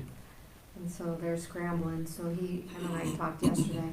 Normally we'll have our audit done by now. So he's saying it's gonna be next month, but he is working on, so what he's gonna do, cause I have to do like an MD&A, they're gonna put the actual statistics in there for me, part of it, to save us time.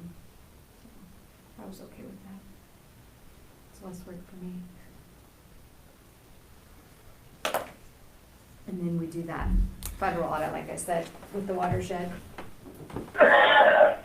So, if he had one more question, do you think I should have him call Jennifer or that Dawn with WHKS, Tracy? As far as like project stuff, he would know more on that, right? Like Yes. how much of it was complete on one fiscal year versus the other? Yes. Okay. I just got that now, or I would have asked her when she was here. Okay. And I don't have Don's number no more. I have his contact, so Okay. I'm just gonna forward that part to him. Do you want it while I have it? No, because I'm thinking that she mentioned that, you know, she wants to do another project before the end of June. Well, that's okay, so you're gonna have to let the bids out, and then get bids, and then award the bids. Yeah, I mean. That's pretty optimistic, isn't it? But, so, I almost questioned today, cause you know, we get that monthly bill for ECOG for ad fees, so shouldn't that drastically go down? Yeah, you ain't doing nothing. I just got the last one and it was still like 3,000 and something. See, that's where I'm having a problem, So, okaying this But who's 8,000. supposed to negotiate that then? Can we? But it's pass-through, so I'm turning around and, Well, I would say we should be able to know, cause we're the pass-through agency. but I haven't noticed that monthly or, you know, especially here lately now that we're not doing all that activity. We shouldn't have a lot of, No, there shouldn't be anything.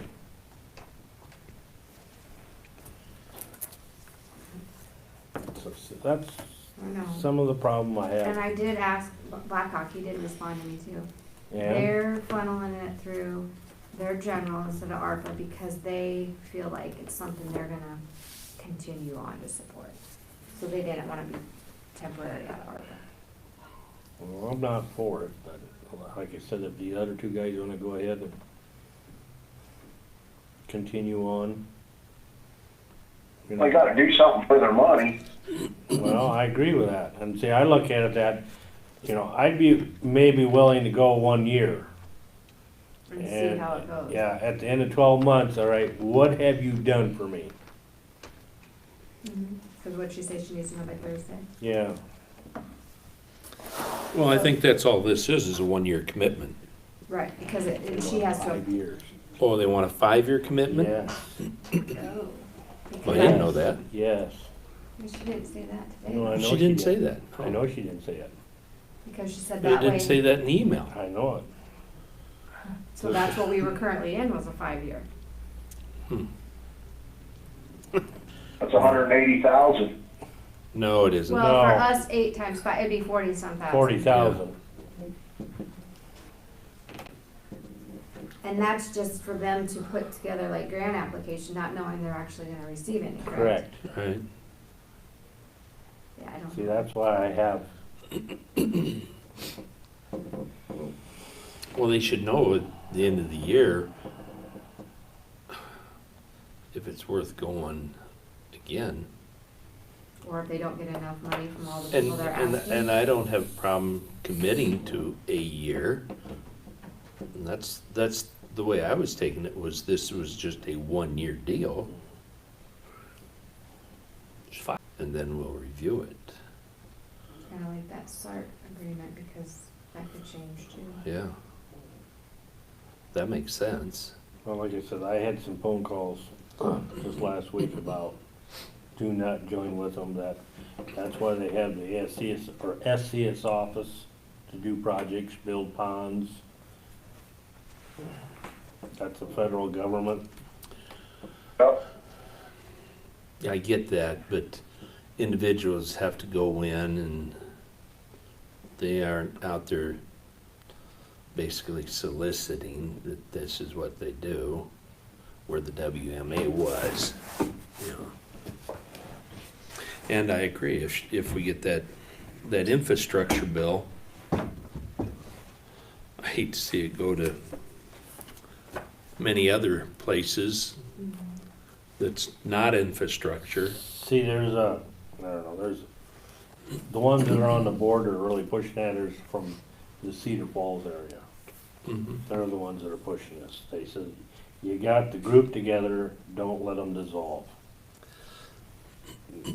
And that's their train of thought. Do they all actively still attend all those meetings? The guy that's doing all the hollering, yes, by Zoom, of course. I was gonna pull up the But imagery.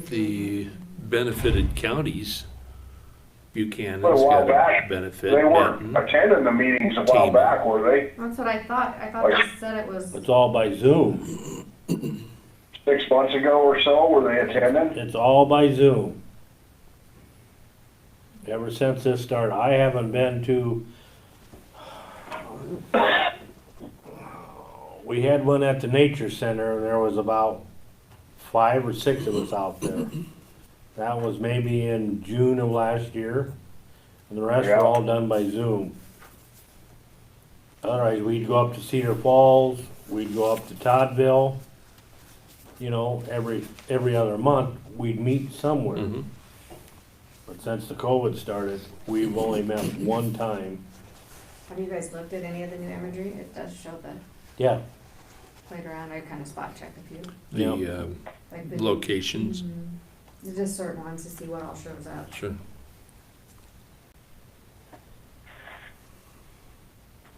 Cause when do you guys go to the conference board meeting? For Larry, don't you guys have that coming up? Yeah, we do. he I'm sent me not a sure letter. when it is. I was just I- wondering if he's gonna do that change finder again. I would hope so. You know, especially with those windstorms and see what we can find that, to improve our values or not. He hasn't sent a letter yet. Yeah, I'm not in his good graces anyway. Well, I was trying to help him with a project over here, Yeah. and I'm not getting nowhere with that Did you ever either. get a copy of the plat? No, I haven't. I have it in my office, but it's not recorded. It's not the final. It's the preliminary. Yeah, I know it. They're closed right now. Did you see that? No. Well, yeah, I did see that, 'cause Yeah, health problems. yeah. Who's that? The The restaurant, pub is closed, the restaurant. the hospital pub, Due to health issues, or, yeah, Or like is it- staff. Lack of staff, lack of staff. I see they're advertising for people. It's just sad, like our town should be able to get employees to work, or high school kids to serve tables. Unfortunately, as a country, we paid people to stay home. And you get a paycheck to do nothing, that's pretty nice. I would go crazy sitting now. I've never got that, but, you know,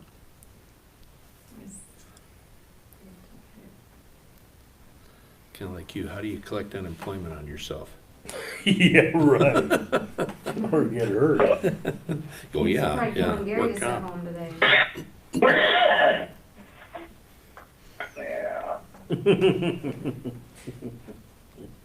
Hmm. I didn't look at it real So, close. well, I'm thinking, you want me to run you guys the non-99 non-departmental ones too, or, pretty much, most of them. The only one was up was increased. Casey Albrecht, 300 some bucks.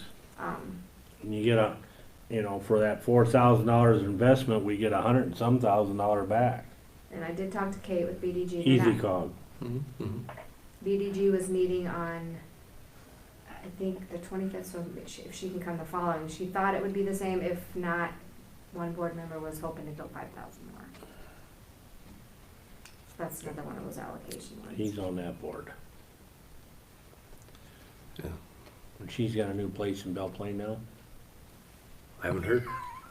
I think she got her stuff out of here. She's gone. Well, I knew she was out of here, but I didn't know that she had And I a, have not heard from the. place to any of call the home. libraries. The library association has not come forward, so I'm gonna assume those are the same. 0. I recommended she try to find a place in Blairstown. It'd be more centrally located. I think she did try, but wherever she's at right now, it's cheap. Oh. Okay. Yeah, well, so was here. She was never here. Yeah. Okay, well, I'm just trying to take the other ones, I'll try to get together so I can give them to you by Thursday too to look at. Yeah, just make one sheet, I guess, the way I look at it. You Well, I got have a Kirkwood, spreadsheet that I do just for allocations, Okay. just for those other entities. Kirkwood and, East Central, or the East Cog Housing, mhm. Eastern Iowa Tourism, there's like, oh, that Riverview Center is coming again too, which Ron did say we still utilize them. Cause the first year, I think we gave them 500 500? a couple years ago, and then we went to 5,000, and then last year, remember how they come in, and then that's when the SAR team come, Mm-hmm. and so the Riverview Center did call me a couple weeks ago wondering why they haven't got a payment, which we never committed, so I didn't know what to do there. Cause Ron told me in he thought cut it in half, but without you guys' permission, we have enough in their budgeting, but I did not send them a payment. Does he use them yet?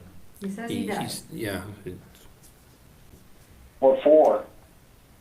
It's that sexual assault stuff. Oh, And then this gal was totally different, right? Right, that was new, that's the one we went with those other counties in that 28E, we're all Right. paying them. Mhm. Well, I guess you'd have to put that 'Cause on I- the agenda. That's what I thought was, We're that's gonna what we replace were it. gonna, that's exactly right. But then Ron never communicated to Riverview that we were not He never using told them him? because he says we still utilize them sometimes. Oh, So Christ's sakes. that's where I just don't know what to do on that one. And then the hospital board stuff, that allocation. And that's that same hospital board, that's the one that the contract that, It always said with the consumer price index increase in it, but yet if we freeze the rest. But it was an old contract. Unfortunately, with that Riverview, if you don't tell them you're not gonna fund them, We never committed to anything, because I think. well, I get that, but we didn't tell them we weren't going to. Right. We didn't respond And one way or the other. Have you ever because- had a subscription that you subscribed to that you decided you didn't want, but you didn't tell them you didn't want it? And it keeps coming out. And you keep getting it, and Yeah. you keep getting a bill? Guess what? Mhm. Like those Netflix, all those accounts that my kids sign up for and. Yeah, mm-hmm. How do you not, how do you not pay that previous commitment if you haven't told them you're not gonna do it? Not re-upping. so then furthermore from this year, then are we gonna tell them, no, we're not gonna? Well, that's a sheriff's office question. If they're using them, it's one thing. If they're not, that's another. Let me see here. that's very true. Yeah.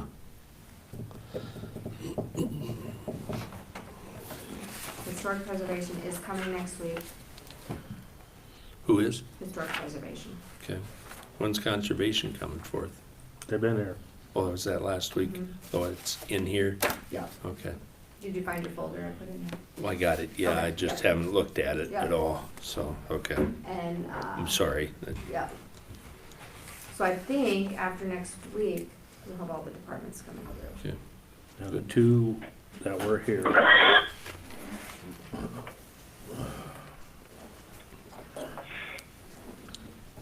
Hello, Myron. Good afternoon. But say morning.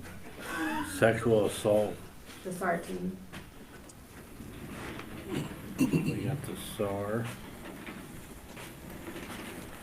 And then the other one was Riverview Center. Making notes there? Yes, I am. Attaboy. We gotta meet over there Thursday, so. Uh-huh. Okay, Myron, a quick question for you. Kate's trying to finish our audit stuff. Talked to her yesterday. Did you, oh, maybe you answered her. She said, I might as well put this back then. wages in secondary roads fund obviously slightly down from last year. The calculated expected wage, but that's due to shorter staff, isn't it? Basically. Can't think of anything else other than we're short of full-time employees. Overall, the expenditures. She's comparing, yeah, because what she does is she'll take it times the rate increase, and then the overall comparison, we're still slightly down from last year. But, the only thing, or, I mean, like, she'll wanna, did we have less snowstorms last year for overtime?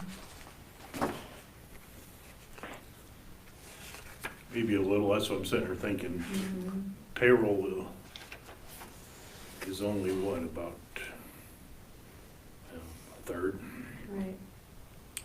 Secondary roads budget, there were a few projects that were,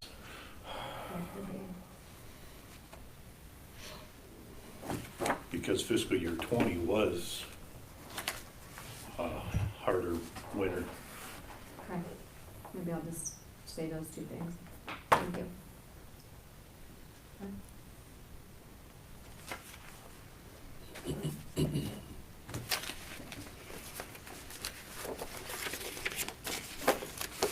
Are you ready, sir? Can we reuse that? photo? Yes. Recycle. You want to start with budget, or do you want to do sub-items A, B, and C? I'll get rid of this small stuff first. I- Is that okay with you? Bring that one It's A, B, and C, but B and C are one and the same on Well, that you know, when I agenda. posted it, I thought that, but it was just worded differently, right? Right. Okay. That was my Um, fault. DOT agreement for county bridge federal aid swap funding. This is bridge replacement money, swap, dollar for dollar swap of the DOT, but it pays for 100% of the project instead of 80/20 as the old federal aid bridge replacement. Short bridge on 75th Street, 2 miles north of Highway 30, and then back to the west about 150 feet. There's a short, 35, 40-foot bridge there that the substructure's starting to show major signs of deterioration. I've got a box culvert designed to replace that, and if we get everything done before the afternoon's out, we're shooting for an April bloody date for that, but we didn't have the project funding agreement signed yet, and so if it meets with your approval. Right now, the estimated cost in the project funding agreement is $400,000. That's about what the project, similar type of project that was let last fall for 59th Street Trail, east of the Oak Grove Church. That short bridge just before you get to Lynn County is under contract. Same type of funding. That one was around $400,000, but I have heard from November and December DOT lettings that pricing has gone up a little bit on what bids they have opened, so this might be a little underestimate, but it's still gonna be funded at 100% regardless of where it comes in at. So you need a motion to approve that agreement. Is that correct? Correct. I'll make that motion. Did you hear all that, Gary? Yep. Okay, you wanna second it? Oh, we had a motion already, so I'll second it. Okay. All in favor? Aye. Aye. Aye. Your signature right there.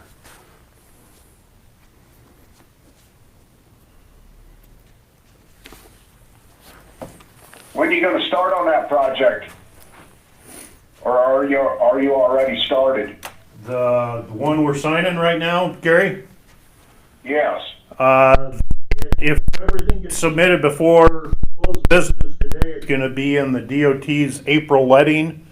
So the bids will be open on the 19th of April, and depending on the contractor that's awarded it, it could be later this year. I can't remember contract details, whether it might be a next year project if, sometimes we've done it that way just to try to open up additional bidders.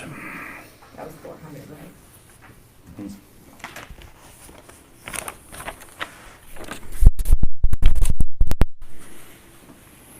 I'd like to get them bridges kind of done before harvest next fall, if possible. I caught a lot of flack on that one north of Luzerne.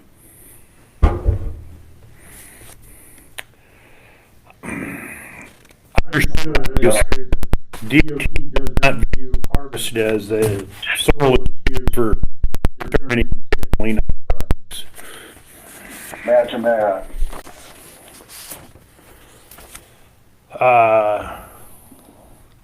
The other item on the agenda, the STBG funding through the ECOG region for transportation-related projects. Last fall's application, City of Shelburne submitted an application for a bridge in Shelburne to replace the one, I think it's Cell Street, that runs through town or close to it, but it's that old historical They're not arch gonna that's there. replace it, they're just gonna move it over. They're gonna build a new one to it between it and the railroad structure that they've got designed. They'll turn the arch into a pedestrian bicycle crossing. I forgot the name of the word, but they're gonna have that blocked off so that traffic can't go across it. A question that I had posed is because regional money needs to be on a federal functional classification. If the city's gonna move that functional classification to this new road that they are designing and can show that it's in their plan, budget, the DOT will accept the designation before the road is built. And so the engineer designing the project is estimating what, 2 point, or is it not new 2? It's around $2,060,000. Bridge qualified for an urban city bridge replacement, basically the exact program that Shelburne used a few years ago for the one on the west side of town. The city of Luzerne also secured that funding years ago for over the railroad in Luzerne, in the county. That will pay for $1 million of the construction costs. That still leaves about $1 million for Shelburne to come up with. They're proposing to spend a little over $400,000 themselves, and they've asked for $600,000 from this regional STBG fund from the county's share. The way ECOG decided to handle that funding many years ago is based on population and other factors. They suballocate to all 6 counties in the region, and then the county decides how they want to distribute that funding after the applications have been received. Benton County currently, according to Mary Rump, had $0.5 in that fund right now, and Shelburne's asking for $600,000 of that $2.5 million. Talking with their engineer a couple times, coincidentally at some other projects or meetings, everything I can see on the application meets their criteria. It's a little bit more money than what other cities have generally asked for in the past, but the cost of doing business is going up, so. That's that one, right? Hmm? The Main Street one. That's correct. South of Right Main on. Street, That's the yeah. one they're totally moving, I saw. Yeah, they want to go through their park, but they'll tie into,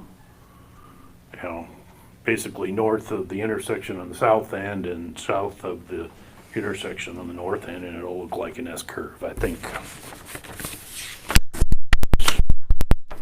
Yeah, on the sheet that I see.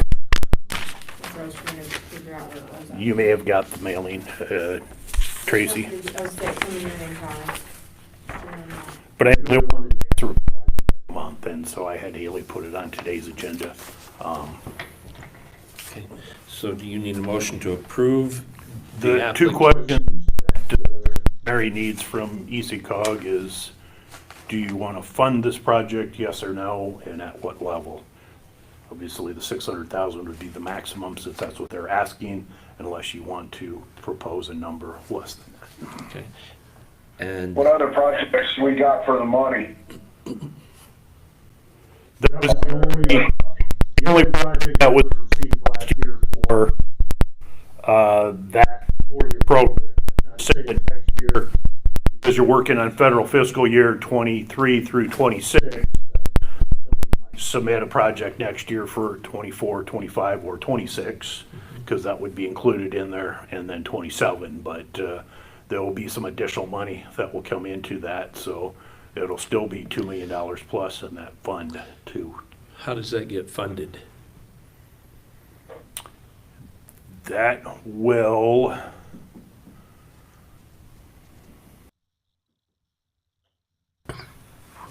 that being a city project, I think the city's gonna have to upfront the cost. Meaning, how does that, you said there's The $2.5 million in this fund. Mhm.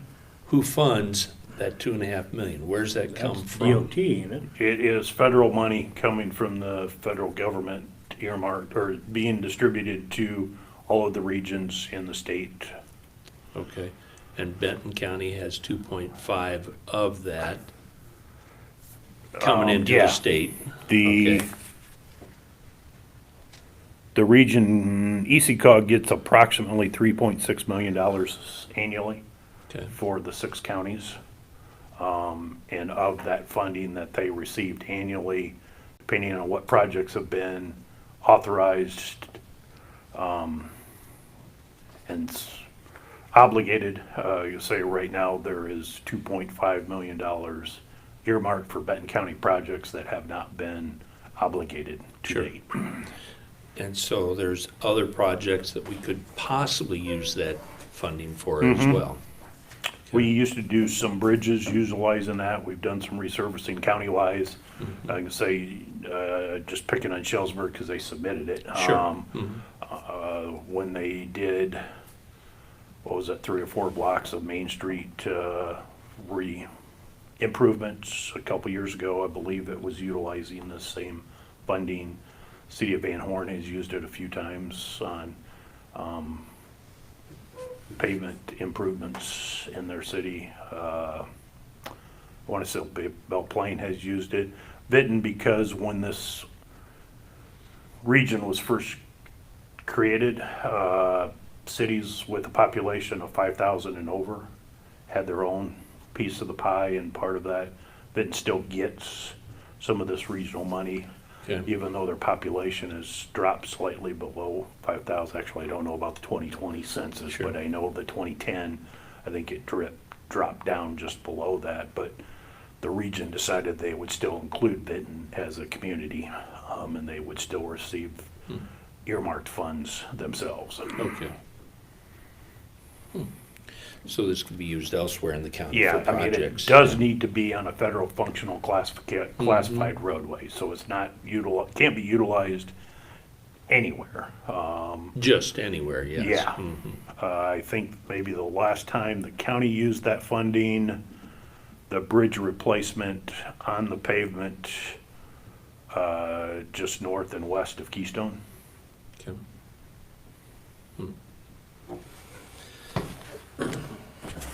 So some of that funding that Benton gets, they could actually use that on First Street going out by the county shop. I'd have to look at a map to see what funding is Sure. out there, but, or what designation Potentially. is that route is, and, Yeah. And I don't know if you can change your designations easily or not. I know Chris Ward and That's I bad. had Yeah. a conversation related to that at one time, and I know that, for federal functional classification, that might be easier to change that. Whereas, farm to market routes, where we've done some resolutions on, moving a few, deleting, adding type of deal, does have a process, that must be followed in order to just change those routes. And- Such as this road south of town that they've been wanting to get done. Yeah. Well, being as we don't have any projected places for this money, I guess I would spend part of it. Well, definitely, definitely. Was that your motion, Gary? Yep, Okay. 600,000. I wanted That's to, what we, Yeah, up to. And I'll Yeah. second that. okay, all in favor? Aye. Aye. aye. And I guess the first thing what you should have asked was, are we willing to fund this? Got the answer, yeah. Okay. I don't know if anyone from Shellsburg had reached out or not. I know I talked with the engineer one day, and they had would certainly come and visit about the project if needed to be. You say whether Shellsburg had reached out to anybody or not, and whether you're aware they were looking into this. Hadn't heard anything on this until just now. Good. That's a sign. That's a two sign there. 1,000 in the second one, and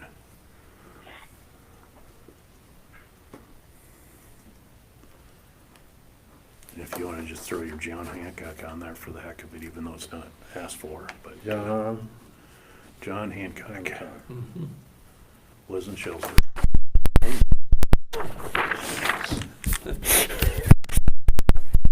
John Hancock that lives in Shellsburg. I'm sure there is. Talked with him many times.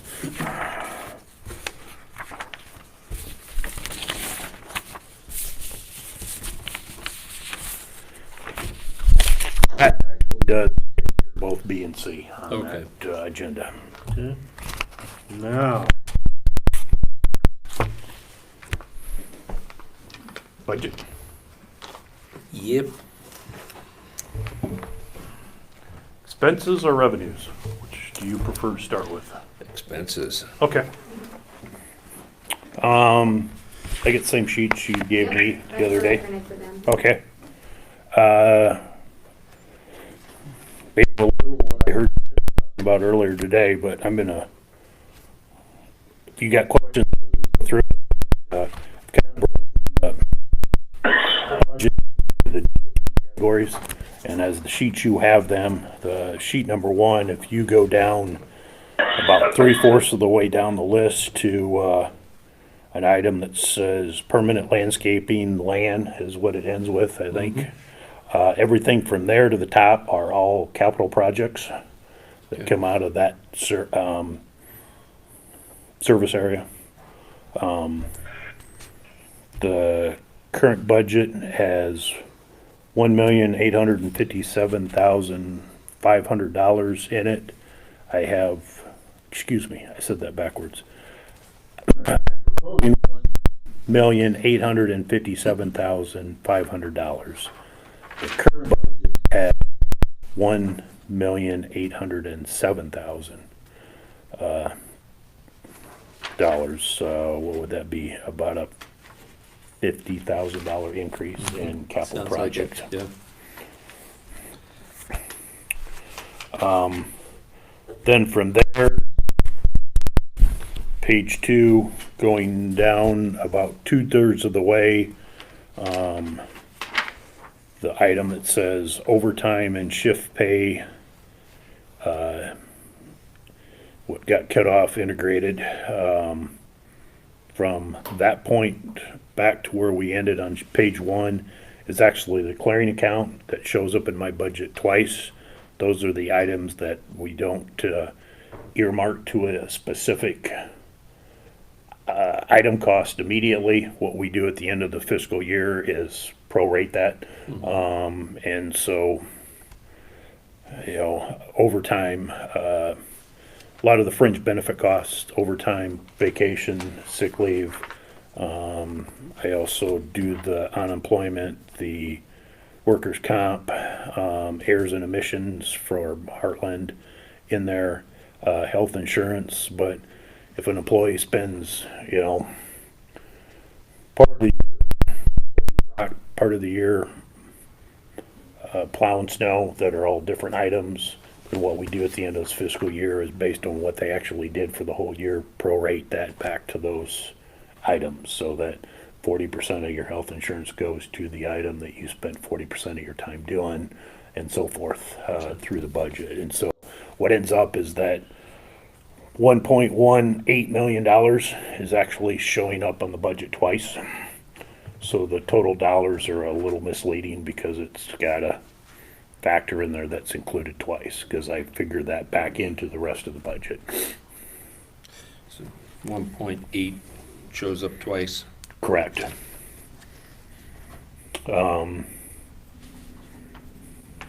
Workers' comp insurance and all those Heartland expenses, we don't know for sure. I increased it a little bit. I say a little bit, I don't know. I think it was just under $108,000 for this current fiscal year. I'm showing 115. Kind of all depends on the mod factor for the year, and I don't know where we're gonna end up. I know We're gonna give that out Thursday, do you know? I haven't looked at the agenda, I'm sorry. Maybe I'll try to find out, because you're not gonna be able to go. I'm not gonna be there. But Judy Funky's having this one, because usually they'll give me that sheet, Mhm. that I can go off of, but. I know both Judys will be there Thursday. I'll talk more about that when we get on the revenue side, I guess, a little bit. And I'll stick with expenditures since that's where we, then from about 2/3 down there on that page 2, that starts with salaries of regular employees, principal, and or just shy of halfway point on page 3, that starts out medical and lab supplies, sundry. That is the administrative items on the DOT code. Last year, we had a total of $239,505. I can't even talk at the moment. I have budgeted $234,891. It's actually about $5,000 less. With Ben at IT taking care of some of administrative costs through his budget, that number seems to be decreasing a little bit. And so even with the other expenses, our administrative costs seem to actually be going down a little bit. And I think it's, like I said, I think attributed to some of the costs that Ben has picked up in his budget that do apply into the secondary roads department. Well, like we only got one secretary. That helps. It does, in the year before, it was partial cost on the one staff member also there in the office, and right now functions necessary to complete everything, everything is getting done with that one person, so it's no need to add staff if I don't feel it's necessary. Yep. Let's say, Page 3, from where we left off to just minus the bottom item, or I guess you could say all the way to the bottom of page 3, since it's a $0 item, is the engineering portion of the budget. Last year it was $444,020. This year I've submitted $456,531. About a $12,500 increase.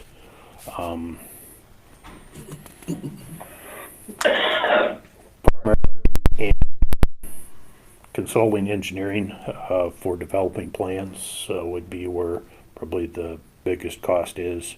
Certainly where I show it, on the budget, there'd be, some increase in salary, and other engineering related costs, but going through from a line by line, that's where you're gonna see a $20,000 increase from current budget, re-estimating and playing with things.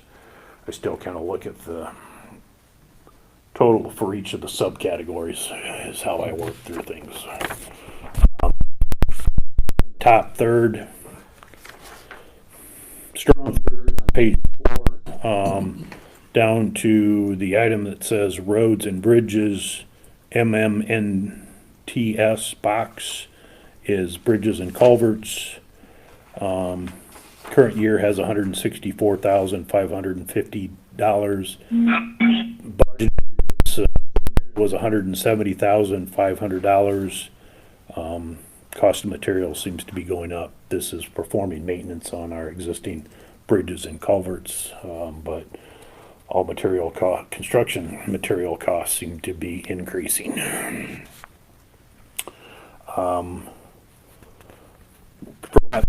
Page 4 all the way to through the bottom of page 5 is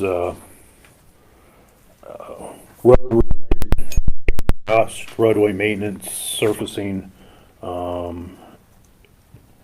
and shoulders, ditch cleaning. Largest subcategory within the budget, $4,512,430 is what was budgeted this current year. $4,739,100 is what I've submitted. It's what, $215,000. Quick doing some math, roughly an increase.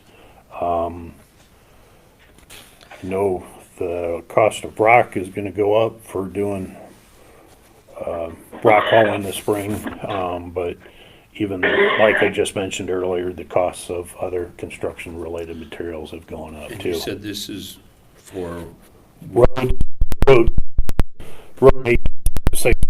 maintenance would be, I think about the first 8 items on there are pretty much just labor for particularly a lot of blading, rural motor grader maintenance. But then you've got the rock surfacing that goes on there, asphalt, concrete paving, patching needed, the roadways throughout, and then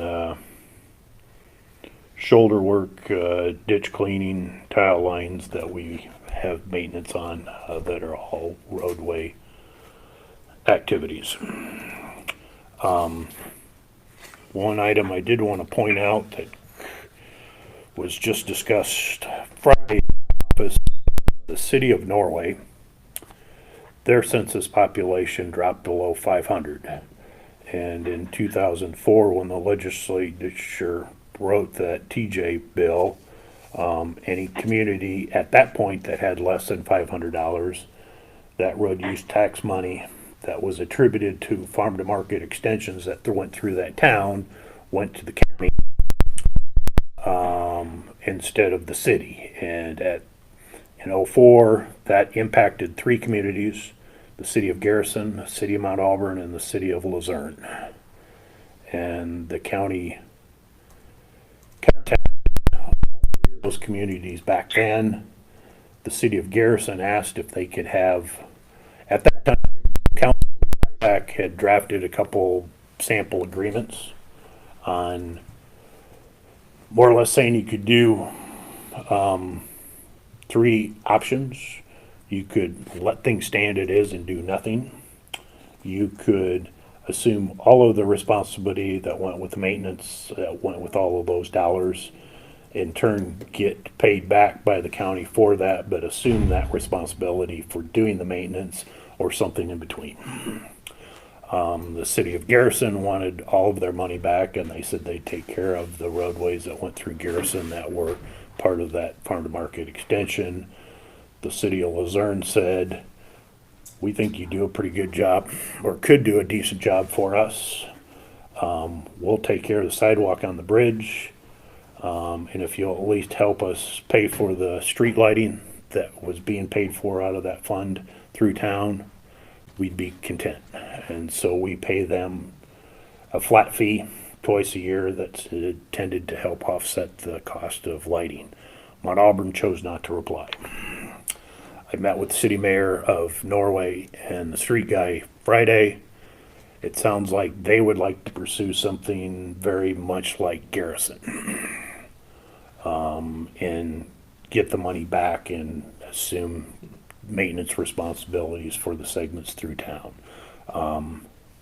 Not knowing where they were going with the budget things based on the contributions coming our way, but on page 4, we're not talking a huge dollar amount, but about halfway in the middle, or very close to the middle, it's contributions to other government organizations. If you extend the abbreviations that I'm figuring out, there's an $8,000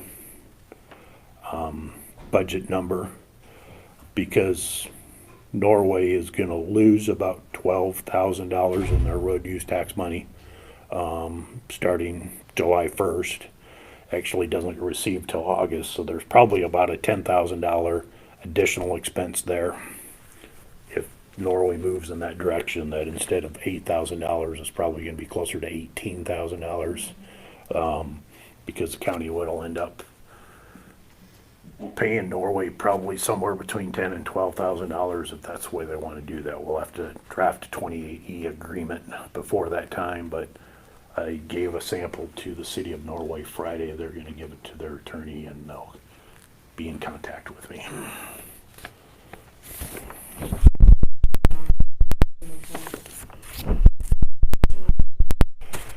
Probably would be beneficial, but the road use tax money, although it's collected, it's not distributed until a month later. So all of the money that's received by the state in July for road use tax money doesn't go out to the entities until August. So you're talking about about August 15th before the city of Norway is going to notice a decline in their road use tax revenue, and we will see an increase received on our end that's earmarked for that particular item.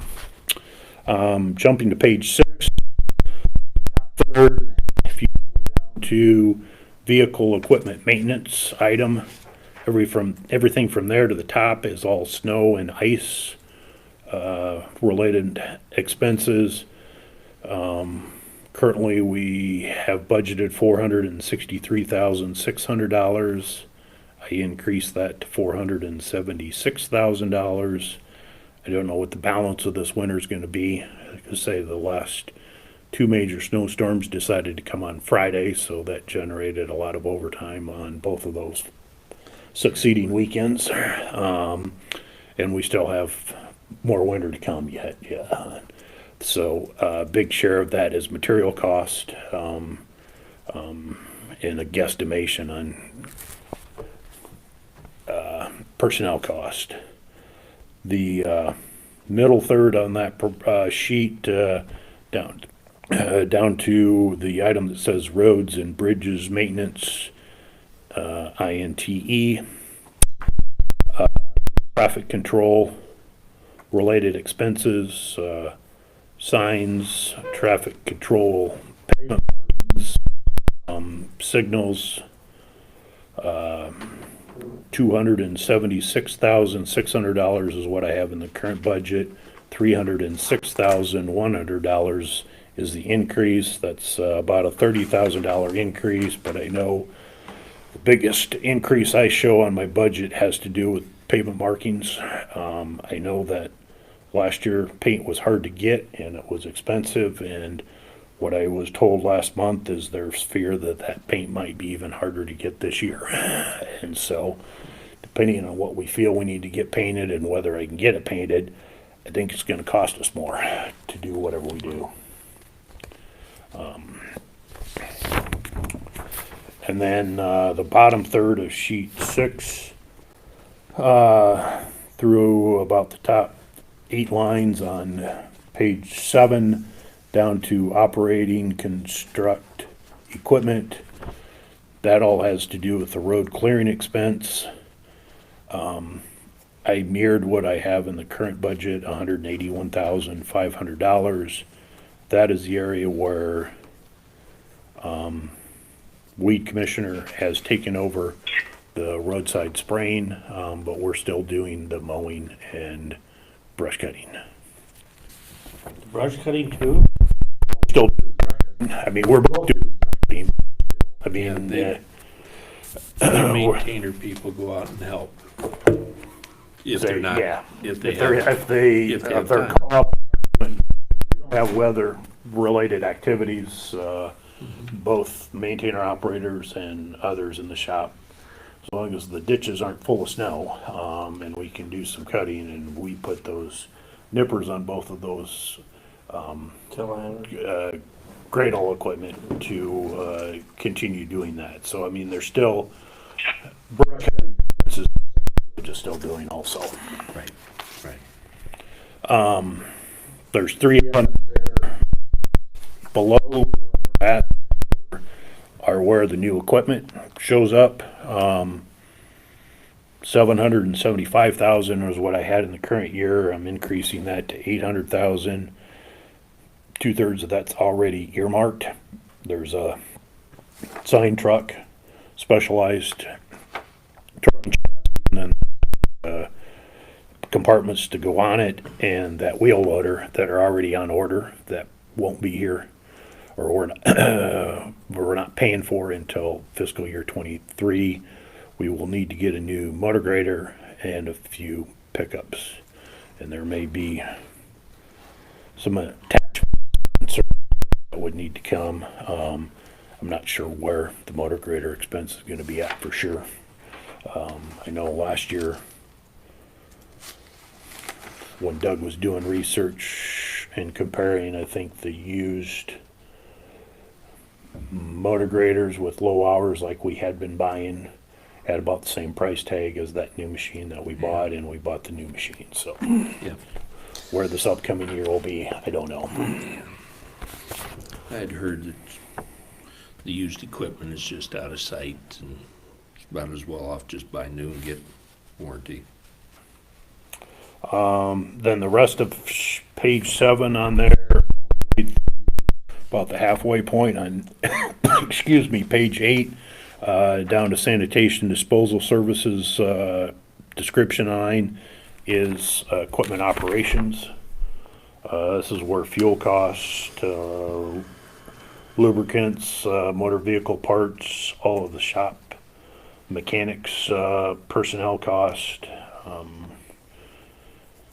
tires, blades, chains, filters, notes,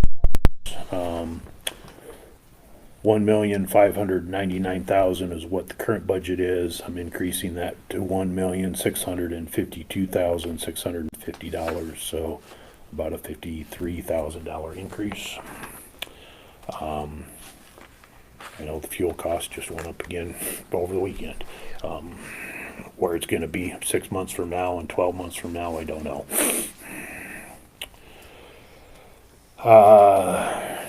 Next, about 10 items in that list, from minor equipment, hand tools, down to fertilizer and seed, is tools, materials, and supplies, as the DOT calls that.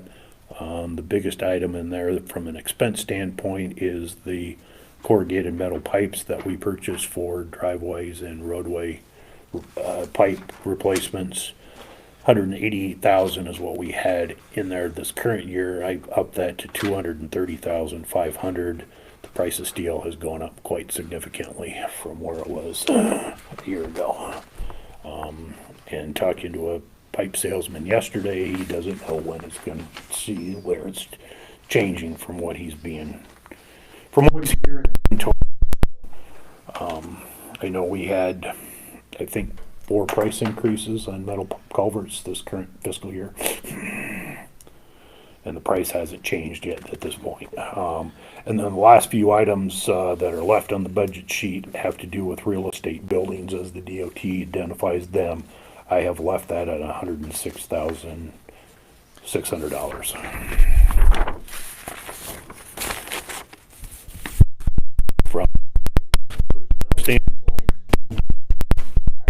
figured a 6% increase for those that are not on the unit. Bargaining units in year 2 right now with 3-year contract, July 1st, they get a 65-cent across the board increase. If you want to convert that to a percentage, it would be 2.77% of what they're currently paid. The only exception to my budget that I didn't follow a 6% on is the office manager. I would like to increase from 36,000 to 40,000, which is close to a 10% increase, but looking at other office managers in the state, $20 an hour seems to be on the bottom end of the range up to about $26 an hour. Some of them are paid salary, some of them are paid hourly, but She's doing good, I think. Mhm. She's picked up.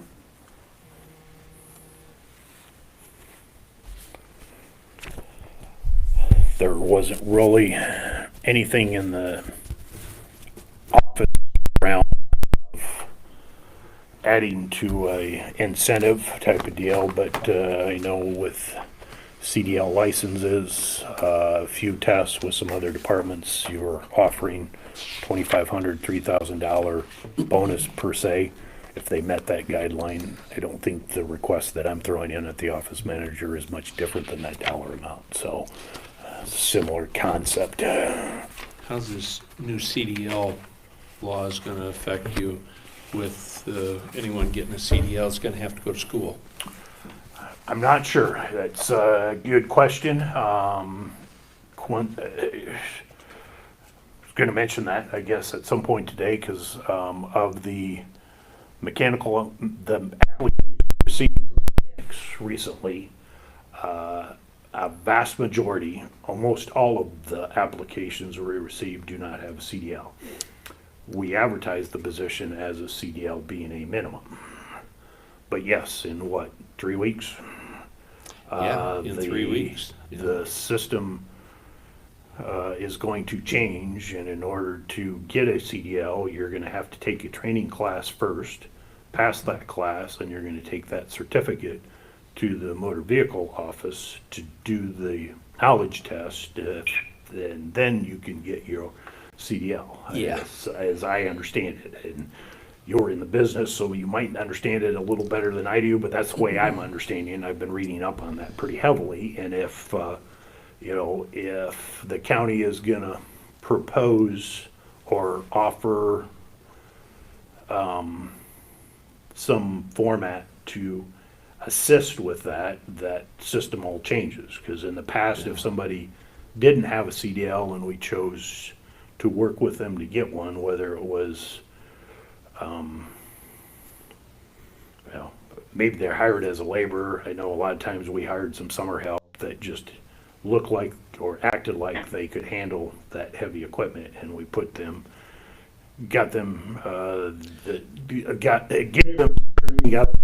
opportunity to get their CDL, and they assisted hauling materials with the dump truck in the summertime, and that option won't. It's not gonna be there. Gonna be allowed first of next month.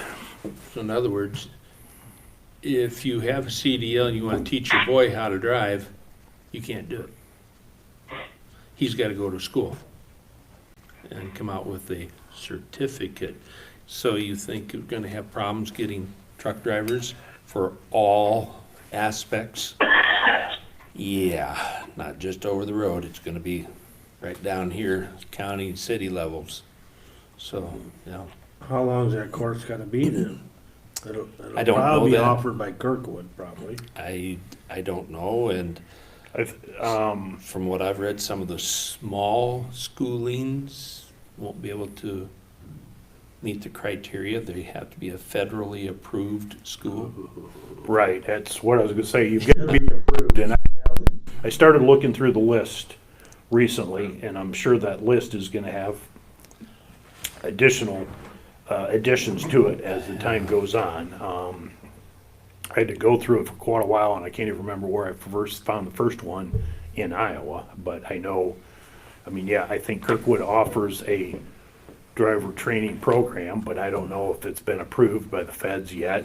I think other community colleges do. I was talking to Ben, the weed commissioner, earlier this week, and I think both him and Wes went through the same program in Mason City area. And so I know that there's those type of programs offered in the state. I think my son did something in Ankeny, and I'm not sure if that was through a community college, if that was through private industry or through the DOT. I'm not even quite sure, but yeah, that's the other part I understand is that you've got to be on that approved list also for the training class. It isn't just any training class. And so when it becomes specialized, that also affects the price. And I don't know what the price tag is. I know that Not just for the training, but for the employee. Mason City program, I think, is just That's just a one-day a deal. one-day deal, I think, and I think it's around $500 is what it was. I don't know, you know, I envision that cost going up, you know. Oh, yeah. I don't think that it's been, their program has been that way for a few years, as I understand it. They haven't increased it. They do have a very high success rate through their program, I understand, but you're talking an expense type of deal, and is that an expense that could be written into an agreement that they're gonna pay for it, or they're gonna pay for it if they aren't employed for a length of time? Right. I don't know. You know, those are ideas that are running through my head, but I haven't proposed anything yet at this point. I just know It's that. always hard to get blood out of a turnip. You know, if they leave and it's not, how do you get them to repay it And if they're maybe, gone? and maybe the other end of it is you make them pay for it, but if they stay for so long, they receive a bonus of some sort. That's tough, because most people don't have that financial wherewithal, yeah. You look at full spectrum, which one, there's pros and cons to both of them, but that certainly could be a concern moving forward. I know I say we at the County Engineers Conference last month, that discussion came up a couple times, and I know there are some counties that just flat out aren't accepting applications if they don't have a CDL in hand. Now, whether that changes as we move forward, just because there appears to be less CDL holders, you can just look at the trucking industry and see the challenges that they have, that it's pretty, it would seem fairly obvious that there's a shortage of CDL holders right now, so. And I'd worked with Wes prior to, but I still wouldn't let him loose and head to Chicago with a, semi. I mean, not experienced yet. Mm-hmm. I mean, And he was able to pass all the requirements, but you jump in a semi and head to a metropolitan area like that, you better have some experience under your butt. And it also affects people that, say you have a Class B license right now, and you want to upgrade it to a Class A. After February 4th, you've got to go to a training class in order to do that, get that certificate. You're not going to just automatically improve your existing status because you already have the CDL in hand. It's going to affect that end of it too, so. Used to be all you had to do is go down, test, and drive. If you currently have a permit, if you can get your CDL before February 4th, you still fall under the same, or you fall under the old rules. But after February 4th, even that permit doesn't give you any additional assistance. Your CDL, bud, you better get it. Can't plow. You can't plow snow? So, to answer your question, it may have some impacts here. Oh, I'm afraid it may, yeah. That LTAP has set up with actually some of the CJ Cooper people for the state. Well, next like, they do their own training, Mhm. they got their own school, and But they're But gonna have I'm to be sure federally approved they'll now. probably have to have that program approved. Yeah. And I don't know if they take outside applicants or if they do that just in-house, but certainly, Oh, they I, bus them in. I don't know. My travel to Cedar Rapids, I know pretty much what CRST runs for their training route, and I meet at truck. I either meet one turn-in because I know the route, or I follow them, because it's, Oh, I was gonna say, you It's- try to avoid that route. if you're anywhere near the, or in Cedar Rapids, Yeah. if you get about 2 blocks, all directions from that is pretty much right in CRST's training route. And Sure you can is. either get behind, in front of, or encounter them learning some turning movements, getting in and out of their training grounds, so. Yeah, and if you flunk out of their program, Are we gonna be able to get drivers in the future? I don't know, I mean, It's just getting started now, but you go into this a year or two, we got a mess. from a younger generation standpoint, you're gonna have, they're gonna have that impact board, because there was no option for them. Those that are older, they took it upon themselves to get their the right equipment with. You have that challenge. I mean, had to keep that license, so do people choose to keep it or not? Like I say, I interviewed a guy yesterday that hasn't used his CDL for 8 years, so he still has it, but we were talking about it briefly, that he was aware the law changed and it isn't gonna impact him because he's actually got Class A. Sure. But it will affect people, Would that be a guy from New Hall? yes. Okay.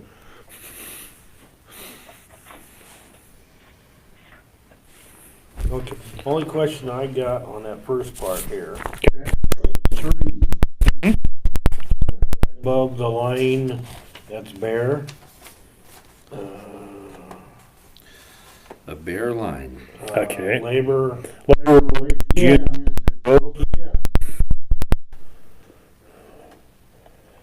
Negotiations, you mean, why is it up? Why is it up? Why is it there? Yeah.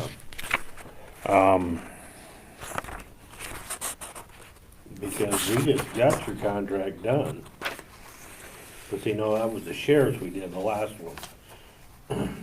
Ours was done 2 years, 2 years years ago, ago, yeah. and fiscal year '23, we will start negotiating. So Okay. there will be some expense there, whether it will be as quick and minimal expense as last time, probably not. And not knowing, I've dealt with easy years, I've dealt with struggling years where you've met multiple times, have not worked with our new bargaining representative,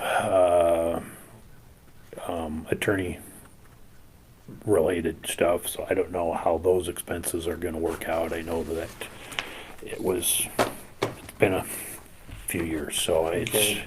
I guess my Aaron, this, I guess. employees of secondary roads that are union members, do they still want to keep the union? That would be that is a question that they get asked annually, or I think it's annually at each contract time. I mean, I think with that legislative change, they vote annually as to whether or not they want to remain a unit, and so. Okay. And that would be something they would need to decide on their own and bring forward. I don't think that it's got any other option other than that. Okay. And who is the union rep out there? You know? For the employees Yeah. end of things, Yeah.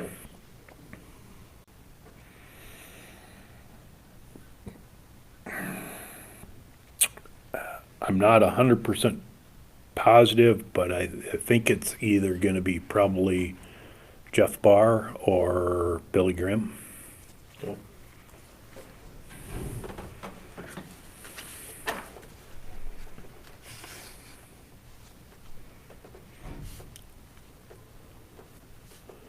Okay. If I'm wrong, in one of those two could tell you, Okay. because they have been active in the bargaining unit from day one.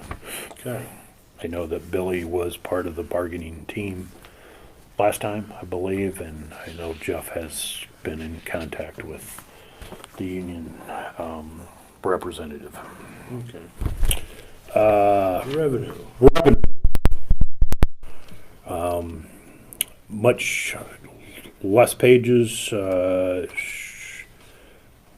Think the descriptions are pretty much all spelled out there.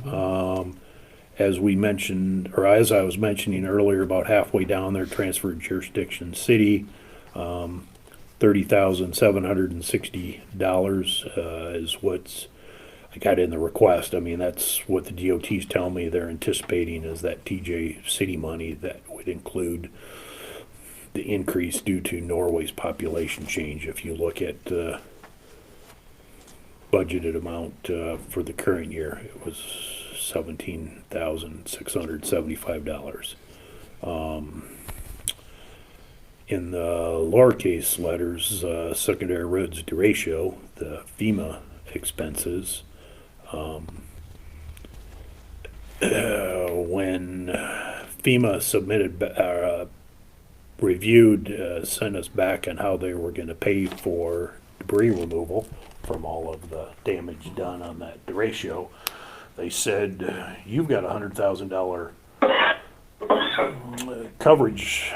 You have $100,000 that you would receive from your insurance carrier, which is not how Heartland was interpreting that. And Thursday, I know that that is going to be discussed at your board meeting again, because Judy has talked to the underwriters, I think it is, and said, here's what your policy says. The Heartland board members are going to be asked, are you going to pay that or not? FEMA wants to know, because right now FEMA is saying they're going to pay us $100,000 less because we have an insurance policy that says we're supposed to receive $100,000 for that. The big question is if Heartland says no, is FEMA gonna step up to the plate? I don't know. Like I say, the county currently has a policy that says it will pay the county up to $100,000 for that type of activity. And Yeah. I know.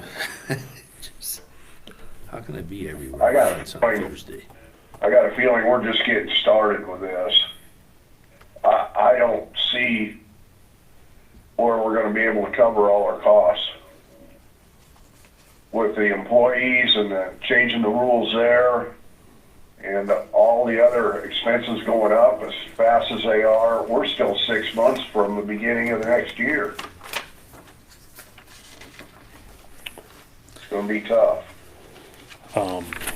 what doesn't show on the revenue sheets that are, I shouldn't say hidden, but located in elsewhere budget, is the secondary road levy transfer as well as lost revenue transfer. And 95% of the maximum levy is what I submitted for the secondary road levy.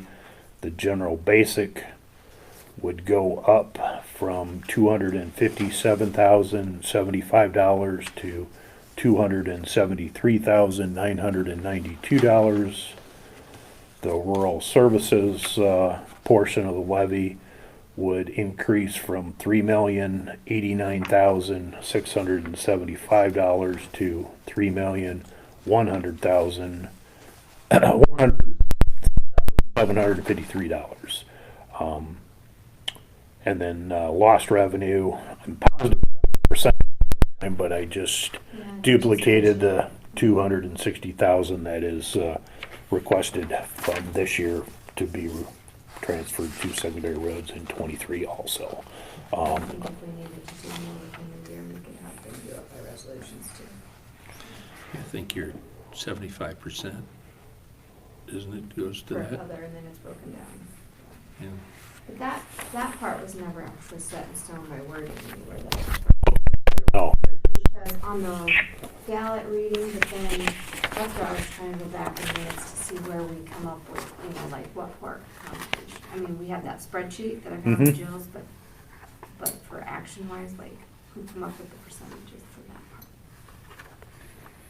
but with the transfers and the receipts that you show on that, sheets in front of you, 10,441,000. I'm doing math myself, and what I had done yesterday. I could say I am adding what you have in front of you, which is what, 6.8? Yep. And then the secondary road levy and the lost funds. If I did my math right yesterday, I came up with 10,441,576. On, Those yeah. last couple numbers that I just told you are in Tyler somewhere, but not, But they're not. not on the sheets that you have in front of you. Oh, Okay. yeah, I didn't think of it. I could do that separate for you guys. On here, on your revenue first page, Mm-hmm. you have secondary road material MC 70. This is for where folks would pay. Our to have glorified seal coat, cheap seal Okay. coat that's dust control, and, That's significantly increased, but so is the cost, obviously. the cost has increased, addressing public input some years back. Some areas and some applications on some years hold up through the winter and don't look too bad depending on various reasons in year two. And we've allowed them to leave it undisturbed through the second season. That doesn't mean that every one we put down will last 2 years, because sometimes traffic, sometimes Mother Nature, sometimes winter, all that. It seems to have created a cycle where you have a low year and a high year. Oh, okay. And that's what's going This is on, gonna be that a high high year. year.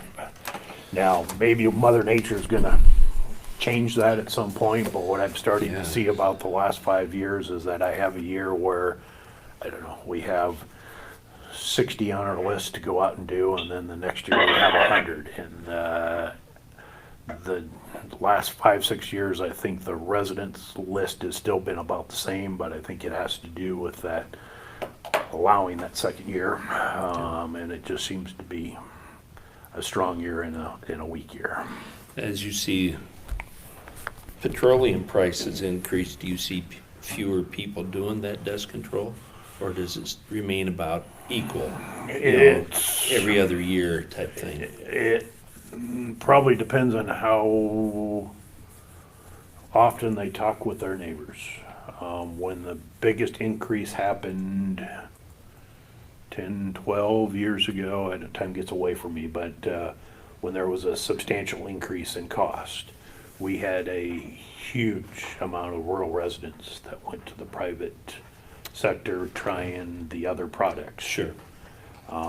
Many of them noticed the differences, didn't like some of those differences. I mean, they liked the cost, but Oh, some of yeah. the other factors, chlorides work well in some years, sometimes they don't. You know, you get a dry year, you get a wet year, and chloride treatments work differently. And so some of those rural residents said, I know it costs more, but I like what the county does, and Sure. they came back to it, and they've stuck with it. Now, you talk to your neighbors, and then it really boils down to, can I afford to do this or not, you know? We're recouping our costs, so wherever it is, it's gonna be, you know? We're not making money, but I'm trying not to lose money at the same time. Right, yeah. And so what I think I'm seeing is that those that think they can afford it, or those that feel that they want the dust conditions that go with the price of ours, are gonna stick with it regardless. Now, I'm sure everybody's got a breaking point that could change if it increases. But I know that others, you know, some of them have asked some of the private industry to do a third application late in the summer to try to alleviate that. And that has helped for a number of people. And I don't know, I think their 3 application cost is still cheaper than ours. But I'm sure if you asked the secondary roads employees if you wanted to terminate that service, you would get nobody out at my department that would be opposed to that, so. Sure. And as a place, that might be another thing to discuss. I know Yeah. that we did that shortly after I took over as the engineer, because we purchased that distributor, I believe. We do have some seal coating, and that's nice to do with your own staff, but it's not that there aren't seal coat contractors in the area that could be hired to do that work also. I don't have any other questions.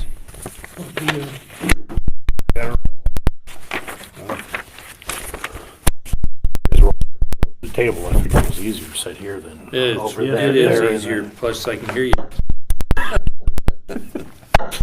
I think Gary. You sleeping, Gary?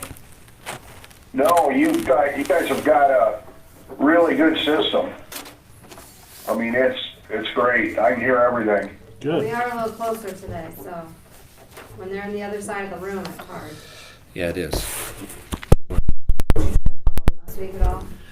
Did not. Well, that Oh. was when I forgot what I had. I didn't have that one part hooked into here. Gentleman from Newhall. I couldn't do you offer him a sit job? still that long. But I mean, that's Just what I think I didn't figured. talk to him yesterday. Oh, you did? Yeah. Just curious. So you had applicants for mechanic's position? Yes, I did. Yes, I do. Yeah. But But no CDL holders? a single one. One, okay.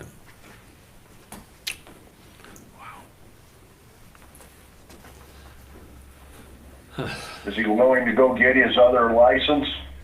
He's His got new them CD? all, Gary. Oh, okay. One of them does. Well, yeah, one of them still filling, I still have a vacancy technically, at least one on the grading crew. And so I recently did an interview for a person in that has a Class A, but the mechanic that, of the applications that I received, the one applicant that had a CDL, I believe, if I recall right, was only a Class B, but, so we've got both Class A and Class Bs in the mechanic realm, but it's nice from a mechanic standpoint to be able to test drive and test your work, that's the private industry's part right now with some of the warranty work that we've had done in Cedar Rapids by the trucking mechanics, is that very few of their mechanics have CDLs, so you're at the mercy of CDL holders doing test drives with the equipment that happens odd hours, odd times type of deal, but not timely in many cases. And so maybe the work's done in 24 hours, but it might be 72, 4 days, 5 days down the road before it gets test driven to confirm that what was done did fix the problem. Yeah, I don't know where we're going in this country some days, so wow.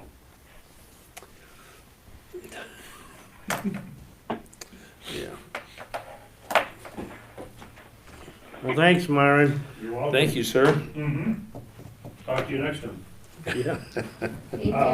Incidentally, maybe next week I'll have property plats for that project we just signed the agreement for. I had been provided scanned copies yesterday that all property owners have signed off on property acquisition and temporary acquisitions, and I think almost all of them had fence lines, so almost the biggest expense down there is replacing the fences that we're gonna have to take out to go Oh. back in. Blairstown? Huh? Blairstown? Pete's Edition. That bridge, the agreement we just signed. Oh, okay. right there near the intersection, so you got, impacting, 4 property owners. And Yeah. 3 of the 4 property owners have a fence Mar- fence I was up. gonna say Marcel, has got livestock. Yep, Uh, Victor doesn't, but he's got fence. and then the chicken farm, he don't have livestock. But he has fence, I believe. The only one that doesn't have fence is in the development, I believe, so. The guy, the chicken farm, I would maybe just talk to him. Yeah, I'd agree. Instead of instead of just thinking you gotta put it in. I mean, you gotta talk to him about an easement anyway, right? It's already been talked about, so I'm Okay. assuming they wanted the fence back up. Okay, there you go. Enough So said. Enough said. I wasn't, part of the negotiation, I hired a firm to do that, but they have been out in the last 3 weeks talking heavily with those people and I haven't talked- signatures last week. I haven't talked to him in probably about 3 years, so I do have a question. In the budget, did you put in for an assistant engineer? I have dollars in there for an Yes, he assistant does. engineer and a 50,000. Okay, I just trying to recall it. I I've don't. seen it. Okay, all right. Whether the numbers are right or not, I Right. was doing some math. I was thinking This- that 50,000. Well, 50,000 I had submitted for a technician and 60 for an assistant. And I Okay. was just doing some math where we were at with existing personnel a while back and then a little of what's going on, and I'm like, it might be $5,000 to $10,000 low on both of those numbers, but there is $110,000 in that budget Okay. for 2 additional people is what I'm considering, so. Okay. I seen it. Okay, All right, thank you. Offhand, We can save it on the union. never mind, I'll ask you afterwards. Thanks, Myron. sure. So I'll show you guys kind of what I'm working on as we're talking here. So I'm going down the list. If you want to come over here, because I'll print it or send it to you guys. So, Okay. like, we know that's a contract. So then we can compare, and then if we want to do a different percent, then I can take the lump sum. Because assessor, some of those are separate levies, it's not gonna affect what you guys are trying to compare to. Because like assessor is separate levy, Mhm. E911, because I'm thinking of funds Right. and the budget stuff, so. Does that make sense? It's kind of what you're looking at? Because if I run it off the payroll reports, it's not gonna be accurate because there might be overtime on one, like he said, it's just, Hmm, I'm That's just trying to true. like give you a. but even if there is overtime, that's But something then that has to be that's not considered. union though, so what I'm doing is the hourly ones, Think- taking it worst case scenario times 40 hours. Right. See, I was thinking the conservation, like, Because we got their conference, but their board recommended, so yeah. they already come up with, that's what I don't. Yeah. Yeah, so then I Yeah. put in that amount that we know what they've come forward with, that they already See, got that- approval. Okay. Does that, I I'll mean, wait and till then we you get guys more. can, yeah. So, that's fine. Okay. But I was just explaining to you what I was trying to Yeah. compare to show the dollar size. Because I was just looking, Because like then you I could said, add a lump sum total. the union people that, we can't figure them at all. Other than what you just said, what's the bar, 69 cents or whatever. Mm-hmm. Because otherwise you can take that times to see.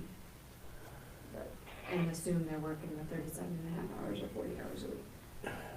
Because, Okay, well, let me ask a question. Is there anything else we need to do, or can we adjourn? I think we got through all the action items. any reports last week? No. Because Gary? if we find out from Heartland, they would like those renewals. Sure. Which that was a good point for Myron for us. Yeah. I always figure it increased. Okay. We'll have some, for next week, but I don't have any now. Okay, if you come Tuesday to that meeting, maybe shoot me a message, cause I have some stuff I wanna get printed so I can get recorded. That I need your, Okay. all 3 of you on. Well, then I'll make a motion that we adjourn then. That meeting's Thursday night, right? No, Or Thursday morning at 10. Thursday at 10. At Scott Hansen's in the sheriff's office in the EOC. Come in the east door, Yeah, Okay. yeah. okay? We got a motion to adjourn. Second. All in favor? Aye. Aye.